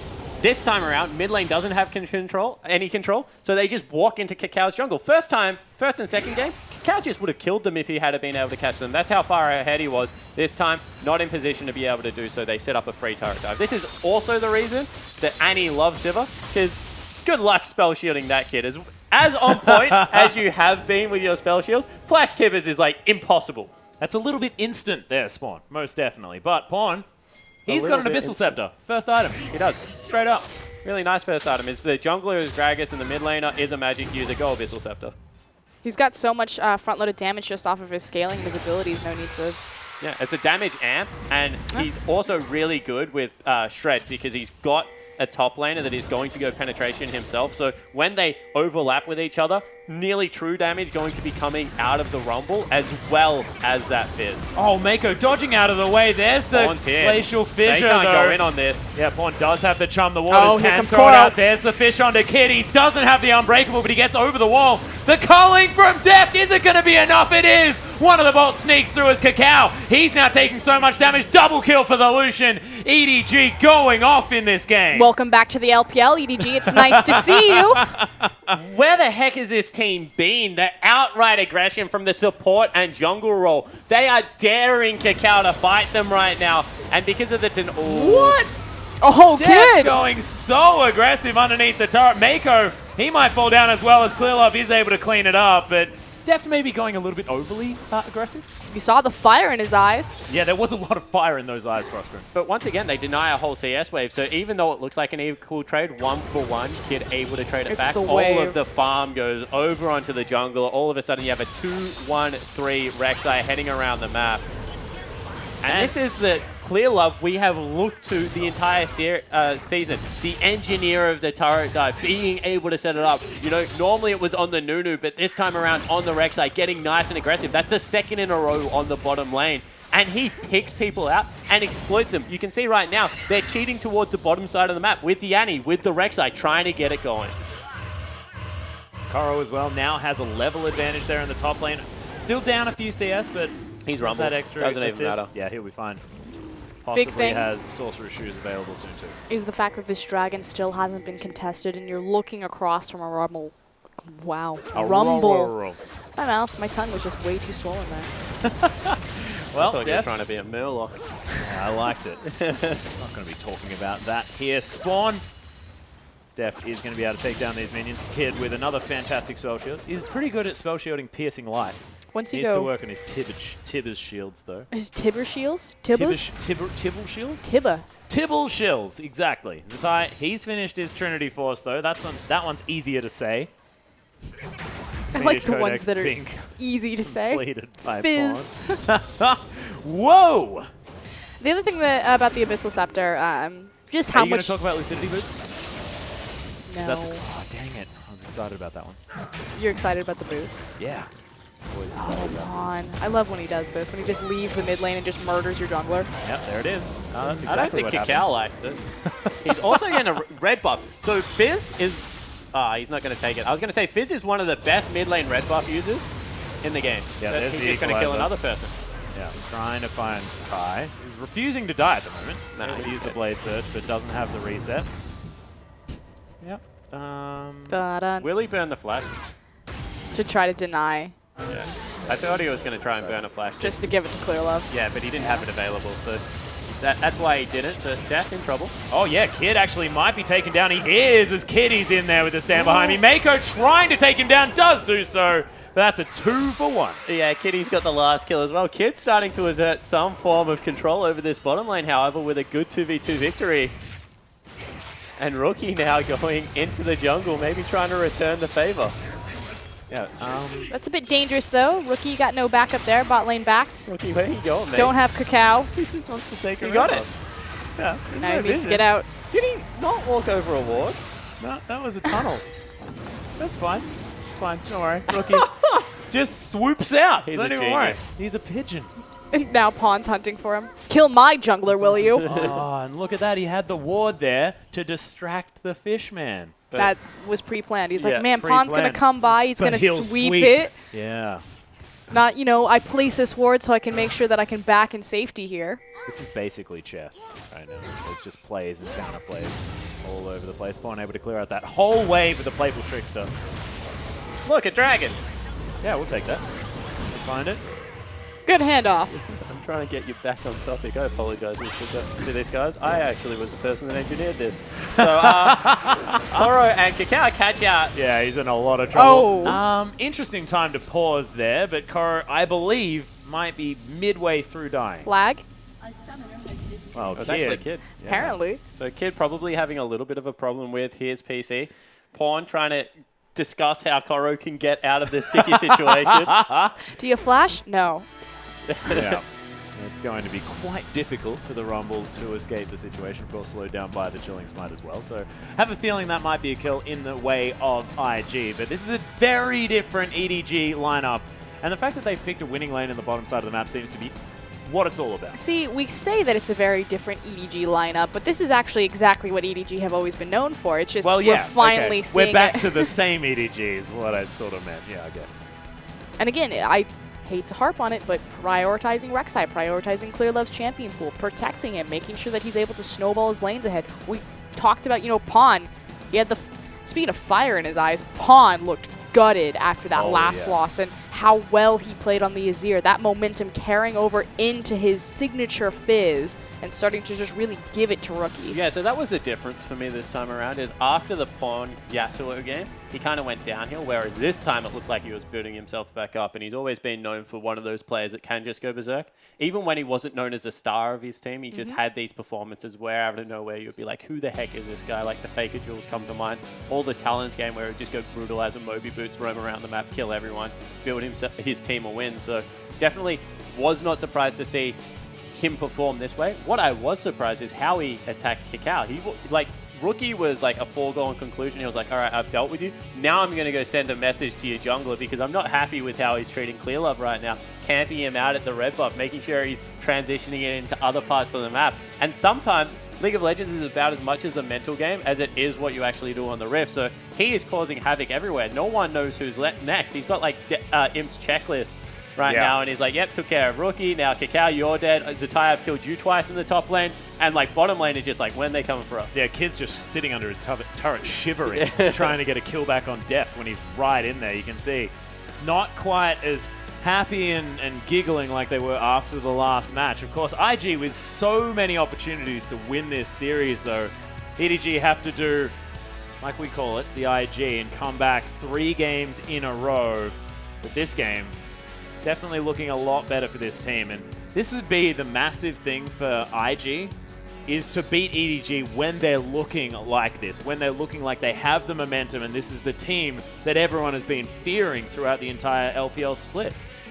No, I completely agree, as opposed to, kicking the dog when it's down, Yeah. which happened in the first part of this series. But game, still a lot of time left to play on it, to try to give EDG their comeback story. We're about 16 minutes in as we have the clock. Yep, Equalizer does go down. No damage to be taken heading by up. anyone. Rookie, there's the Empress Divide on the pawn. Flashes over it, though. Still has the Playful Trickster, I believe. Gets exhausted. There's the Playful Trickster to try and get out. Slowed down by the red buff as Zatai gets in. Equilibrium Strike and a Hidden Style is going to take him down. That's 2 swift kills for IG. Yeah, and that's a shutdown, and then now got a good position around the top and mid turret to be able to shove 2 turrets down. See if they can get the gold advantage back in their favor. Rookie already able to get mid lane. See where the bottom is soon to fall. Deft? Oh my goodness, Deft? that Piercing Light was able to do a lot of damage. The culling comes You through, better Deft kill trying Kid, to take because down. otherwise they're coming He's for you. dead. Yep, this is going to be a lot of He has trouble. flash. Yeah, the stun comes in, trying to get some damage off. Wow. Just uses the Relentless Pursuit to get out of the way of the Glacial Fissure. They The can't dive dive, is there's a going Tibet. continually underneath. Mako does have the stun up, but does he have the mana for Tibbers? That's the question. Doesn't have flash either. And IG are able to get out. Speaking of swagger. Yeah, double turret will fall down, however, so IG completely equalized gold. There is a lot more standing gold on the map right now for EDG, and you figure how close this game is, they will eventually fall down. But if they're able to use this short period of time where they've put the game back on an even footing to create their own snowball and try and run over the top, this is definitely their moment to do it. Unfortunately, they don't necessarily have the arena to look and to take it to EDG in terms of the gold advantage that they've just accumulated because there's no dragon. Yeah, it definitely is a point. One thing you do have to look at, however, on EDG's lineup is when Annie is your longest range carry, you have a difficulty in sieging turrets. So Dragon probably more of the arena that EDG are looking for to fight, whereas I think that Invictus are happy trying to split them around the map, get vision control, and try and pick them off, because the only way EDG take turrets is beating IG there. So as long as IG have the big chokes warded up and they're able to swoop in and get the picks that they're looking for, should mean that the game's in their control. No, you're absolutely right. You have a composition with the Zero on it who's fantastic at sieging, Sivir, Siege, and rotation power with her on the hunt ultimate, and then you have split push potential with the Aurelia. You know, once she has that Trinity Force up and online, which just has it up, as well as the Spectre's Cowl, and then just the disengage security that Gragas is going to offer to you. Yeah, Zatai definitely working up through his build path as well. Considering the fact that there is double AP, it's going to be difficult for a lot of damage to come down. Miscommunication one more time. This time out of the top laner and jungle. Mako had pulled out of that gank, and Koro still dropped the equalizer. And Pawn is going to be able to take down this pink ward. Kitty's looking for him, but able to playfully trickster over that wall. Def to take down some minions here in the mid lane as he moves up through towards the top side. Mako and Clearlove already there. The gank squad once again trying to take down Zatai. Barrel comes in, that's going to spot out their plan. And this is what we said, pick on the parts of the map where they can't quickly rotate to and knock down turrets. So even though they don't have the equalizer available, which is a very useful tool, we'll be able to take down another. Well, there's the culling onto Cacao, not taking too much damage as Everyone the fat else man, is heading though. top. Nice stun, but Ionian Fervor going to help Zatai get out no of that. flash, but does have body slam. He's able to get a little bit further forward. Koro, Scrap Shield not going to do it as they sacrifice the Rumble. Cacao going to lock down that kill, but EDG get the rest of them out of there, and Pawn is split pushing on the bottom side. Teleport. Zatai stops anything that he wanted to do. Zero way to trade for that. Pawn trying to find the assassination. Yeah, there's the Charm the Waters as well. Playful Trickster's going to go down onto Zatai. He's able to use the Equilibrium Strike and bring things back, though. The Ignite's down. Pawn able to get through, picks up the kill. Dangerous game secures his life, and that was a little bit close. Yeah, that was very close, and it was because he used the Playful Trickster at the start of the fight and ultimately won him the fight as well, but wasn't able to dodge out of the Equilibrium Strike or any of that extra damage that came out of Zatai. I think even Pawn would have thought that was a little bit too close for comfort. But 5-1 and 2 now on the Fizz has another needlessly large rod. I think he flashed into Playful Trickster. No, he didn't. Well, he tried to flash away, but he was on the edge. He burned his cooldown. Well, Zatai did. Yeah, Zatai flashed into it. Unfortunate. But it was well played by Pawn nonetheless, even if it was quite close. Zhonya's Hourglass has been completed here by Koro.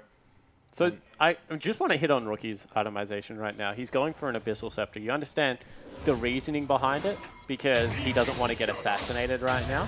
But for me, if you are against an assassin, Athene's Unholy Grail into the wave clear build of something like the Luden's Echo, then Rylai's Crystal Scepter just keeps you a little bit safer. Right now, if you are resigning yourself to an Abyssal Scepter, you are saying that Pawn is going to get on top of me regardless, and I don't think I can play around the range of my Sand Soldiers, and it just means that he's always going to be in harm's way. And only Cacao really benefits from it. Everyone else on your team does physical damage. Zatai making his way around here. Clearlove and Pawn, the Friendship Club. He lands the point-blank fish. Clearlove able to get here as well. Zatai with no flash. He's going to fall down. Kitties and Cacao, they are here though. Playful Trickster nets Pawn a whole heap of CS as he makes his way out. Urchin strikes his way back in. Understands that he's probably going to die. There's the flash over the wall though. Rookie able to get in there. Kid locks down the kill. But meanwhile, Deft is able to take down That was 3 flashes. I think it was people. 2. Cacao Rookie burned didn't it use initially. his. So that Rookie was didn't 3 use- flashes for a Oh kill. my goodness, yep. That was 100% 3 flashes for a kill. I counted all of them. I think they only needed Rookie to go over there. And he had the swoop. They wanted him dead. They did. That is, sometimes it's about sending a message. Message received. We're willing to use flashy plays to take you down. That was Most crazy. They most certainly did so. But IG looking to try and grab their first dragon, second one of the game. Of course, EDG picking up the first, but this inner turret looking to fall relatively quickly in the top lane without the men here for IG. They're going to have to let that one fall. And once again, the reason I really like the trade is because they didn't have their mid laner, so they're not in a great position to fight. And they struggle sieging. They're going to have a perfectly fine time around Dragons and Baron as the game progresses, because that's what their team's about.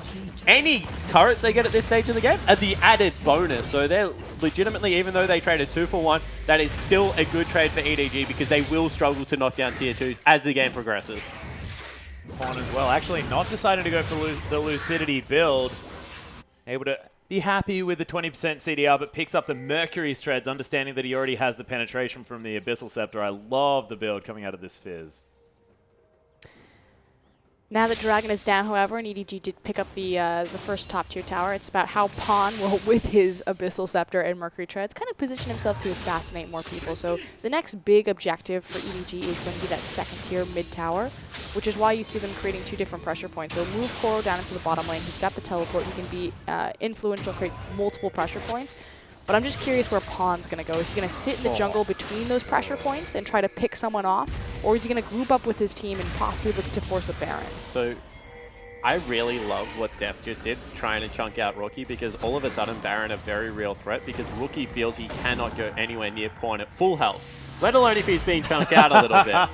So any damage that he can do beforehand just sets up the assassinations to be all the more effective. They've even pulled their top laner back around this area. They want to control the objective. Maybe need to utilize a sweeper at the back of the pit whenever one is up.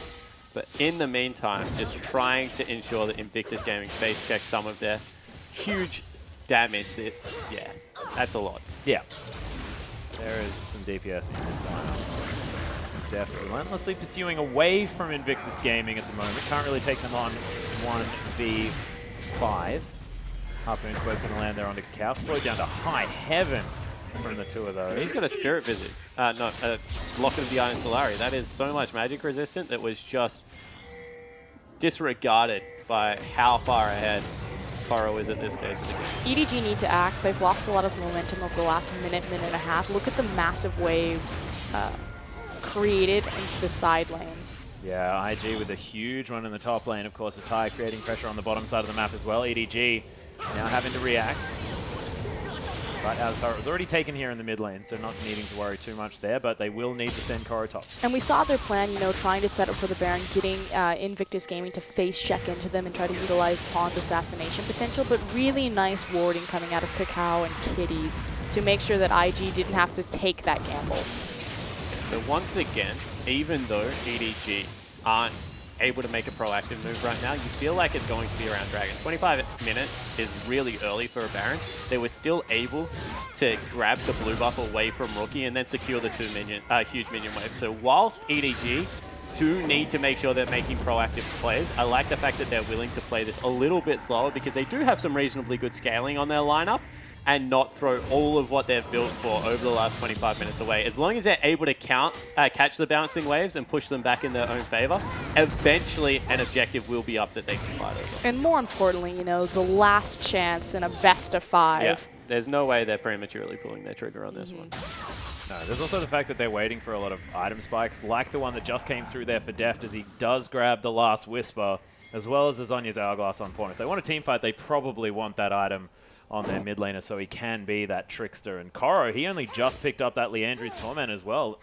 Just in this period of time that we've been speaking about EDG, they've gotten a whole lot more powerful with the item pickups that they've made. Yeah, and they're doing it in time for the Dragon. So whilst they're controlling the Baron area right now, Dragon's up in 2 minutes, as you can see on the top left of your screen. And that's, as I said, the realistic objective to fight over right now. Invictus, in fact, probably need to see whether they can grab something else on the map, because unless they execute very well, there's a full item advantage right now for Lucian.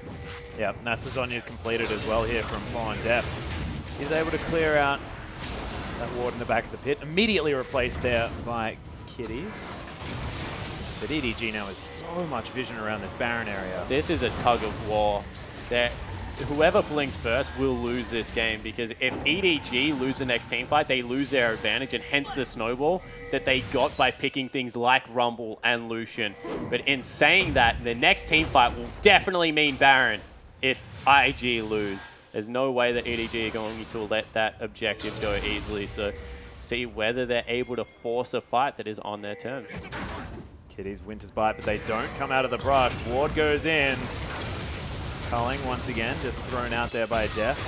So Korra trying to burn down Zatai, just can't do so. The dive might be on. Oh my goodness, Korra able to use the scrap shield just in time. No extra dive from Zatai. Why did Zatai not kill him? That was flash. almost disaster. Zonya's was still up for Korra. Oh, yep, that's true. But I have a feeling that he had enough health to probably weather that storm anyway. So all of a sudden, what do? Do you send your Fizz down there to try and deal with Aurelia? They start a fight. Yeah, do you try and catch Kitties here as he gets stunned up? Pawn in amongst it, gets him exhausted immediately, uses the Zonyas. Kitties does end up falling down as Clearlove trying to turn this one around. Spell Shield for Kid. Now on cooldown as EDG only lose a bit of health on their mid laner, and they take a support with them. Now Zatai did cancel his teleport, but he's committed to the bottom wave. Oh, Rookie, he gets stunned. Everyone flashes on top of him. Emperor's Divide collapses at the hands of EDG. Not sure what that interaction was, but it looked like that happened. Yeah, and it should be the Baron. Pawn still trying to zone people away from the pit. Yeah, Pawn actually looking for Cacao here as well. He's actually quite low. Does need to be careful. The very tanky member of IG, but Def just crits him in the face. A celebratory equalizer there from Koro. That was so much health taken off by Def right there that Koro didn't know he was dead. He threw the equalizer over anyway. As now Kid has caught out Mako. Yeah, Zatai's here. Brilliant spell shield again from Kid to block that stun. Yeah, he's looking for a Blade Surges there. He's so dead. Double kill for Zatai. Cleanup crew is in. Still 3 Barons available. And that's important because that means that you can utilize Baron in every single wave. So good that they have the 3. Would rather have it also on the Lucian, but I think it's very important to have it on the Clearlove as well, because he's the one that's going to have the mobility around this map earlier than Koro. Dragon's been started up. There are 2 members missing out of EDG, so they will give up the objective. Need to be careful how they play this. We already said they're horrible at sieging. If they give up a Baron buff, that means they elongate the game for another 6 minutes. Also means that Invictus are much more secure in their win condition right now, which seems to be Zatai. Oh, Pawn is looking for a pick on the Rookie. Trying to find it. The Dragon does fall. this is just rude. Oh my goodness, both Clearlove and Pawn. We're going to try and find it, but Rookie not going to be doing so this time. ZDG now have about a 5,000 gold lead. 30 minutes in, 14 kills to 10. 4 turrets each here, but IG able to pick up the second Dragon for themselves. And the Baron's important because, again, their team is fairly weak at sieging, but against an into Azir, as you can see, it's not really amounting to much. Yeah, the one thing I will point out is still reasonably low AP on the Azir, which means that he doesn't clear out the waves as well as he would like. They're sending Zatai back to the bottom lane.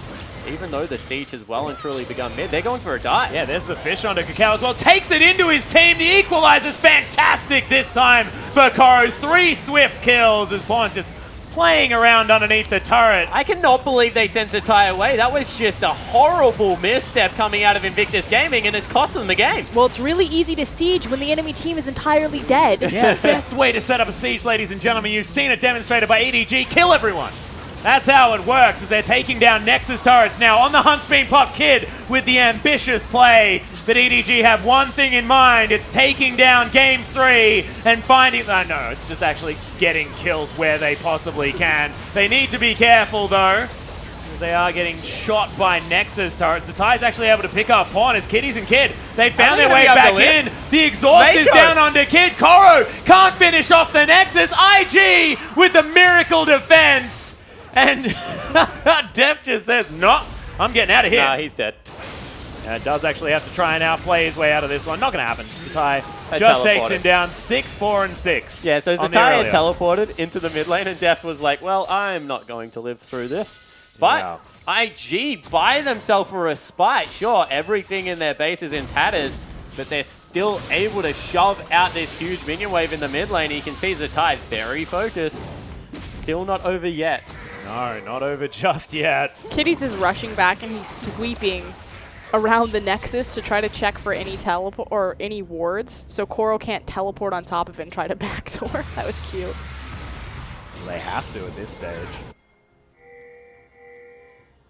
Blue's going to get towards his Gromp now. Just clear that one out. 3, 2, and 5 for the Rek'Sai. Clearlove has been instrumental in starting off a lot of these fights, but we'll see whether EDG can bounce back from this situation, because it's difficult, you know. That game was in their hands at that moment. If everyone had turned on the Nexus, they would have won the game. Yeah, I think good teams laugh at situations like that. That wasn't really like, that was them getting a little bit overzealous for kills. Sure, if they lose this game, you're going to see some very red faces and a really annoyed Aaron. But right now, they're like, we have a really fed Fizz. Our AD carriers, once again, a full item ahead of their AD carry. We are still in a position to be able to take this game. Not to mention the amount of pressure that mid inhibitor gives you.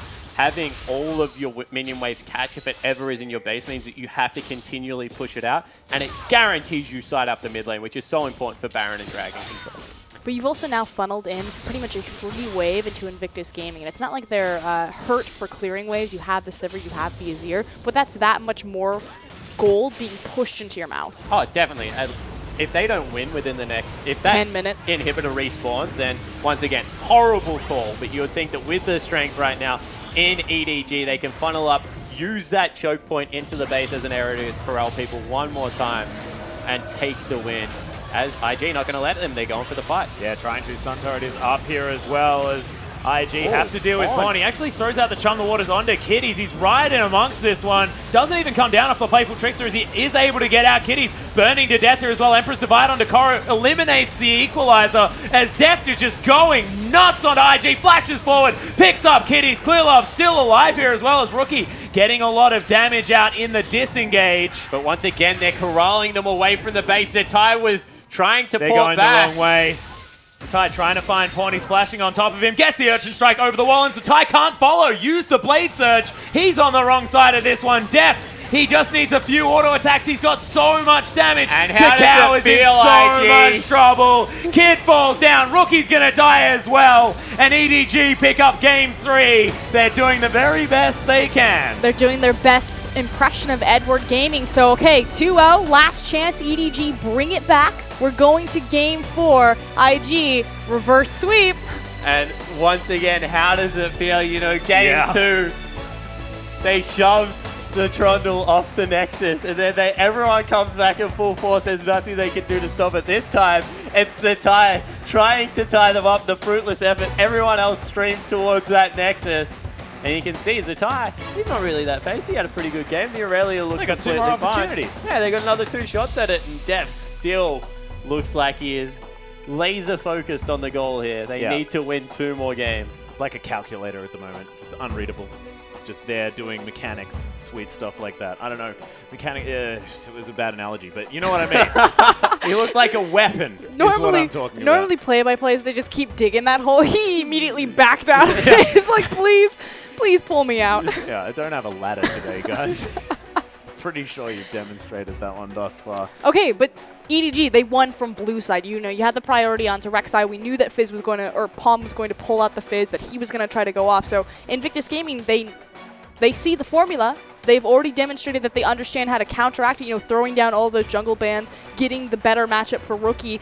I assume that for game 4, Rookie's going to look for the assassination, possibly an Ahri, try to take it 1-to-1 against Pawn, and that they're going to continue to target out Clearlove. Likewise, he won't have the luxury of blue side to secure that Rek'Sai for sure. Yeah, completely agree. And the one thing that I do want to point out is that it has always been good for 1 win. This is how EDG split if they lose first game. They're like, this is the game plan that is tried and true that we will funnel towards and take control of the map this way. What it hasn't been good for is best of 5 wins. That's why we always compliment when they play other brands of League of Legends, because we know that they can throw a lot of support behind Pawn and Clearlove and get control of the map. But it's about whether, now that IG know that that is coming, that they can execute on something else.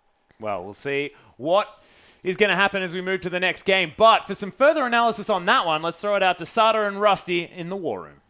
Thanks so much, guys. And EDG finally come back and take a game, ending their 5-game loss streak, finally showing us some signs of life. It's good to see the EDG team back and reinvigorated from that game, and it all started at the very beginning. They changed up their strategy. They brought it back to what works for them. Yeah, they certainly did. And it all started from the beginning of that set with the drafting phase. EDG had a very specific plan in mind. They picked a bottom lane that can kill them 2v2. That's a fantastic change for this EDG side. The Lucian and Annie unlocked the bottom lane to be super aggressive. Though there was a lot of trading back and forth, still played into the hands of Edward Gaming. They ended up an item or odd ahead just on the Lucian. But you look towards that middle lane, and honestly, it all came down to Pawn on this Fizz, because not only did he control his own lane, after a very shaky start, like super shaky start, he still controlled his own lane, went into the jungle then, controlled Cacao, and then unlocked the rest of the map. Everywhere was free to roam. Yeah, really solid play. We've actually got that first team fight ready for you guys. It's only 12 minutes into the game, relatively low kills so far, but EDG take the initiative. And again, this is the period of time. Abyssal Scepter first item on Pawn. On this Fizz, he's starting to ramp up in strength. We'll roll this one out and keep in mind that Koro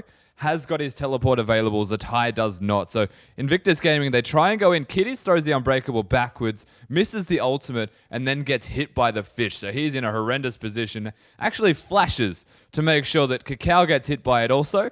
And then he ends up having to go down trying to block the culling. And this is basically just EDG finding strength early game, something that has been missing from them in the first two games. Yeah. They find that strength, they translate that across the entire map. Yeah, finally showing us some of that strength that we know that they have, that we just haven't seen at all this weekend. So hopefully this will be a chance for them to feel a little revitalized, because as Spawn said in the beginning of the last set, they had no momentum. A 5-game loss streak. Exactly. They came off the back of a 0-3 defeat, and they were not looking all that great. But after this victory, they found a strategy that works for them. They seem to have adapted to the way that Invictus are playing. They're focusing on mid lane and jungle now, and they're using that to their strengths. Yeah, we actually have another replay ready for you folks. This is a little bit later into the game. You can see EDG still have the lead in this set, but this is what really put them further ahead. Yeah, definitely. Just roll this one out. It is a fairly long clip, and you'll see EDG straight away. Pawn does not even care who his ultimate hits at the moment. He just straight up wants to use it, gets into the back line after actually starting onto a Gragas, and EDG just destroy the rest of this Invictus side. They've now found complete strength. They've got a Tibbers to tank if they would choose, so they can very easily take down the turret, take down the inhibitor, and they look towards ending this game.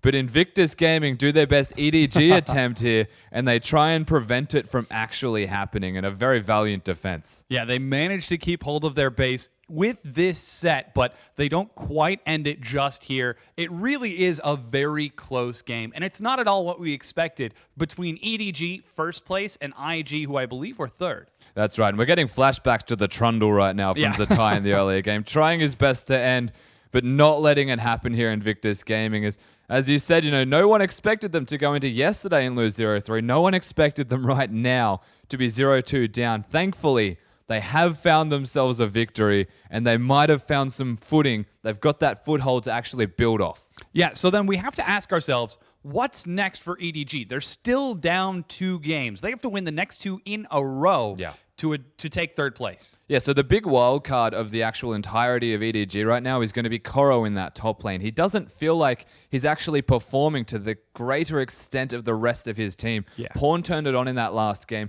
The bottom lane performed in that last game, and it unlocked Clear Love yet again to win his team the game more holistically and just bring it all together into the refined team that we know EDG can be. So what do you change? I would say put Koro on more of a facilitator, a tank, or a winning lane. They cannot just let him casually lose to Zatai, who is going off. Zatai's been playing really well, but we're going to toss it back to the folks at the desk to take us to game number 4. Thank you very much, Sada, and we are so excited to get into Game 4 here as well. See whether Invictus Gaming can close out the series or whether EDG are going to pull off the reverse IG. I don't know what is going to happen here. Yeah, it definitely is a really interesting series from this point forward, because as we said, EDG hit back exactly how we thought they were going to hit back, to control the middle of the map, use that as a corridor to open up everything else. The dives going top lane, the jungle pressure, camping out Cacao at his own red buff. But Invictus can play this style of League of Legends as well. Like, Rookie is a really good assassin player, or better yet, maybe they have another thing that they have up their sleeve. Like, Lulu would have shut down that comp completely. If there is a Lulu on the map, all of a sudden, Pawn cannot do what he's doing on the Fizz and you go towards having an AD carry battle. And that just was, I think it was the anomaly that will happen this series. And I'm really glad that you bring up Lulu in particular, just because Invictus Gaming, yes, Lulu's a big priority pick in the LPL in general. A lot of teams play her, but IG in particular play a ton of Lulu. It's one of Rookie's most played champions, and they run a lot of Lulu-based compositions. So I expect it to come out. And again, EDG, they were given such a head start because they were on blue side this time around to get to play their exact form of League of Legends. Yeah, another champion that Rookie excels at, Orianna. You cannot play Fizz into Orianna on the current patch because she does so much damage early game that you just get zoned off creep waves, and it happens fairly often. So there are just so many things that Invictus can do now that Pawn has shown his hand. If he doesn't have another trick, something else that he can go back to, then I just feel like this is going to be a 4-game set. But in saying that, if anyone has like a deep champion pool to call upon, it is the dude in the mid lane for EDG. And now maybe focus needs to go towards Pawn, which is why I'm happy they went with this style, and they escape with some jungle pickups. Yeah, maybe Clear Love will be unlocked this time. Maybe it will be Clear Love then teaming up with Mako, making sure that Deft is able to carry on their side. I mean, you mentioned the fact that they have this spine style. You can sit behind Koro if you feel like as well. Like, Clear Love could just make sure he camps out Koro's lane. They did that last time. They made sure that they got Zatai behind, who was seriously being a massive trouble for EDG in the first 2 games that they lost. Yeah, right now Zatai's playing like career-changing League of Legends. He was always, don't get me wrong, Zatai's had a great history, but as a top laner, this is going to be the moment that he looks back on, I feel, and he's like, I took it to EDG, the #1 team in my region at that time as a top laner, and was coming out time and time again. 3 games in a row, he has not been the problem for his team. Shot calling, huge question. He walked away from a team fight in the mid lane, and pretty much that is what snowballed the rest of the game. But people look at individual players a lot of the time, and they're like, why did he do that? Well, the other 4 members were probably telling him to push another lane. Like, it's not just his control. So definitely a little bit of missed shot calling in that game out of Invictus Gaming, but definitely some solid 1v1 play out of Zatai. And that wasn't something that we were expecting, going into this, since Invictus Gaming were 2 games up. We said, the shot callers, Kakao and Zatai in particular, they looked very excited and very pleased. So we thought that their cohesion, their shot calling would actually be pretty warm and ready for this next game. Swapping around their characters and stuff like that at the beginning. That's why the top side of the map control out of Pawn made so much sense for me, because they would have been feeling great. And then he got dove twice, and Kakao got killed at his red buff. And all of a sudden, your shot calling is like, get the Fizz out of my jungle. Why am I dealing with a fed mid laner? Rookie, what the heck are you doing? So, I agree. They would have started on that point, and you could tell by the ways that Zatai and Kakao were hovering around the top side of the map. Remember, the first 5 minutes of that game, Koro burnt Flash to avoid a gank and teleport because he thought another gank was coming. They were seriously worried about the top lane focus. But as you can see in these fights, it wasn't about the top lane. It was about the cheeky Fizz. The cheeky Fizz, most definitely. Fun Pawn facts. Pawn has played 24 unique champions for the year, more than any other mid laner in the LPL. Wait for the equalizer, guys. No, that wasn't that one. Oh, not that one. That was the weird Emperor's This Divide. was a great team fight. Rusty mentioned it. He just wanted to hit the Fizz. And better yet, Kakao took it onto 3 members of his team. It just layered all of the CC to come through with that equalizer. Yeah, not exactly the greatest move there as EDG. They're trying to take down the Nexus here. Are they? Yeah, then they go for some kills. It looks like they were trying to kill IG. Yeah. And then they're not quite able to get there. IG playing valiantly from behind. Of course, EDG, they did the same thing in Game 2, trying the very best they could to hold on. Couldn't handle it against Zatai's Trundle this game. It was EDG's Fizz in the mid lane there in the hands of Pawn that was really the problem. I've never seen EDG lose so much. In the last 2 days, I think EDG have lost more than they have the entire year. And Pawn actually misplayed there a little bit. Didn't get the damage from his play from Trickster. Pawn misplayed horribly. He threw his ultimate into a support, then didn't get any damage out of the rest of his kit. It was just that everyone else was so far ahead.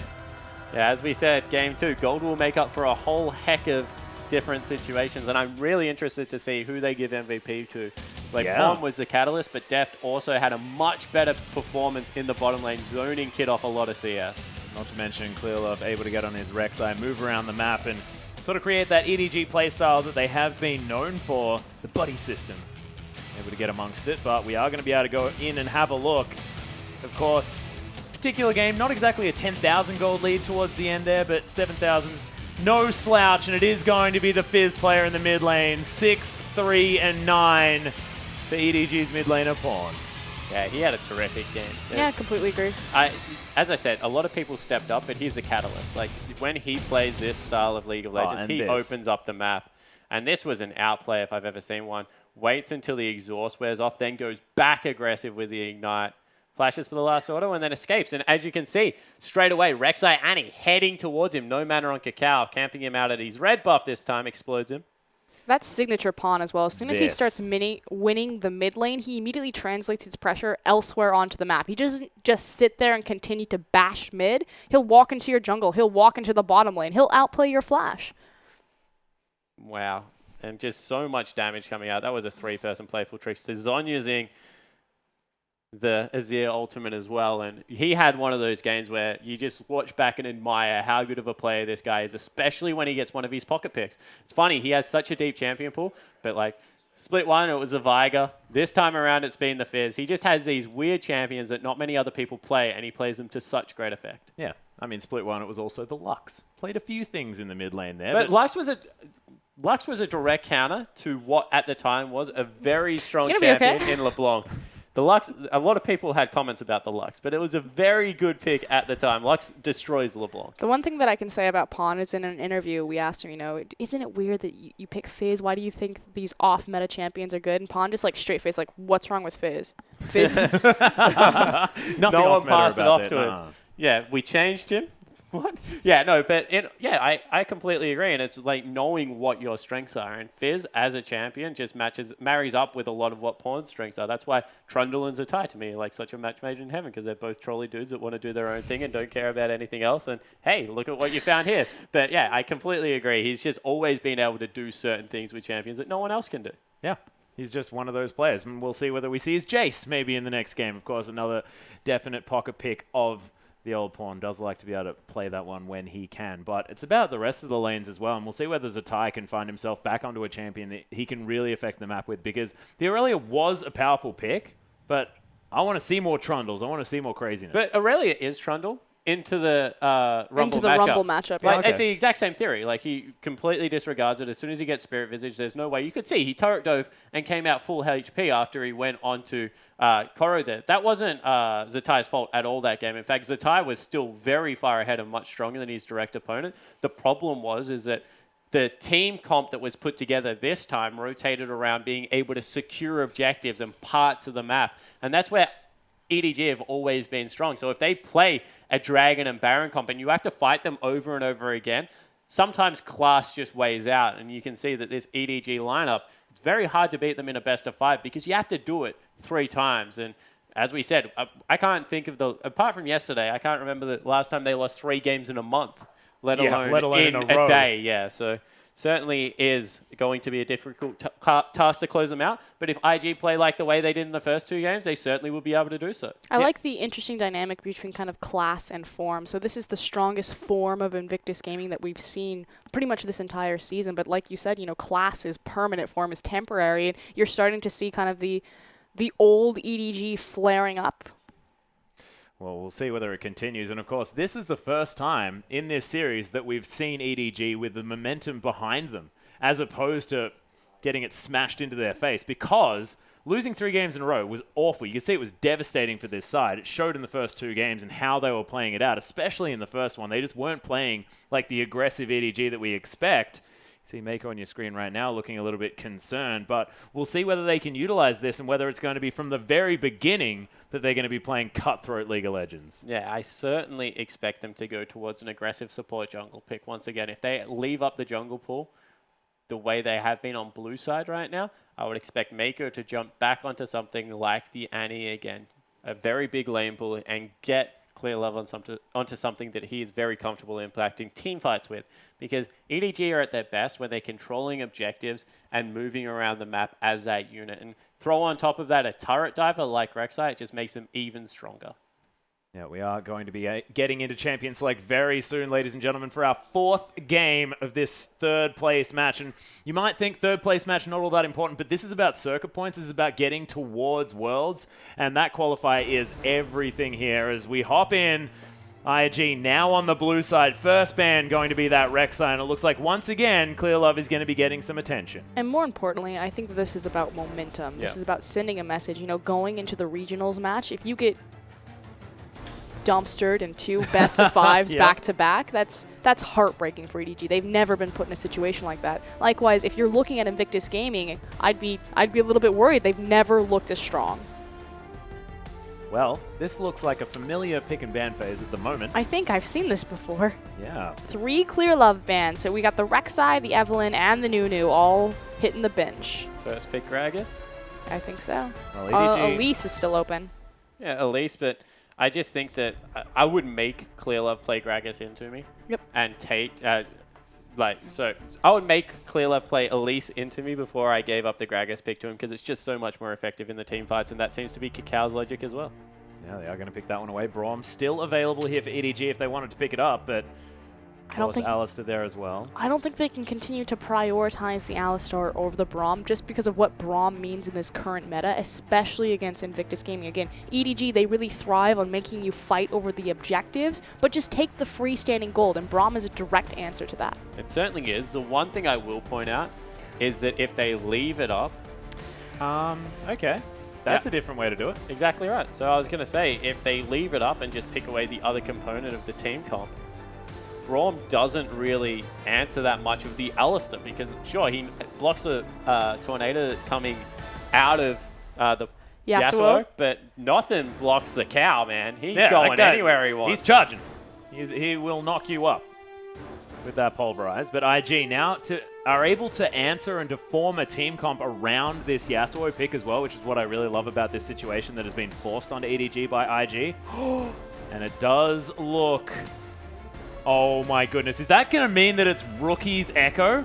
Are we going to see this matchup again? Again. And this wasn't Pawn, of course, it was Godby. Yeah, so this was LGD versus IG Epic. Like, if you haven't watched that video, the clip of that, like, just go back, do yourself a favor, like, get some popcorn, like, maybe a big Coke, and, like, just sit down and watch how good that game was. And we're, once again, or in a a Pepsi, treat. Of course. You can, any cola product of your preference. But this was just so fantastic to watch. 2 melee assassins going at it, and Rookie insta-locked Echo then.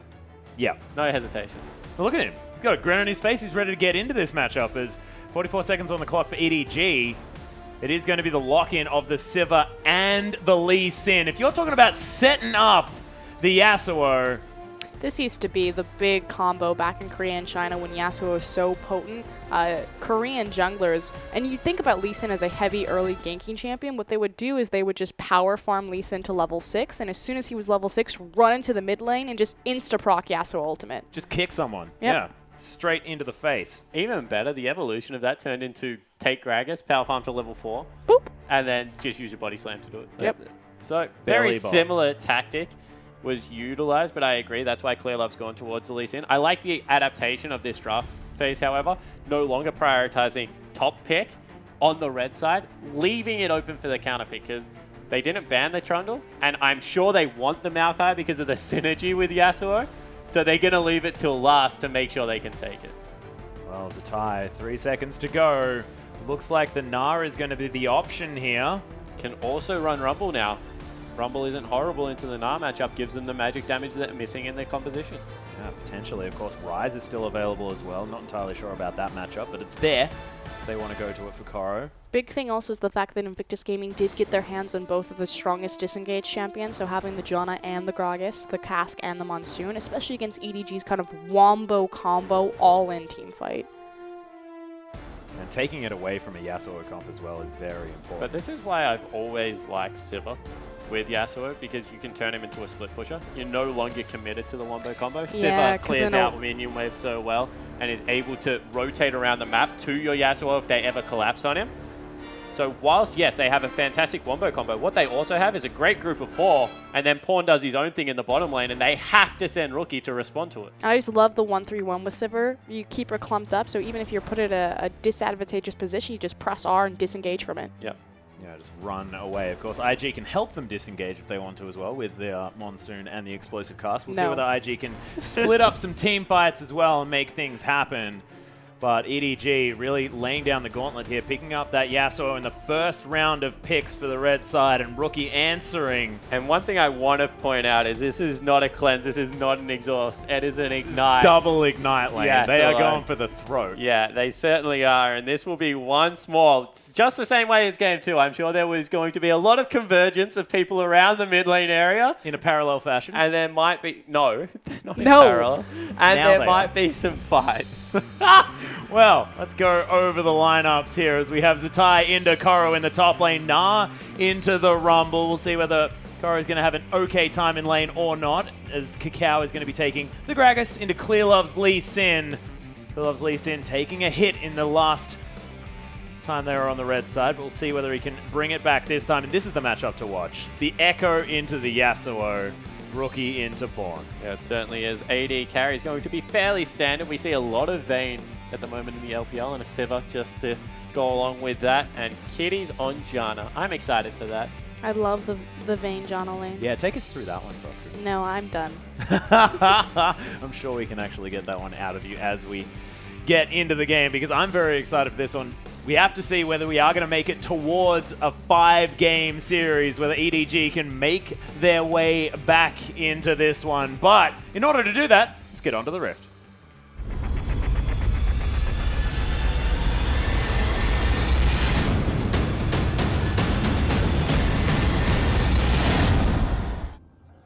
And here we are, ladies and gentlemen, onto the Rift for Invictus Gaming taking on Edward Gaming.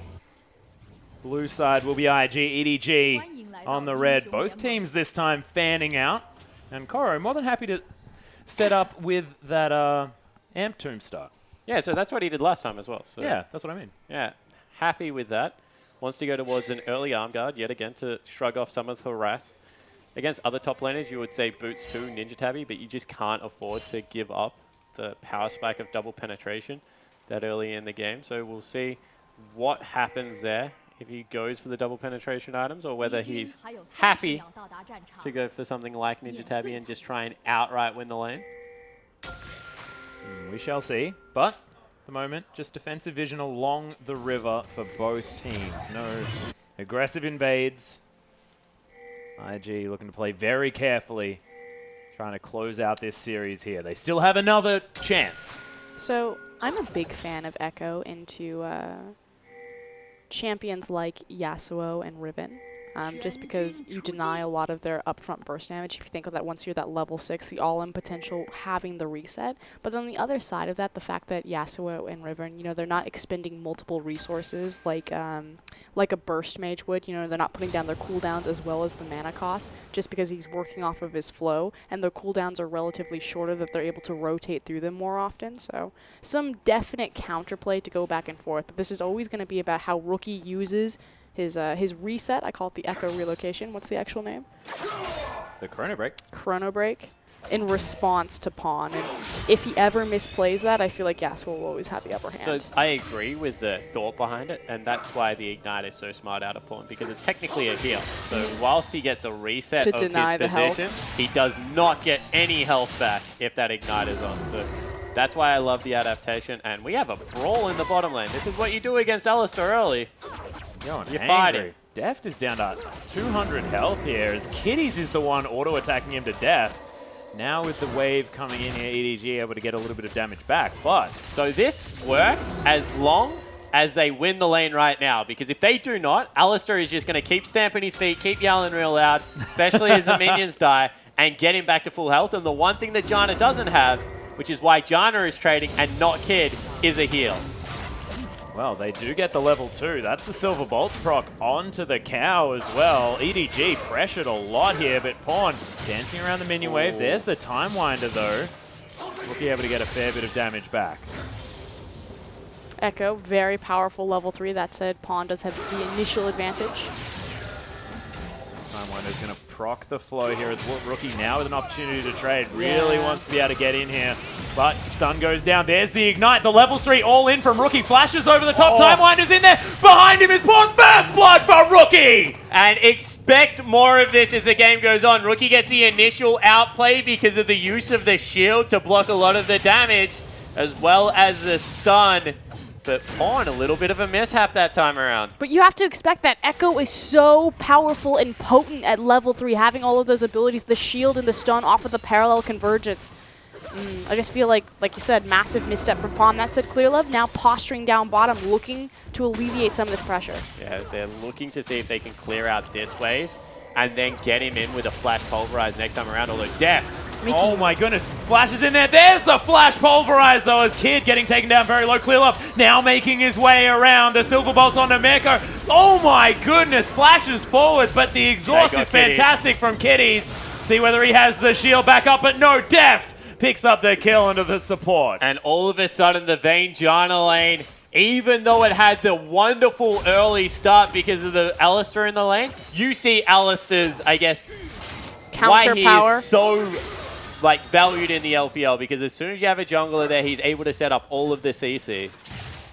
Well, Pawn able to clear out this mid wave, even out that CS. That being said, answered by Rookie as Kakao now trying to get some damage down onto Pawn, who just slices through him, trying to get his own back. And once again, you see double Duran's Blade. I don't mind it because you don't go a lifesteal item on Yasuo at all at the moment. You go for the Static Shiv into your Trinity Force, into your Infinity Edge. So having any form of lifesteal out of your items is a good thing. Whoa. And Pawn takes so much damage. That phase dive doing a fair bit of work there for Rookie. Actually dashing on top of him here. Able to get a free knockup. He's now waiting for Clearlove to augment his lane. He needs that level 6 coming out of Lee Sin Well, Mako's coming down as well. to provide the knockup. Yeah. Sending in cow support. I think Mako's just deporting since he had his initial back after the gank. So picking up those wards, making sure that he gets them either in the river or at least onto Kakao's ramps. All of a sudden, there's a window because Rookie used arguably the most important cooldown in his kit, although now firmly shut because he has level 6 against no level 6. Likewise, the Ignite's still not there for Pawn either. Both the mid laners waiting for that summon as well. Clearlove makes his way back towards his jungle just to keep farming it out. Actually, he's only on 12 against the 25 of Kakao. If Kakao's been able to do anything, it is farm so much better than Clearlove in this matchup, in the early game especially. But remember, Clearlove stalked out a brush to pick up the second kill of the game onto his AD carry for so long as Rookie, once again, going aggressive. Doesn't need to be careful. He's able to get back through the minions. The shield goes down and Pawn just happy to play on the back foot at the moment. Understands that he's not winning this lane anytime soon. Needs to farm up. Very hard to deny Yasuo CS. He needs to start getting his crit chance, at least the start of his Static Shiv before he really looks towards any sort of engagement there. Look for the RNG success in lane. Exactly. Yeah. It's Pawn. You know if anyone's going to be relying on the crit. Well, Mako with the headbutt here on the bottom lane does take a turret shot. But Rookie not taking any damage from this. Yasuo is trying to dance his way around. Rookie trying to go for the all-in, just procs the passive and gets the heck out. Understands that he'll win that trade every time. Pawn actually did a really good job of dodging where the clone was there, because Rookie had serious all-in potential. Timeline as passive is relatively low. You can see it's only 6 seconds at this stage of the game. That's why it's so good at clearing out waves. You can get 2 across and clear out an entire minion wave, regardless of how much AP you have. What makes Echo so good with CDR. So Pawn was doing a good job of dancing away from it. Does go back and pick up the Zeal, although Rookie will nearly have a completed Morellonomicon at this stage of the game, which just makes him so much more scary. See what he does pick up as he heads back. Grabs himself a Forbidden Idol, and of course the Ant Tome that is now part of that recipe towards Morellonomicon, like we were talking about there, Spawn. And as soon as he has Morellonomicon cooldown boots, like, this lane is very hard for Pawn to come back into, just because if nothing else, he can just continue to wave clear, shove out, impact the rest of the map. Echo's a really good roamer. That's why we see him a lot as a jungler as well. Can impact turret dive. She's got one of the most versatile kits in the League of Legends, and going to be hard for Pawn with the kill threat coming out of an Echo already to be able to follow him around the map. Chase into Fog of War, walk Yeah. into a possible trap. And the thing that I wanted to touch on is Mako finds Kitties. Hold on. That was interesting. Koro is actually going to lay down the equalizer. In goes Clearlove, Oh, kicks he's the overbeat. tie. There's the Q. Clearlove easily able to clear that one out. That bait from Koro was beautiful. But it does mean that Kick not available in the mid lane, so all of a sudden, Pawn in even further trouble because he knows for the cooldown of that not going to be available and he's being collapsed on. Parallel convergence comes down, doesn't get the stun. There's the flash body slam though. Explosive cast comes back. Pawn able to get around using the minions, but is it going to be enough? The ignite's down. That's the cast. Oh my goodness, Pawn still running around, but the minions, they'll finish it off, and Rookie picks up another one. And speaking of turret dives, Exhibit A right there. Yep. Even though none of the damage had really gone down from Kakao, and that was a 1v1 duel, Rookie just able to get underneath the turret, use his huge base stats as well as his CS and kill advantage he's picked up early games to just execute beautifully. But we talked about this. You know, EDG, they showed their hand. This is the one thing that we can still do, that we can fall back to. IG immediately banned 3 of Clearlove's junglers, put him back on the Lee Sin, which they've already defeated. We knew that Rookie was going to try to take the Assassin, the 1v1 matchup against Pawn, and already he's got the lead. Yeah, he's destroying him. He's 20 CS up and 2 kills to 0. Do you know who else is 20 CS up? Kid. On the vein. Well, you saw the early game. That was all from the earlier stage of it.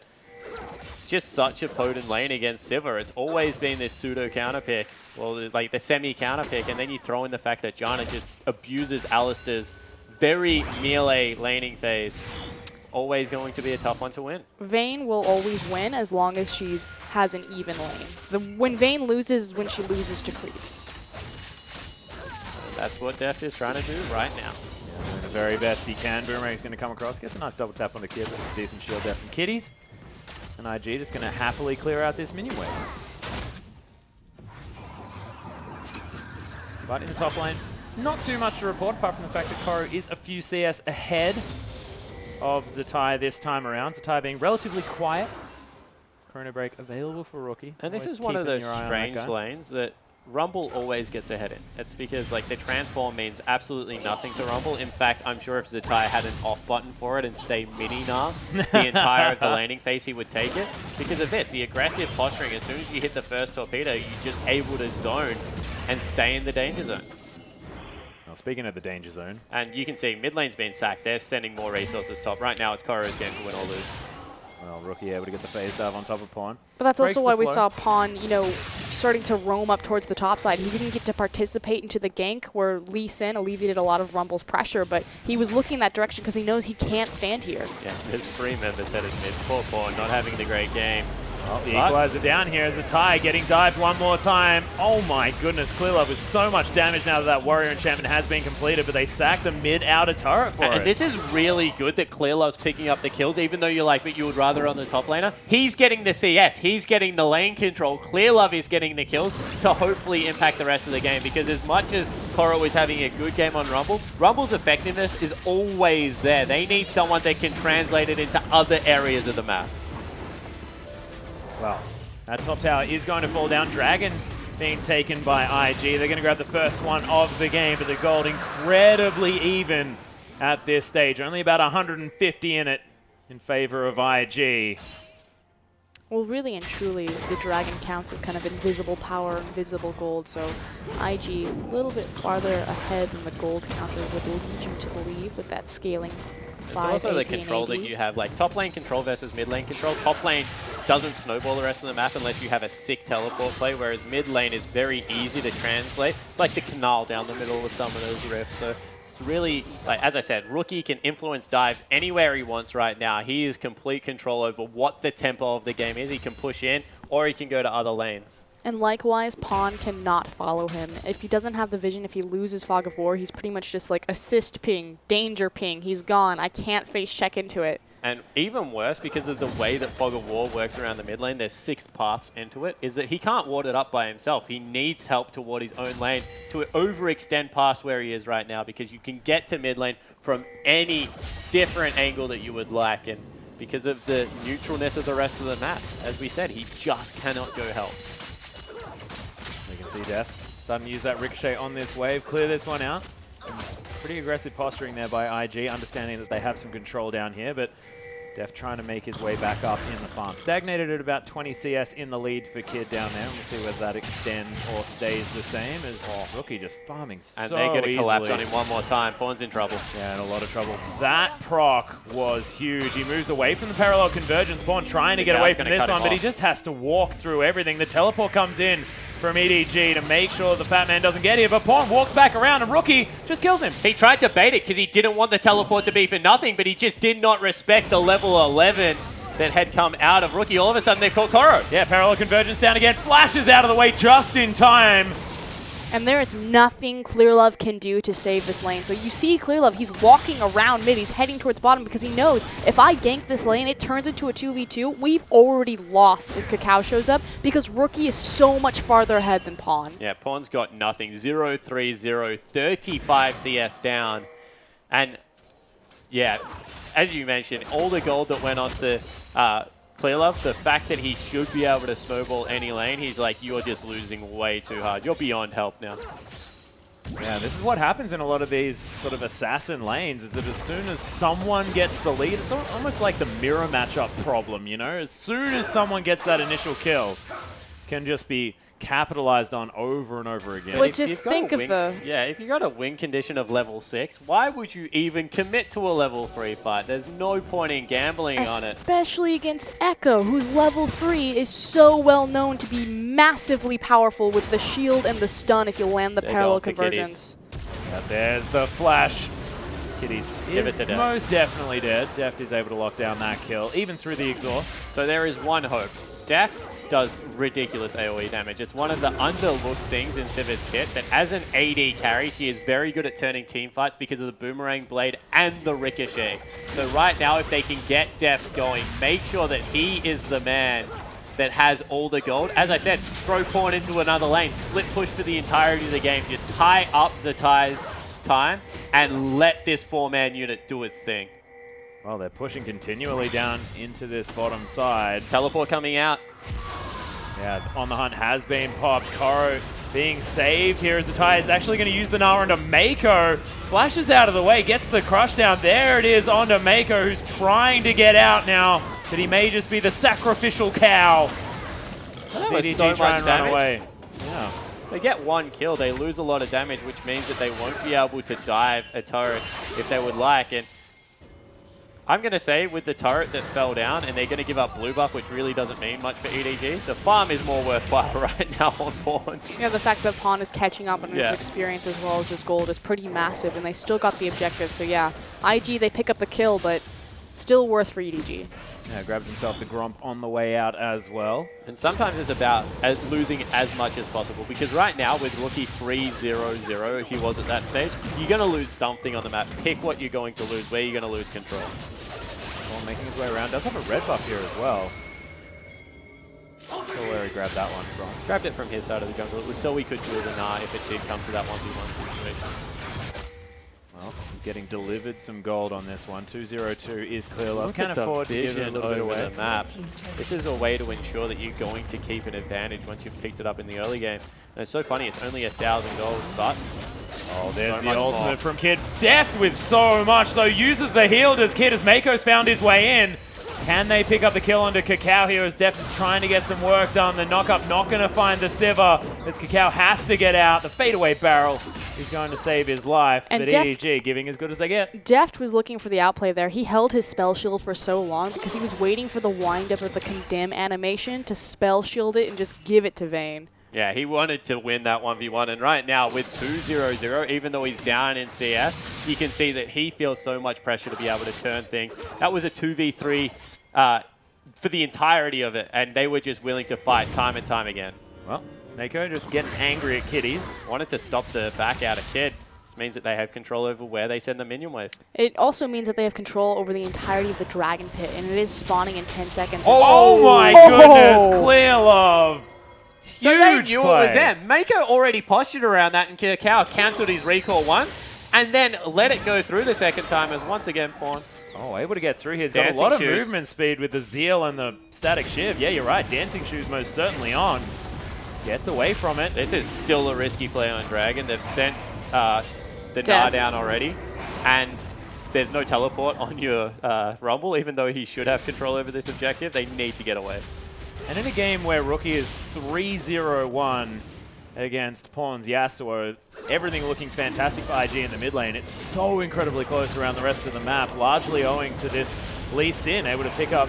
This is a tried and true ED strategy, man. Let Pawn feed, win the rest of the map. They have done it time and time again. They need to get out. Yeah, well, that's going to be the first dragon for them. Deft might get caught. No parallel convergence, not going to find them. Deft very, very low, but look at how much damage there is out of Rookie.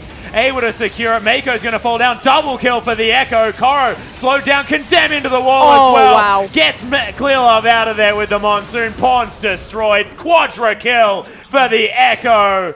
Clear Love, the last man standing, and yeah, tried and true maybe, but Rookie's still pretty strong. Yeah, Rookie is a beast at the moment, and you know, as tongue-in-cheek as that is, the reason they win when they do that is Pawn goes and does his own thing. He is on the other side of the map. He's split pushing his being and uses a distraction, we used to call it. This time he groups up with his team. He attracts all 5 members, and when the mid lane assassin is that fed, the worst thing you can do is bring him anywhere near your AD carry, and you saw he just deleted Deft at the start of that fight. The other massive problem was just the delay of Koro being available and there for the team fight. The fact that the equalizer didn't come out until it was pretty much all over and said and done.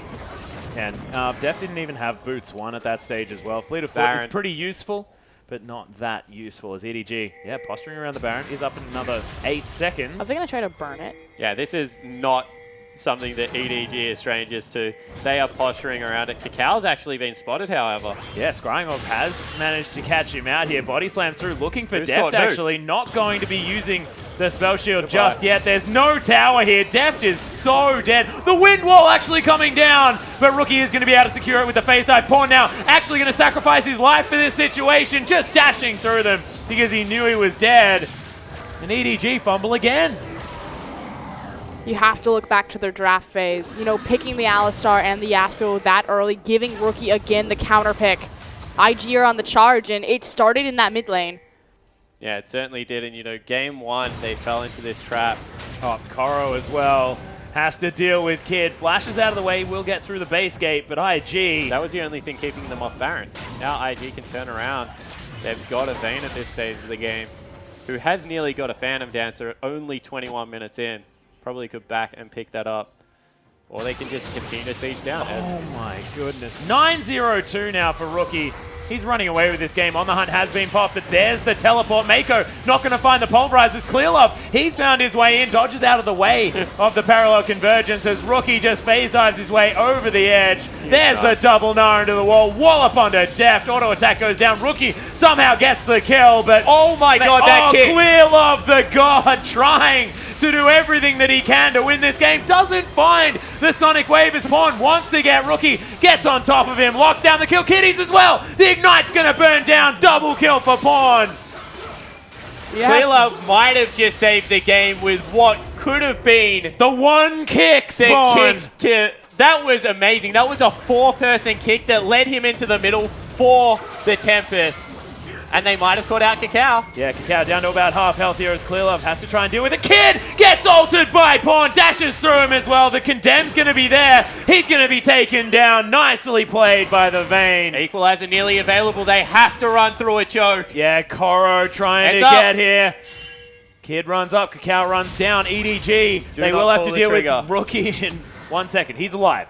So the duo of Clear Love and Pawn on that last tower dive may have breathed a fresh breath into this EDG lineup. That looked like it was over and done. I know, Spawn, you and I were looking at each other like, this is it. IG just won, but oh. And the one thing I will say is that, like, that is a 5,000 gold lead, and 4 of it right now is on Rookie. If they ever catch Rookie out, this game is an equal playing field, even if they trade 1 for 1, because of how much gold is funneled onto the Echo.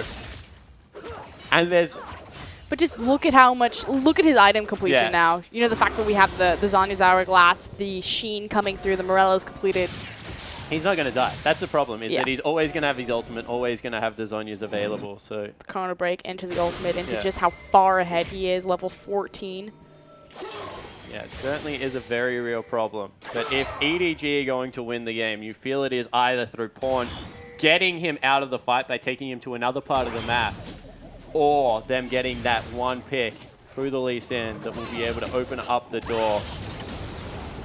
And all of a sudden, all that gold on Clear Love, it just makes so much sense as Koro tried to just snipe away the Gromp, because if he gets another 4-person kick, that did so much damage.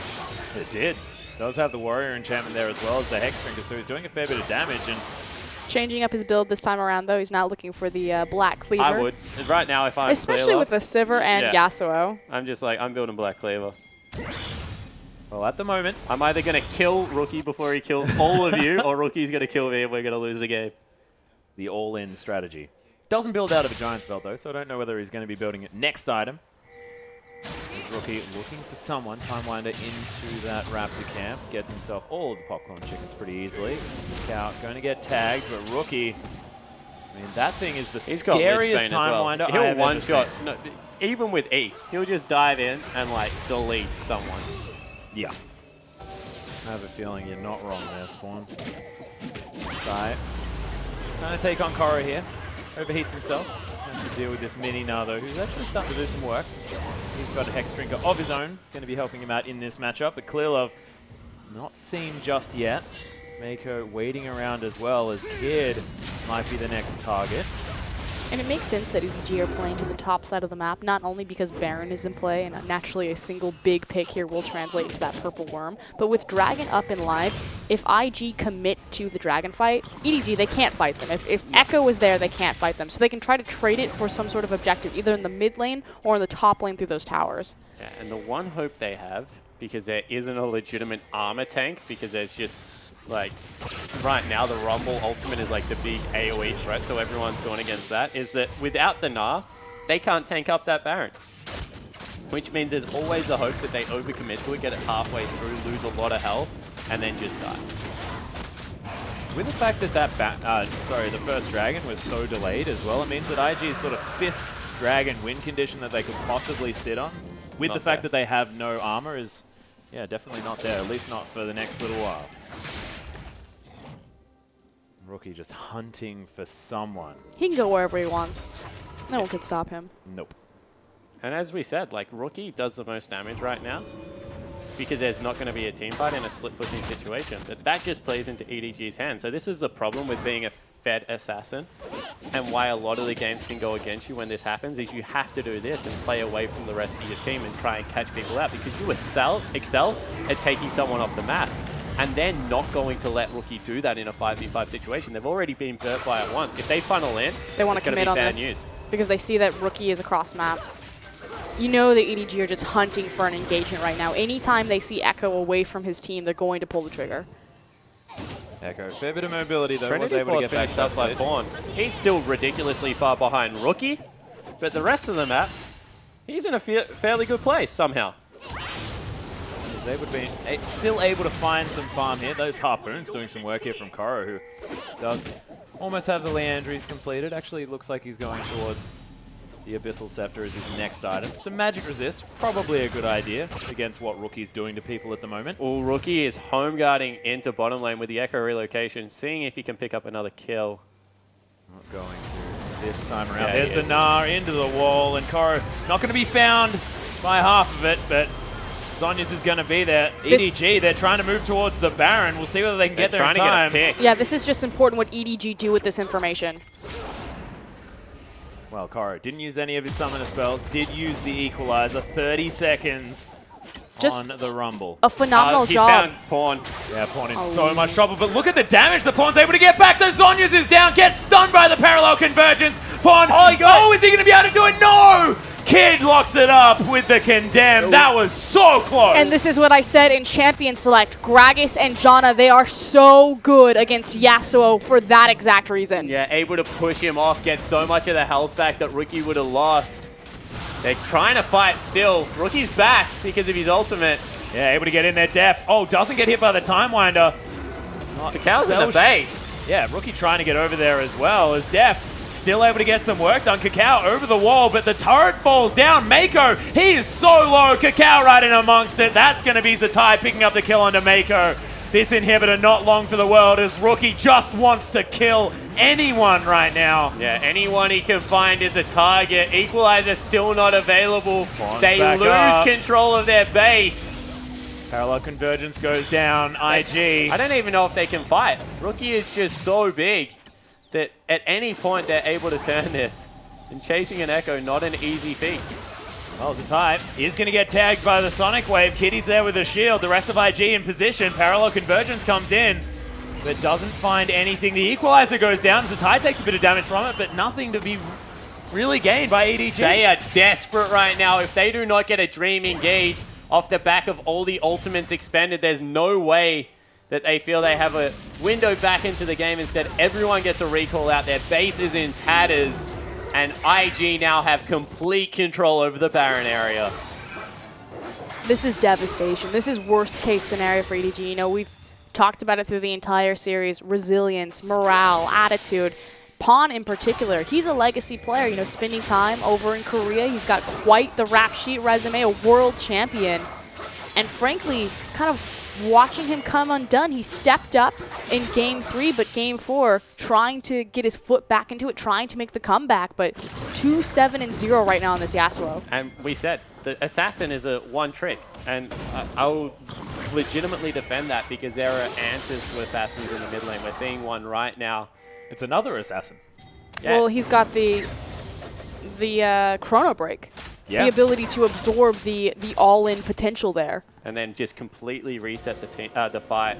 He also has a huge shield, a huge stun. So that's why Echo is a little bit more than what the other Assassins have in their kit right now. Definitely doesn't...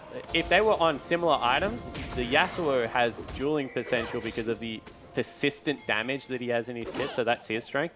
But it's just never going to get to that point because once that, what looks to be a death cap is finished up, Rookie's just going to destroy him continually. Yeah, well, does have Measly Large Rod and that blasting one. Cow just walking straight into EDG. Not a lot of fear for the jungler from Invictus Gaming. So they are positioning around this Baron. You can see Koro trying to defend against Zatai. Seems to be the story of this series, is Koro and Zatai in a lane on their own. Yeah, and Zatai's won that as well, if you want to talk about a separate series. Oh, wow. Yeah, here's the teleport in. Zatai coming through the backside. Mako forced to use the flash as Zatai finds depth. There's the Gnar as well as the Wallop, and Kid just bladed the Ruined Kings him in the face. The rest of EDG now getting split apart. Rookie on the top side is able to take down Mako. Clearlove, this could be his first death of the game as he's hunted down by the Night Stalker herself. IG onto the Baron, and it looks like EDG's hopes may be dashed this game. What a way to target EDG, arguably their most improved member. Clearlove has just been picked on the entirety of this season by both Rookie and Kakao. They bit back hard in Game 3, EDG, but it seems like the preparation that IG have put into it has just come up trumps. The And coaches the momentum as well. of Invictus Gaming, Maffa and Snow, coming up huge here for the draft phase. You have to expect, again, going into regionals, should this series end here, IG have created a perfect blueprint for any team facing across from EDG. Yeah, and who would have figured attacking this, like the two people behind the spine, that solid 3-carry threat that EDG have always been able to bring to the table. They didn't even worry about lanes. Whilst Rookie won out hard in this game, it's been all about holding Mako in place through good laning out of Kid and Kid. He's not... This game has been completely something else with the Vayne pick, but not fantastic outplay potential. It's just about holding Mako down there, controlling Clearlove around the map, and it's just been so impressive to watch. And it's refreshing to finally see the potential. It's easy to, you know, match the all-star power that EDG have 1v1 in the lane when you have someone like Rookie on your roster, when you have the new highlight of Zatai finally coming to his own into the top lane. So see if other teams are able to mimic that, but Rookie just looks phenomenal right now. Yeah, he certainly does. Very much back to the end of last year's form as Koro is dead. Yep, Kid comes over. Kid the is wall. having the best time of his life right now. He's like, League of Legends is so easy.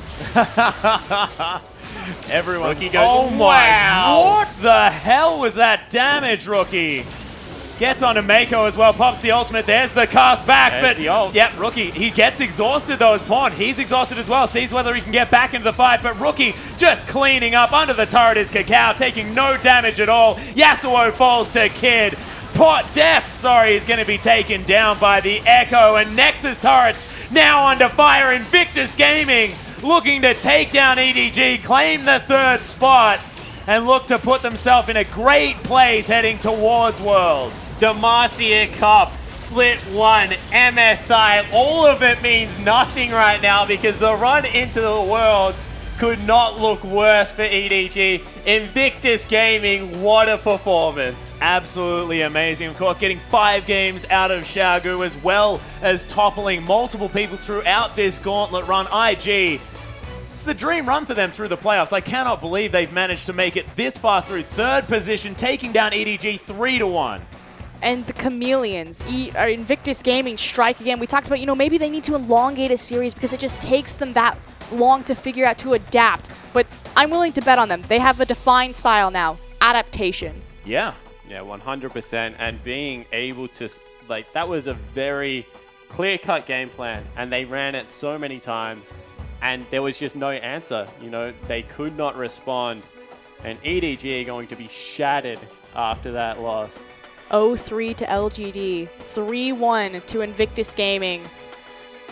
IG, though, you can see Zatai on your screen. This guy in particular, his performance, not just in the back half of the split, but transferring from the mid lane into the top lane. Now remember, if you're not a big fan, haven't followed IG for a long time, that guy's the legacy mid laner for them. He made a role swap this season, didn't even start the season, to have this performance. It's unbelievable, and honestly, as I said, Zatai is going to, Kakao, he's already a rock star. He made a name for himself in Korea. He's transferred across. This is his first real huge split now in the LPL. Rookie also, similar vein. Kid and Kitties, they're tried and true legacy players, but Zatai, he's going to look back at this day and he's like, that is when my career started as a top laner. That is when I was able to take it to Koro, a guy that was able to keep up with Myron at MSI, one of the best aggressive top laners of the LCK. And look how happy he is right now. What a moment to be Invictus Gaming. Zatai has been playing League of Legends for 4 years. He's one of the veteran players of the LPL, and it was kind of, we see greatness in him, but he never really arrived as a mid laner with the likes of Messiah and Whites and Cool overshadowing him. And then it was his time, again, just kind of slouched it off. When he saw EDG win at MSI, he said, we can do this. I can step up. And he started training harder than he ever has before to prove and to earn his spot as the top laner for Invictus Gaming. And he certainly did so. You saw them bowing with massive grins on their faces on the side of Invictus Gaming. Huge congratulations to the 3-1 victory, claiming that 3rd place position. Yeah, that's unbelievable. But being able to go into EDG's game, beat them at everything. And, you have to look at where EDG goes from here. I'm going to be so interested to see how they play promotion into Worlds right now because Mako, Clearlove, you've been kind of shunted back. The solo laners need to step up, and EDG, a lot of questions asked. Yeah, a few of those. But ladies and gentlemen, this is of course not even the biggest match of the LPL. The grand final is going to be coming up 7 p.m. Australian Eastern Standard Time next Sunday. So make sure you catch Xiaogu taking on LGD for the top spot in the LPL. But that is going to be it from us. A huge thank you to Sada and of course Rusty and Pastry Time outside in the war room. Massive thanks to you guys as well for manning and womaning the desk with me and Frosker and Spawn and our whole production team. Thank you guys so much for watching, and we'll see you next time.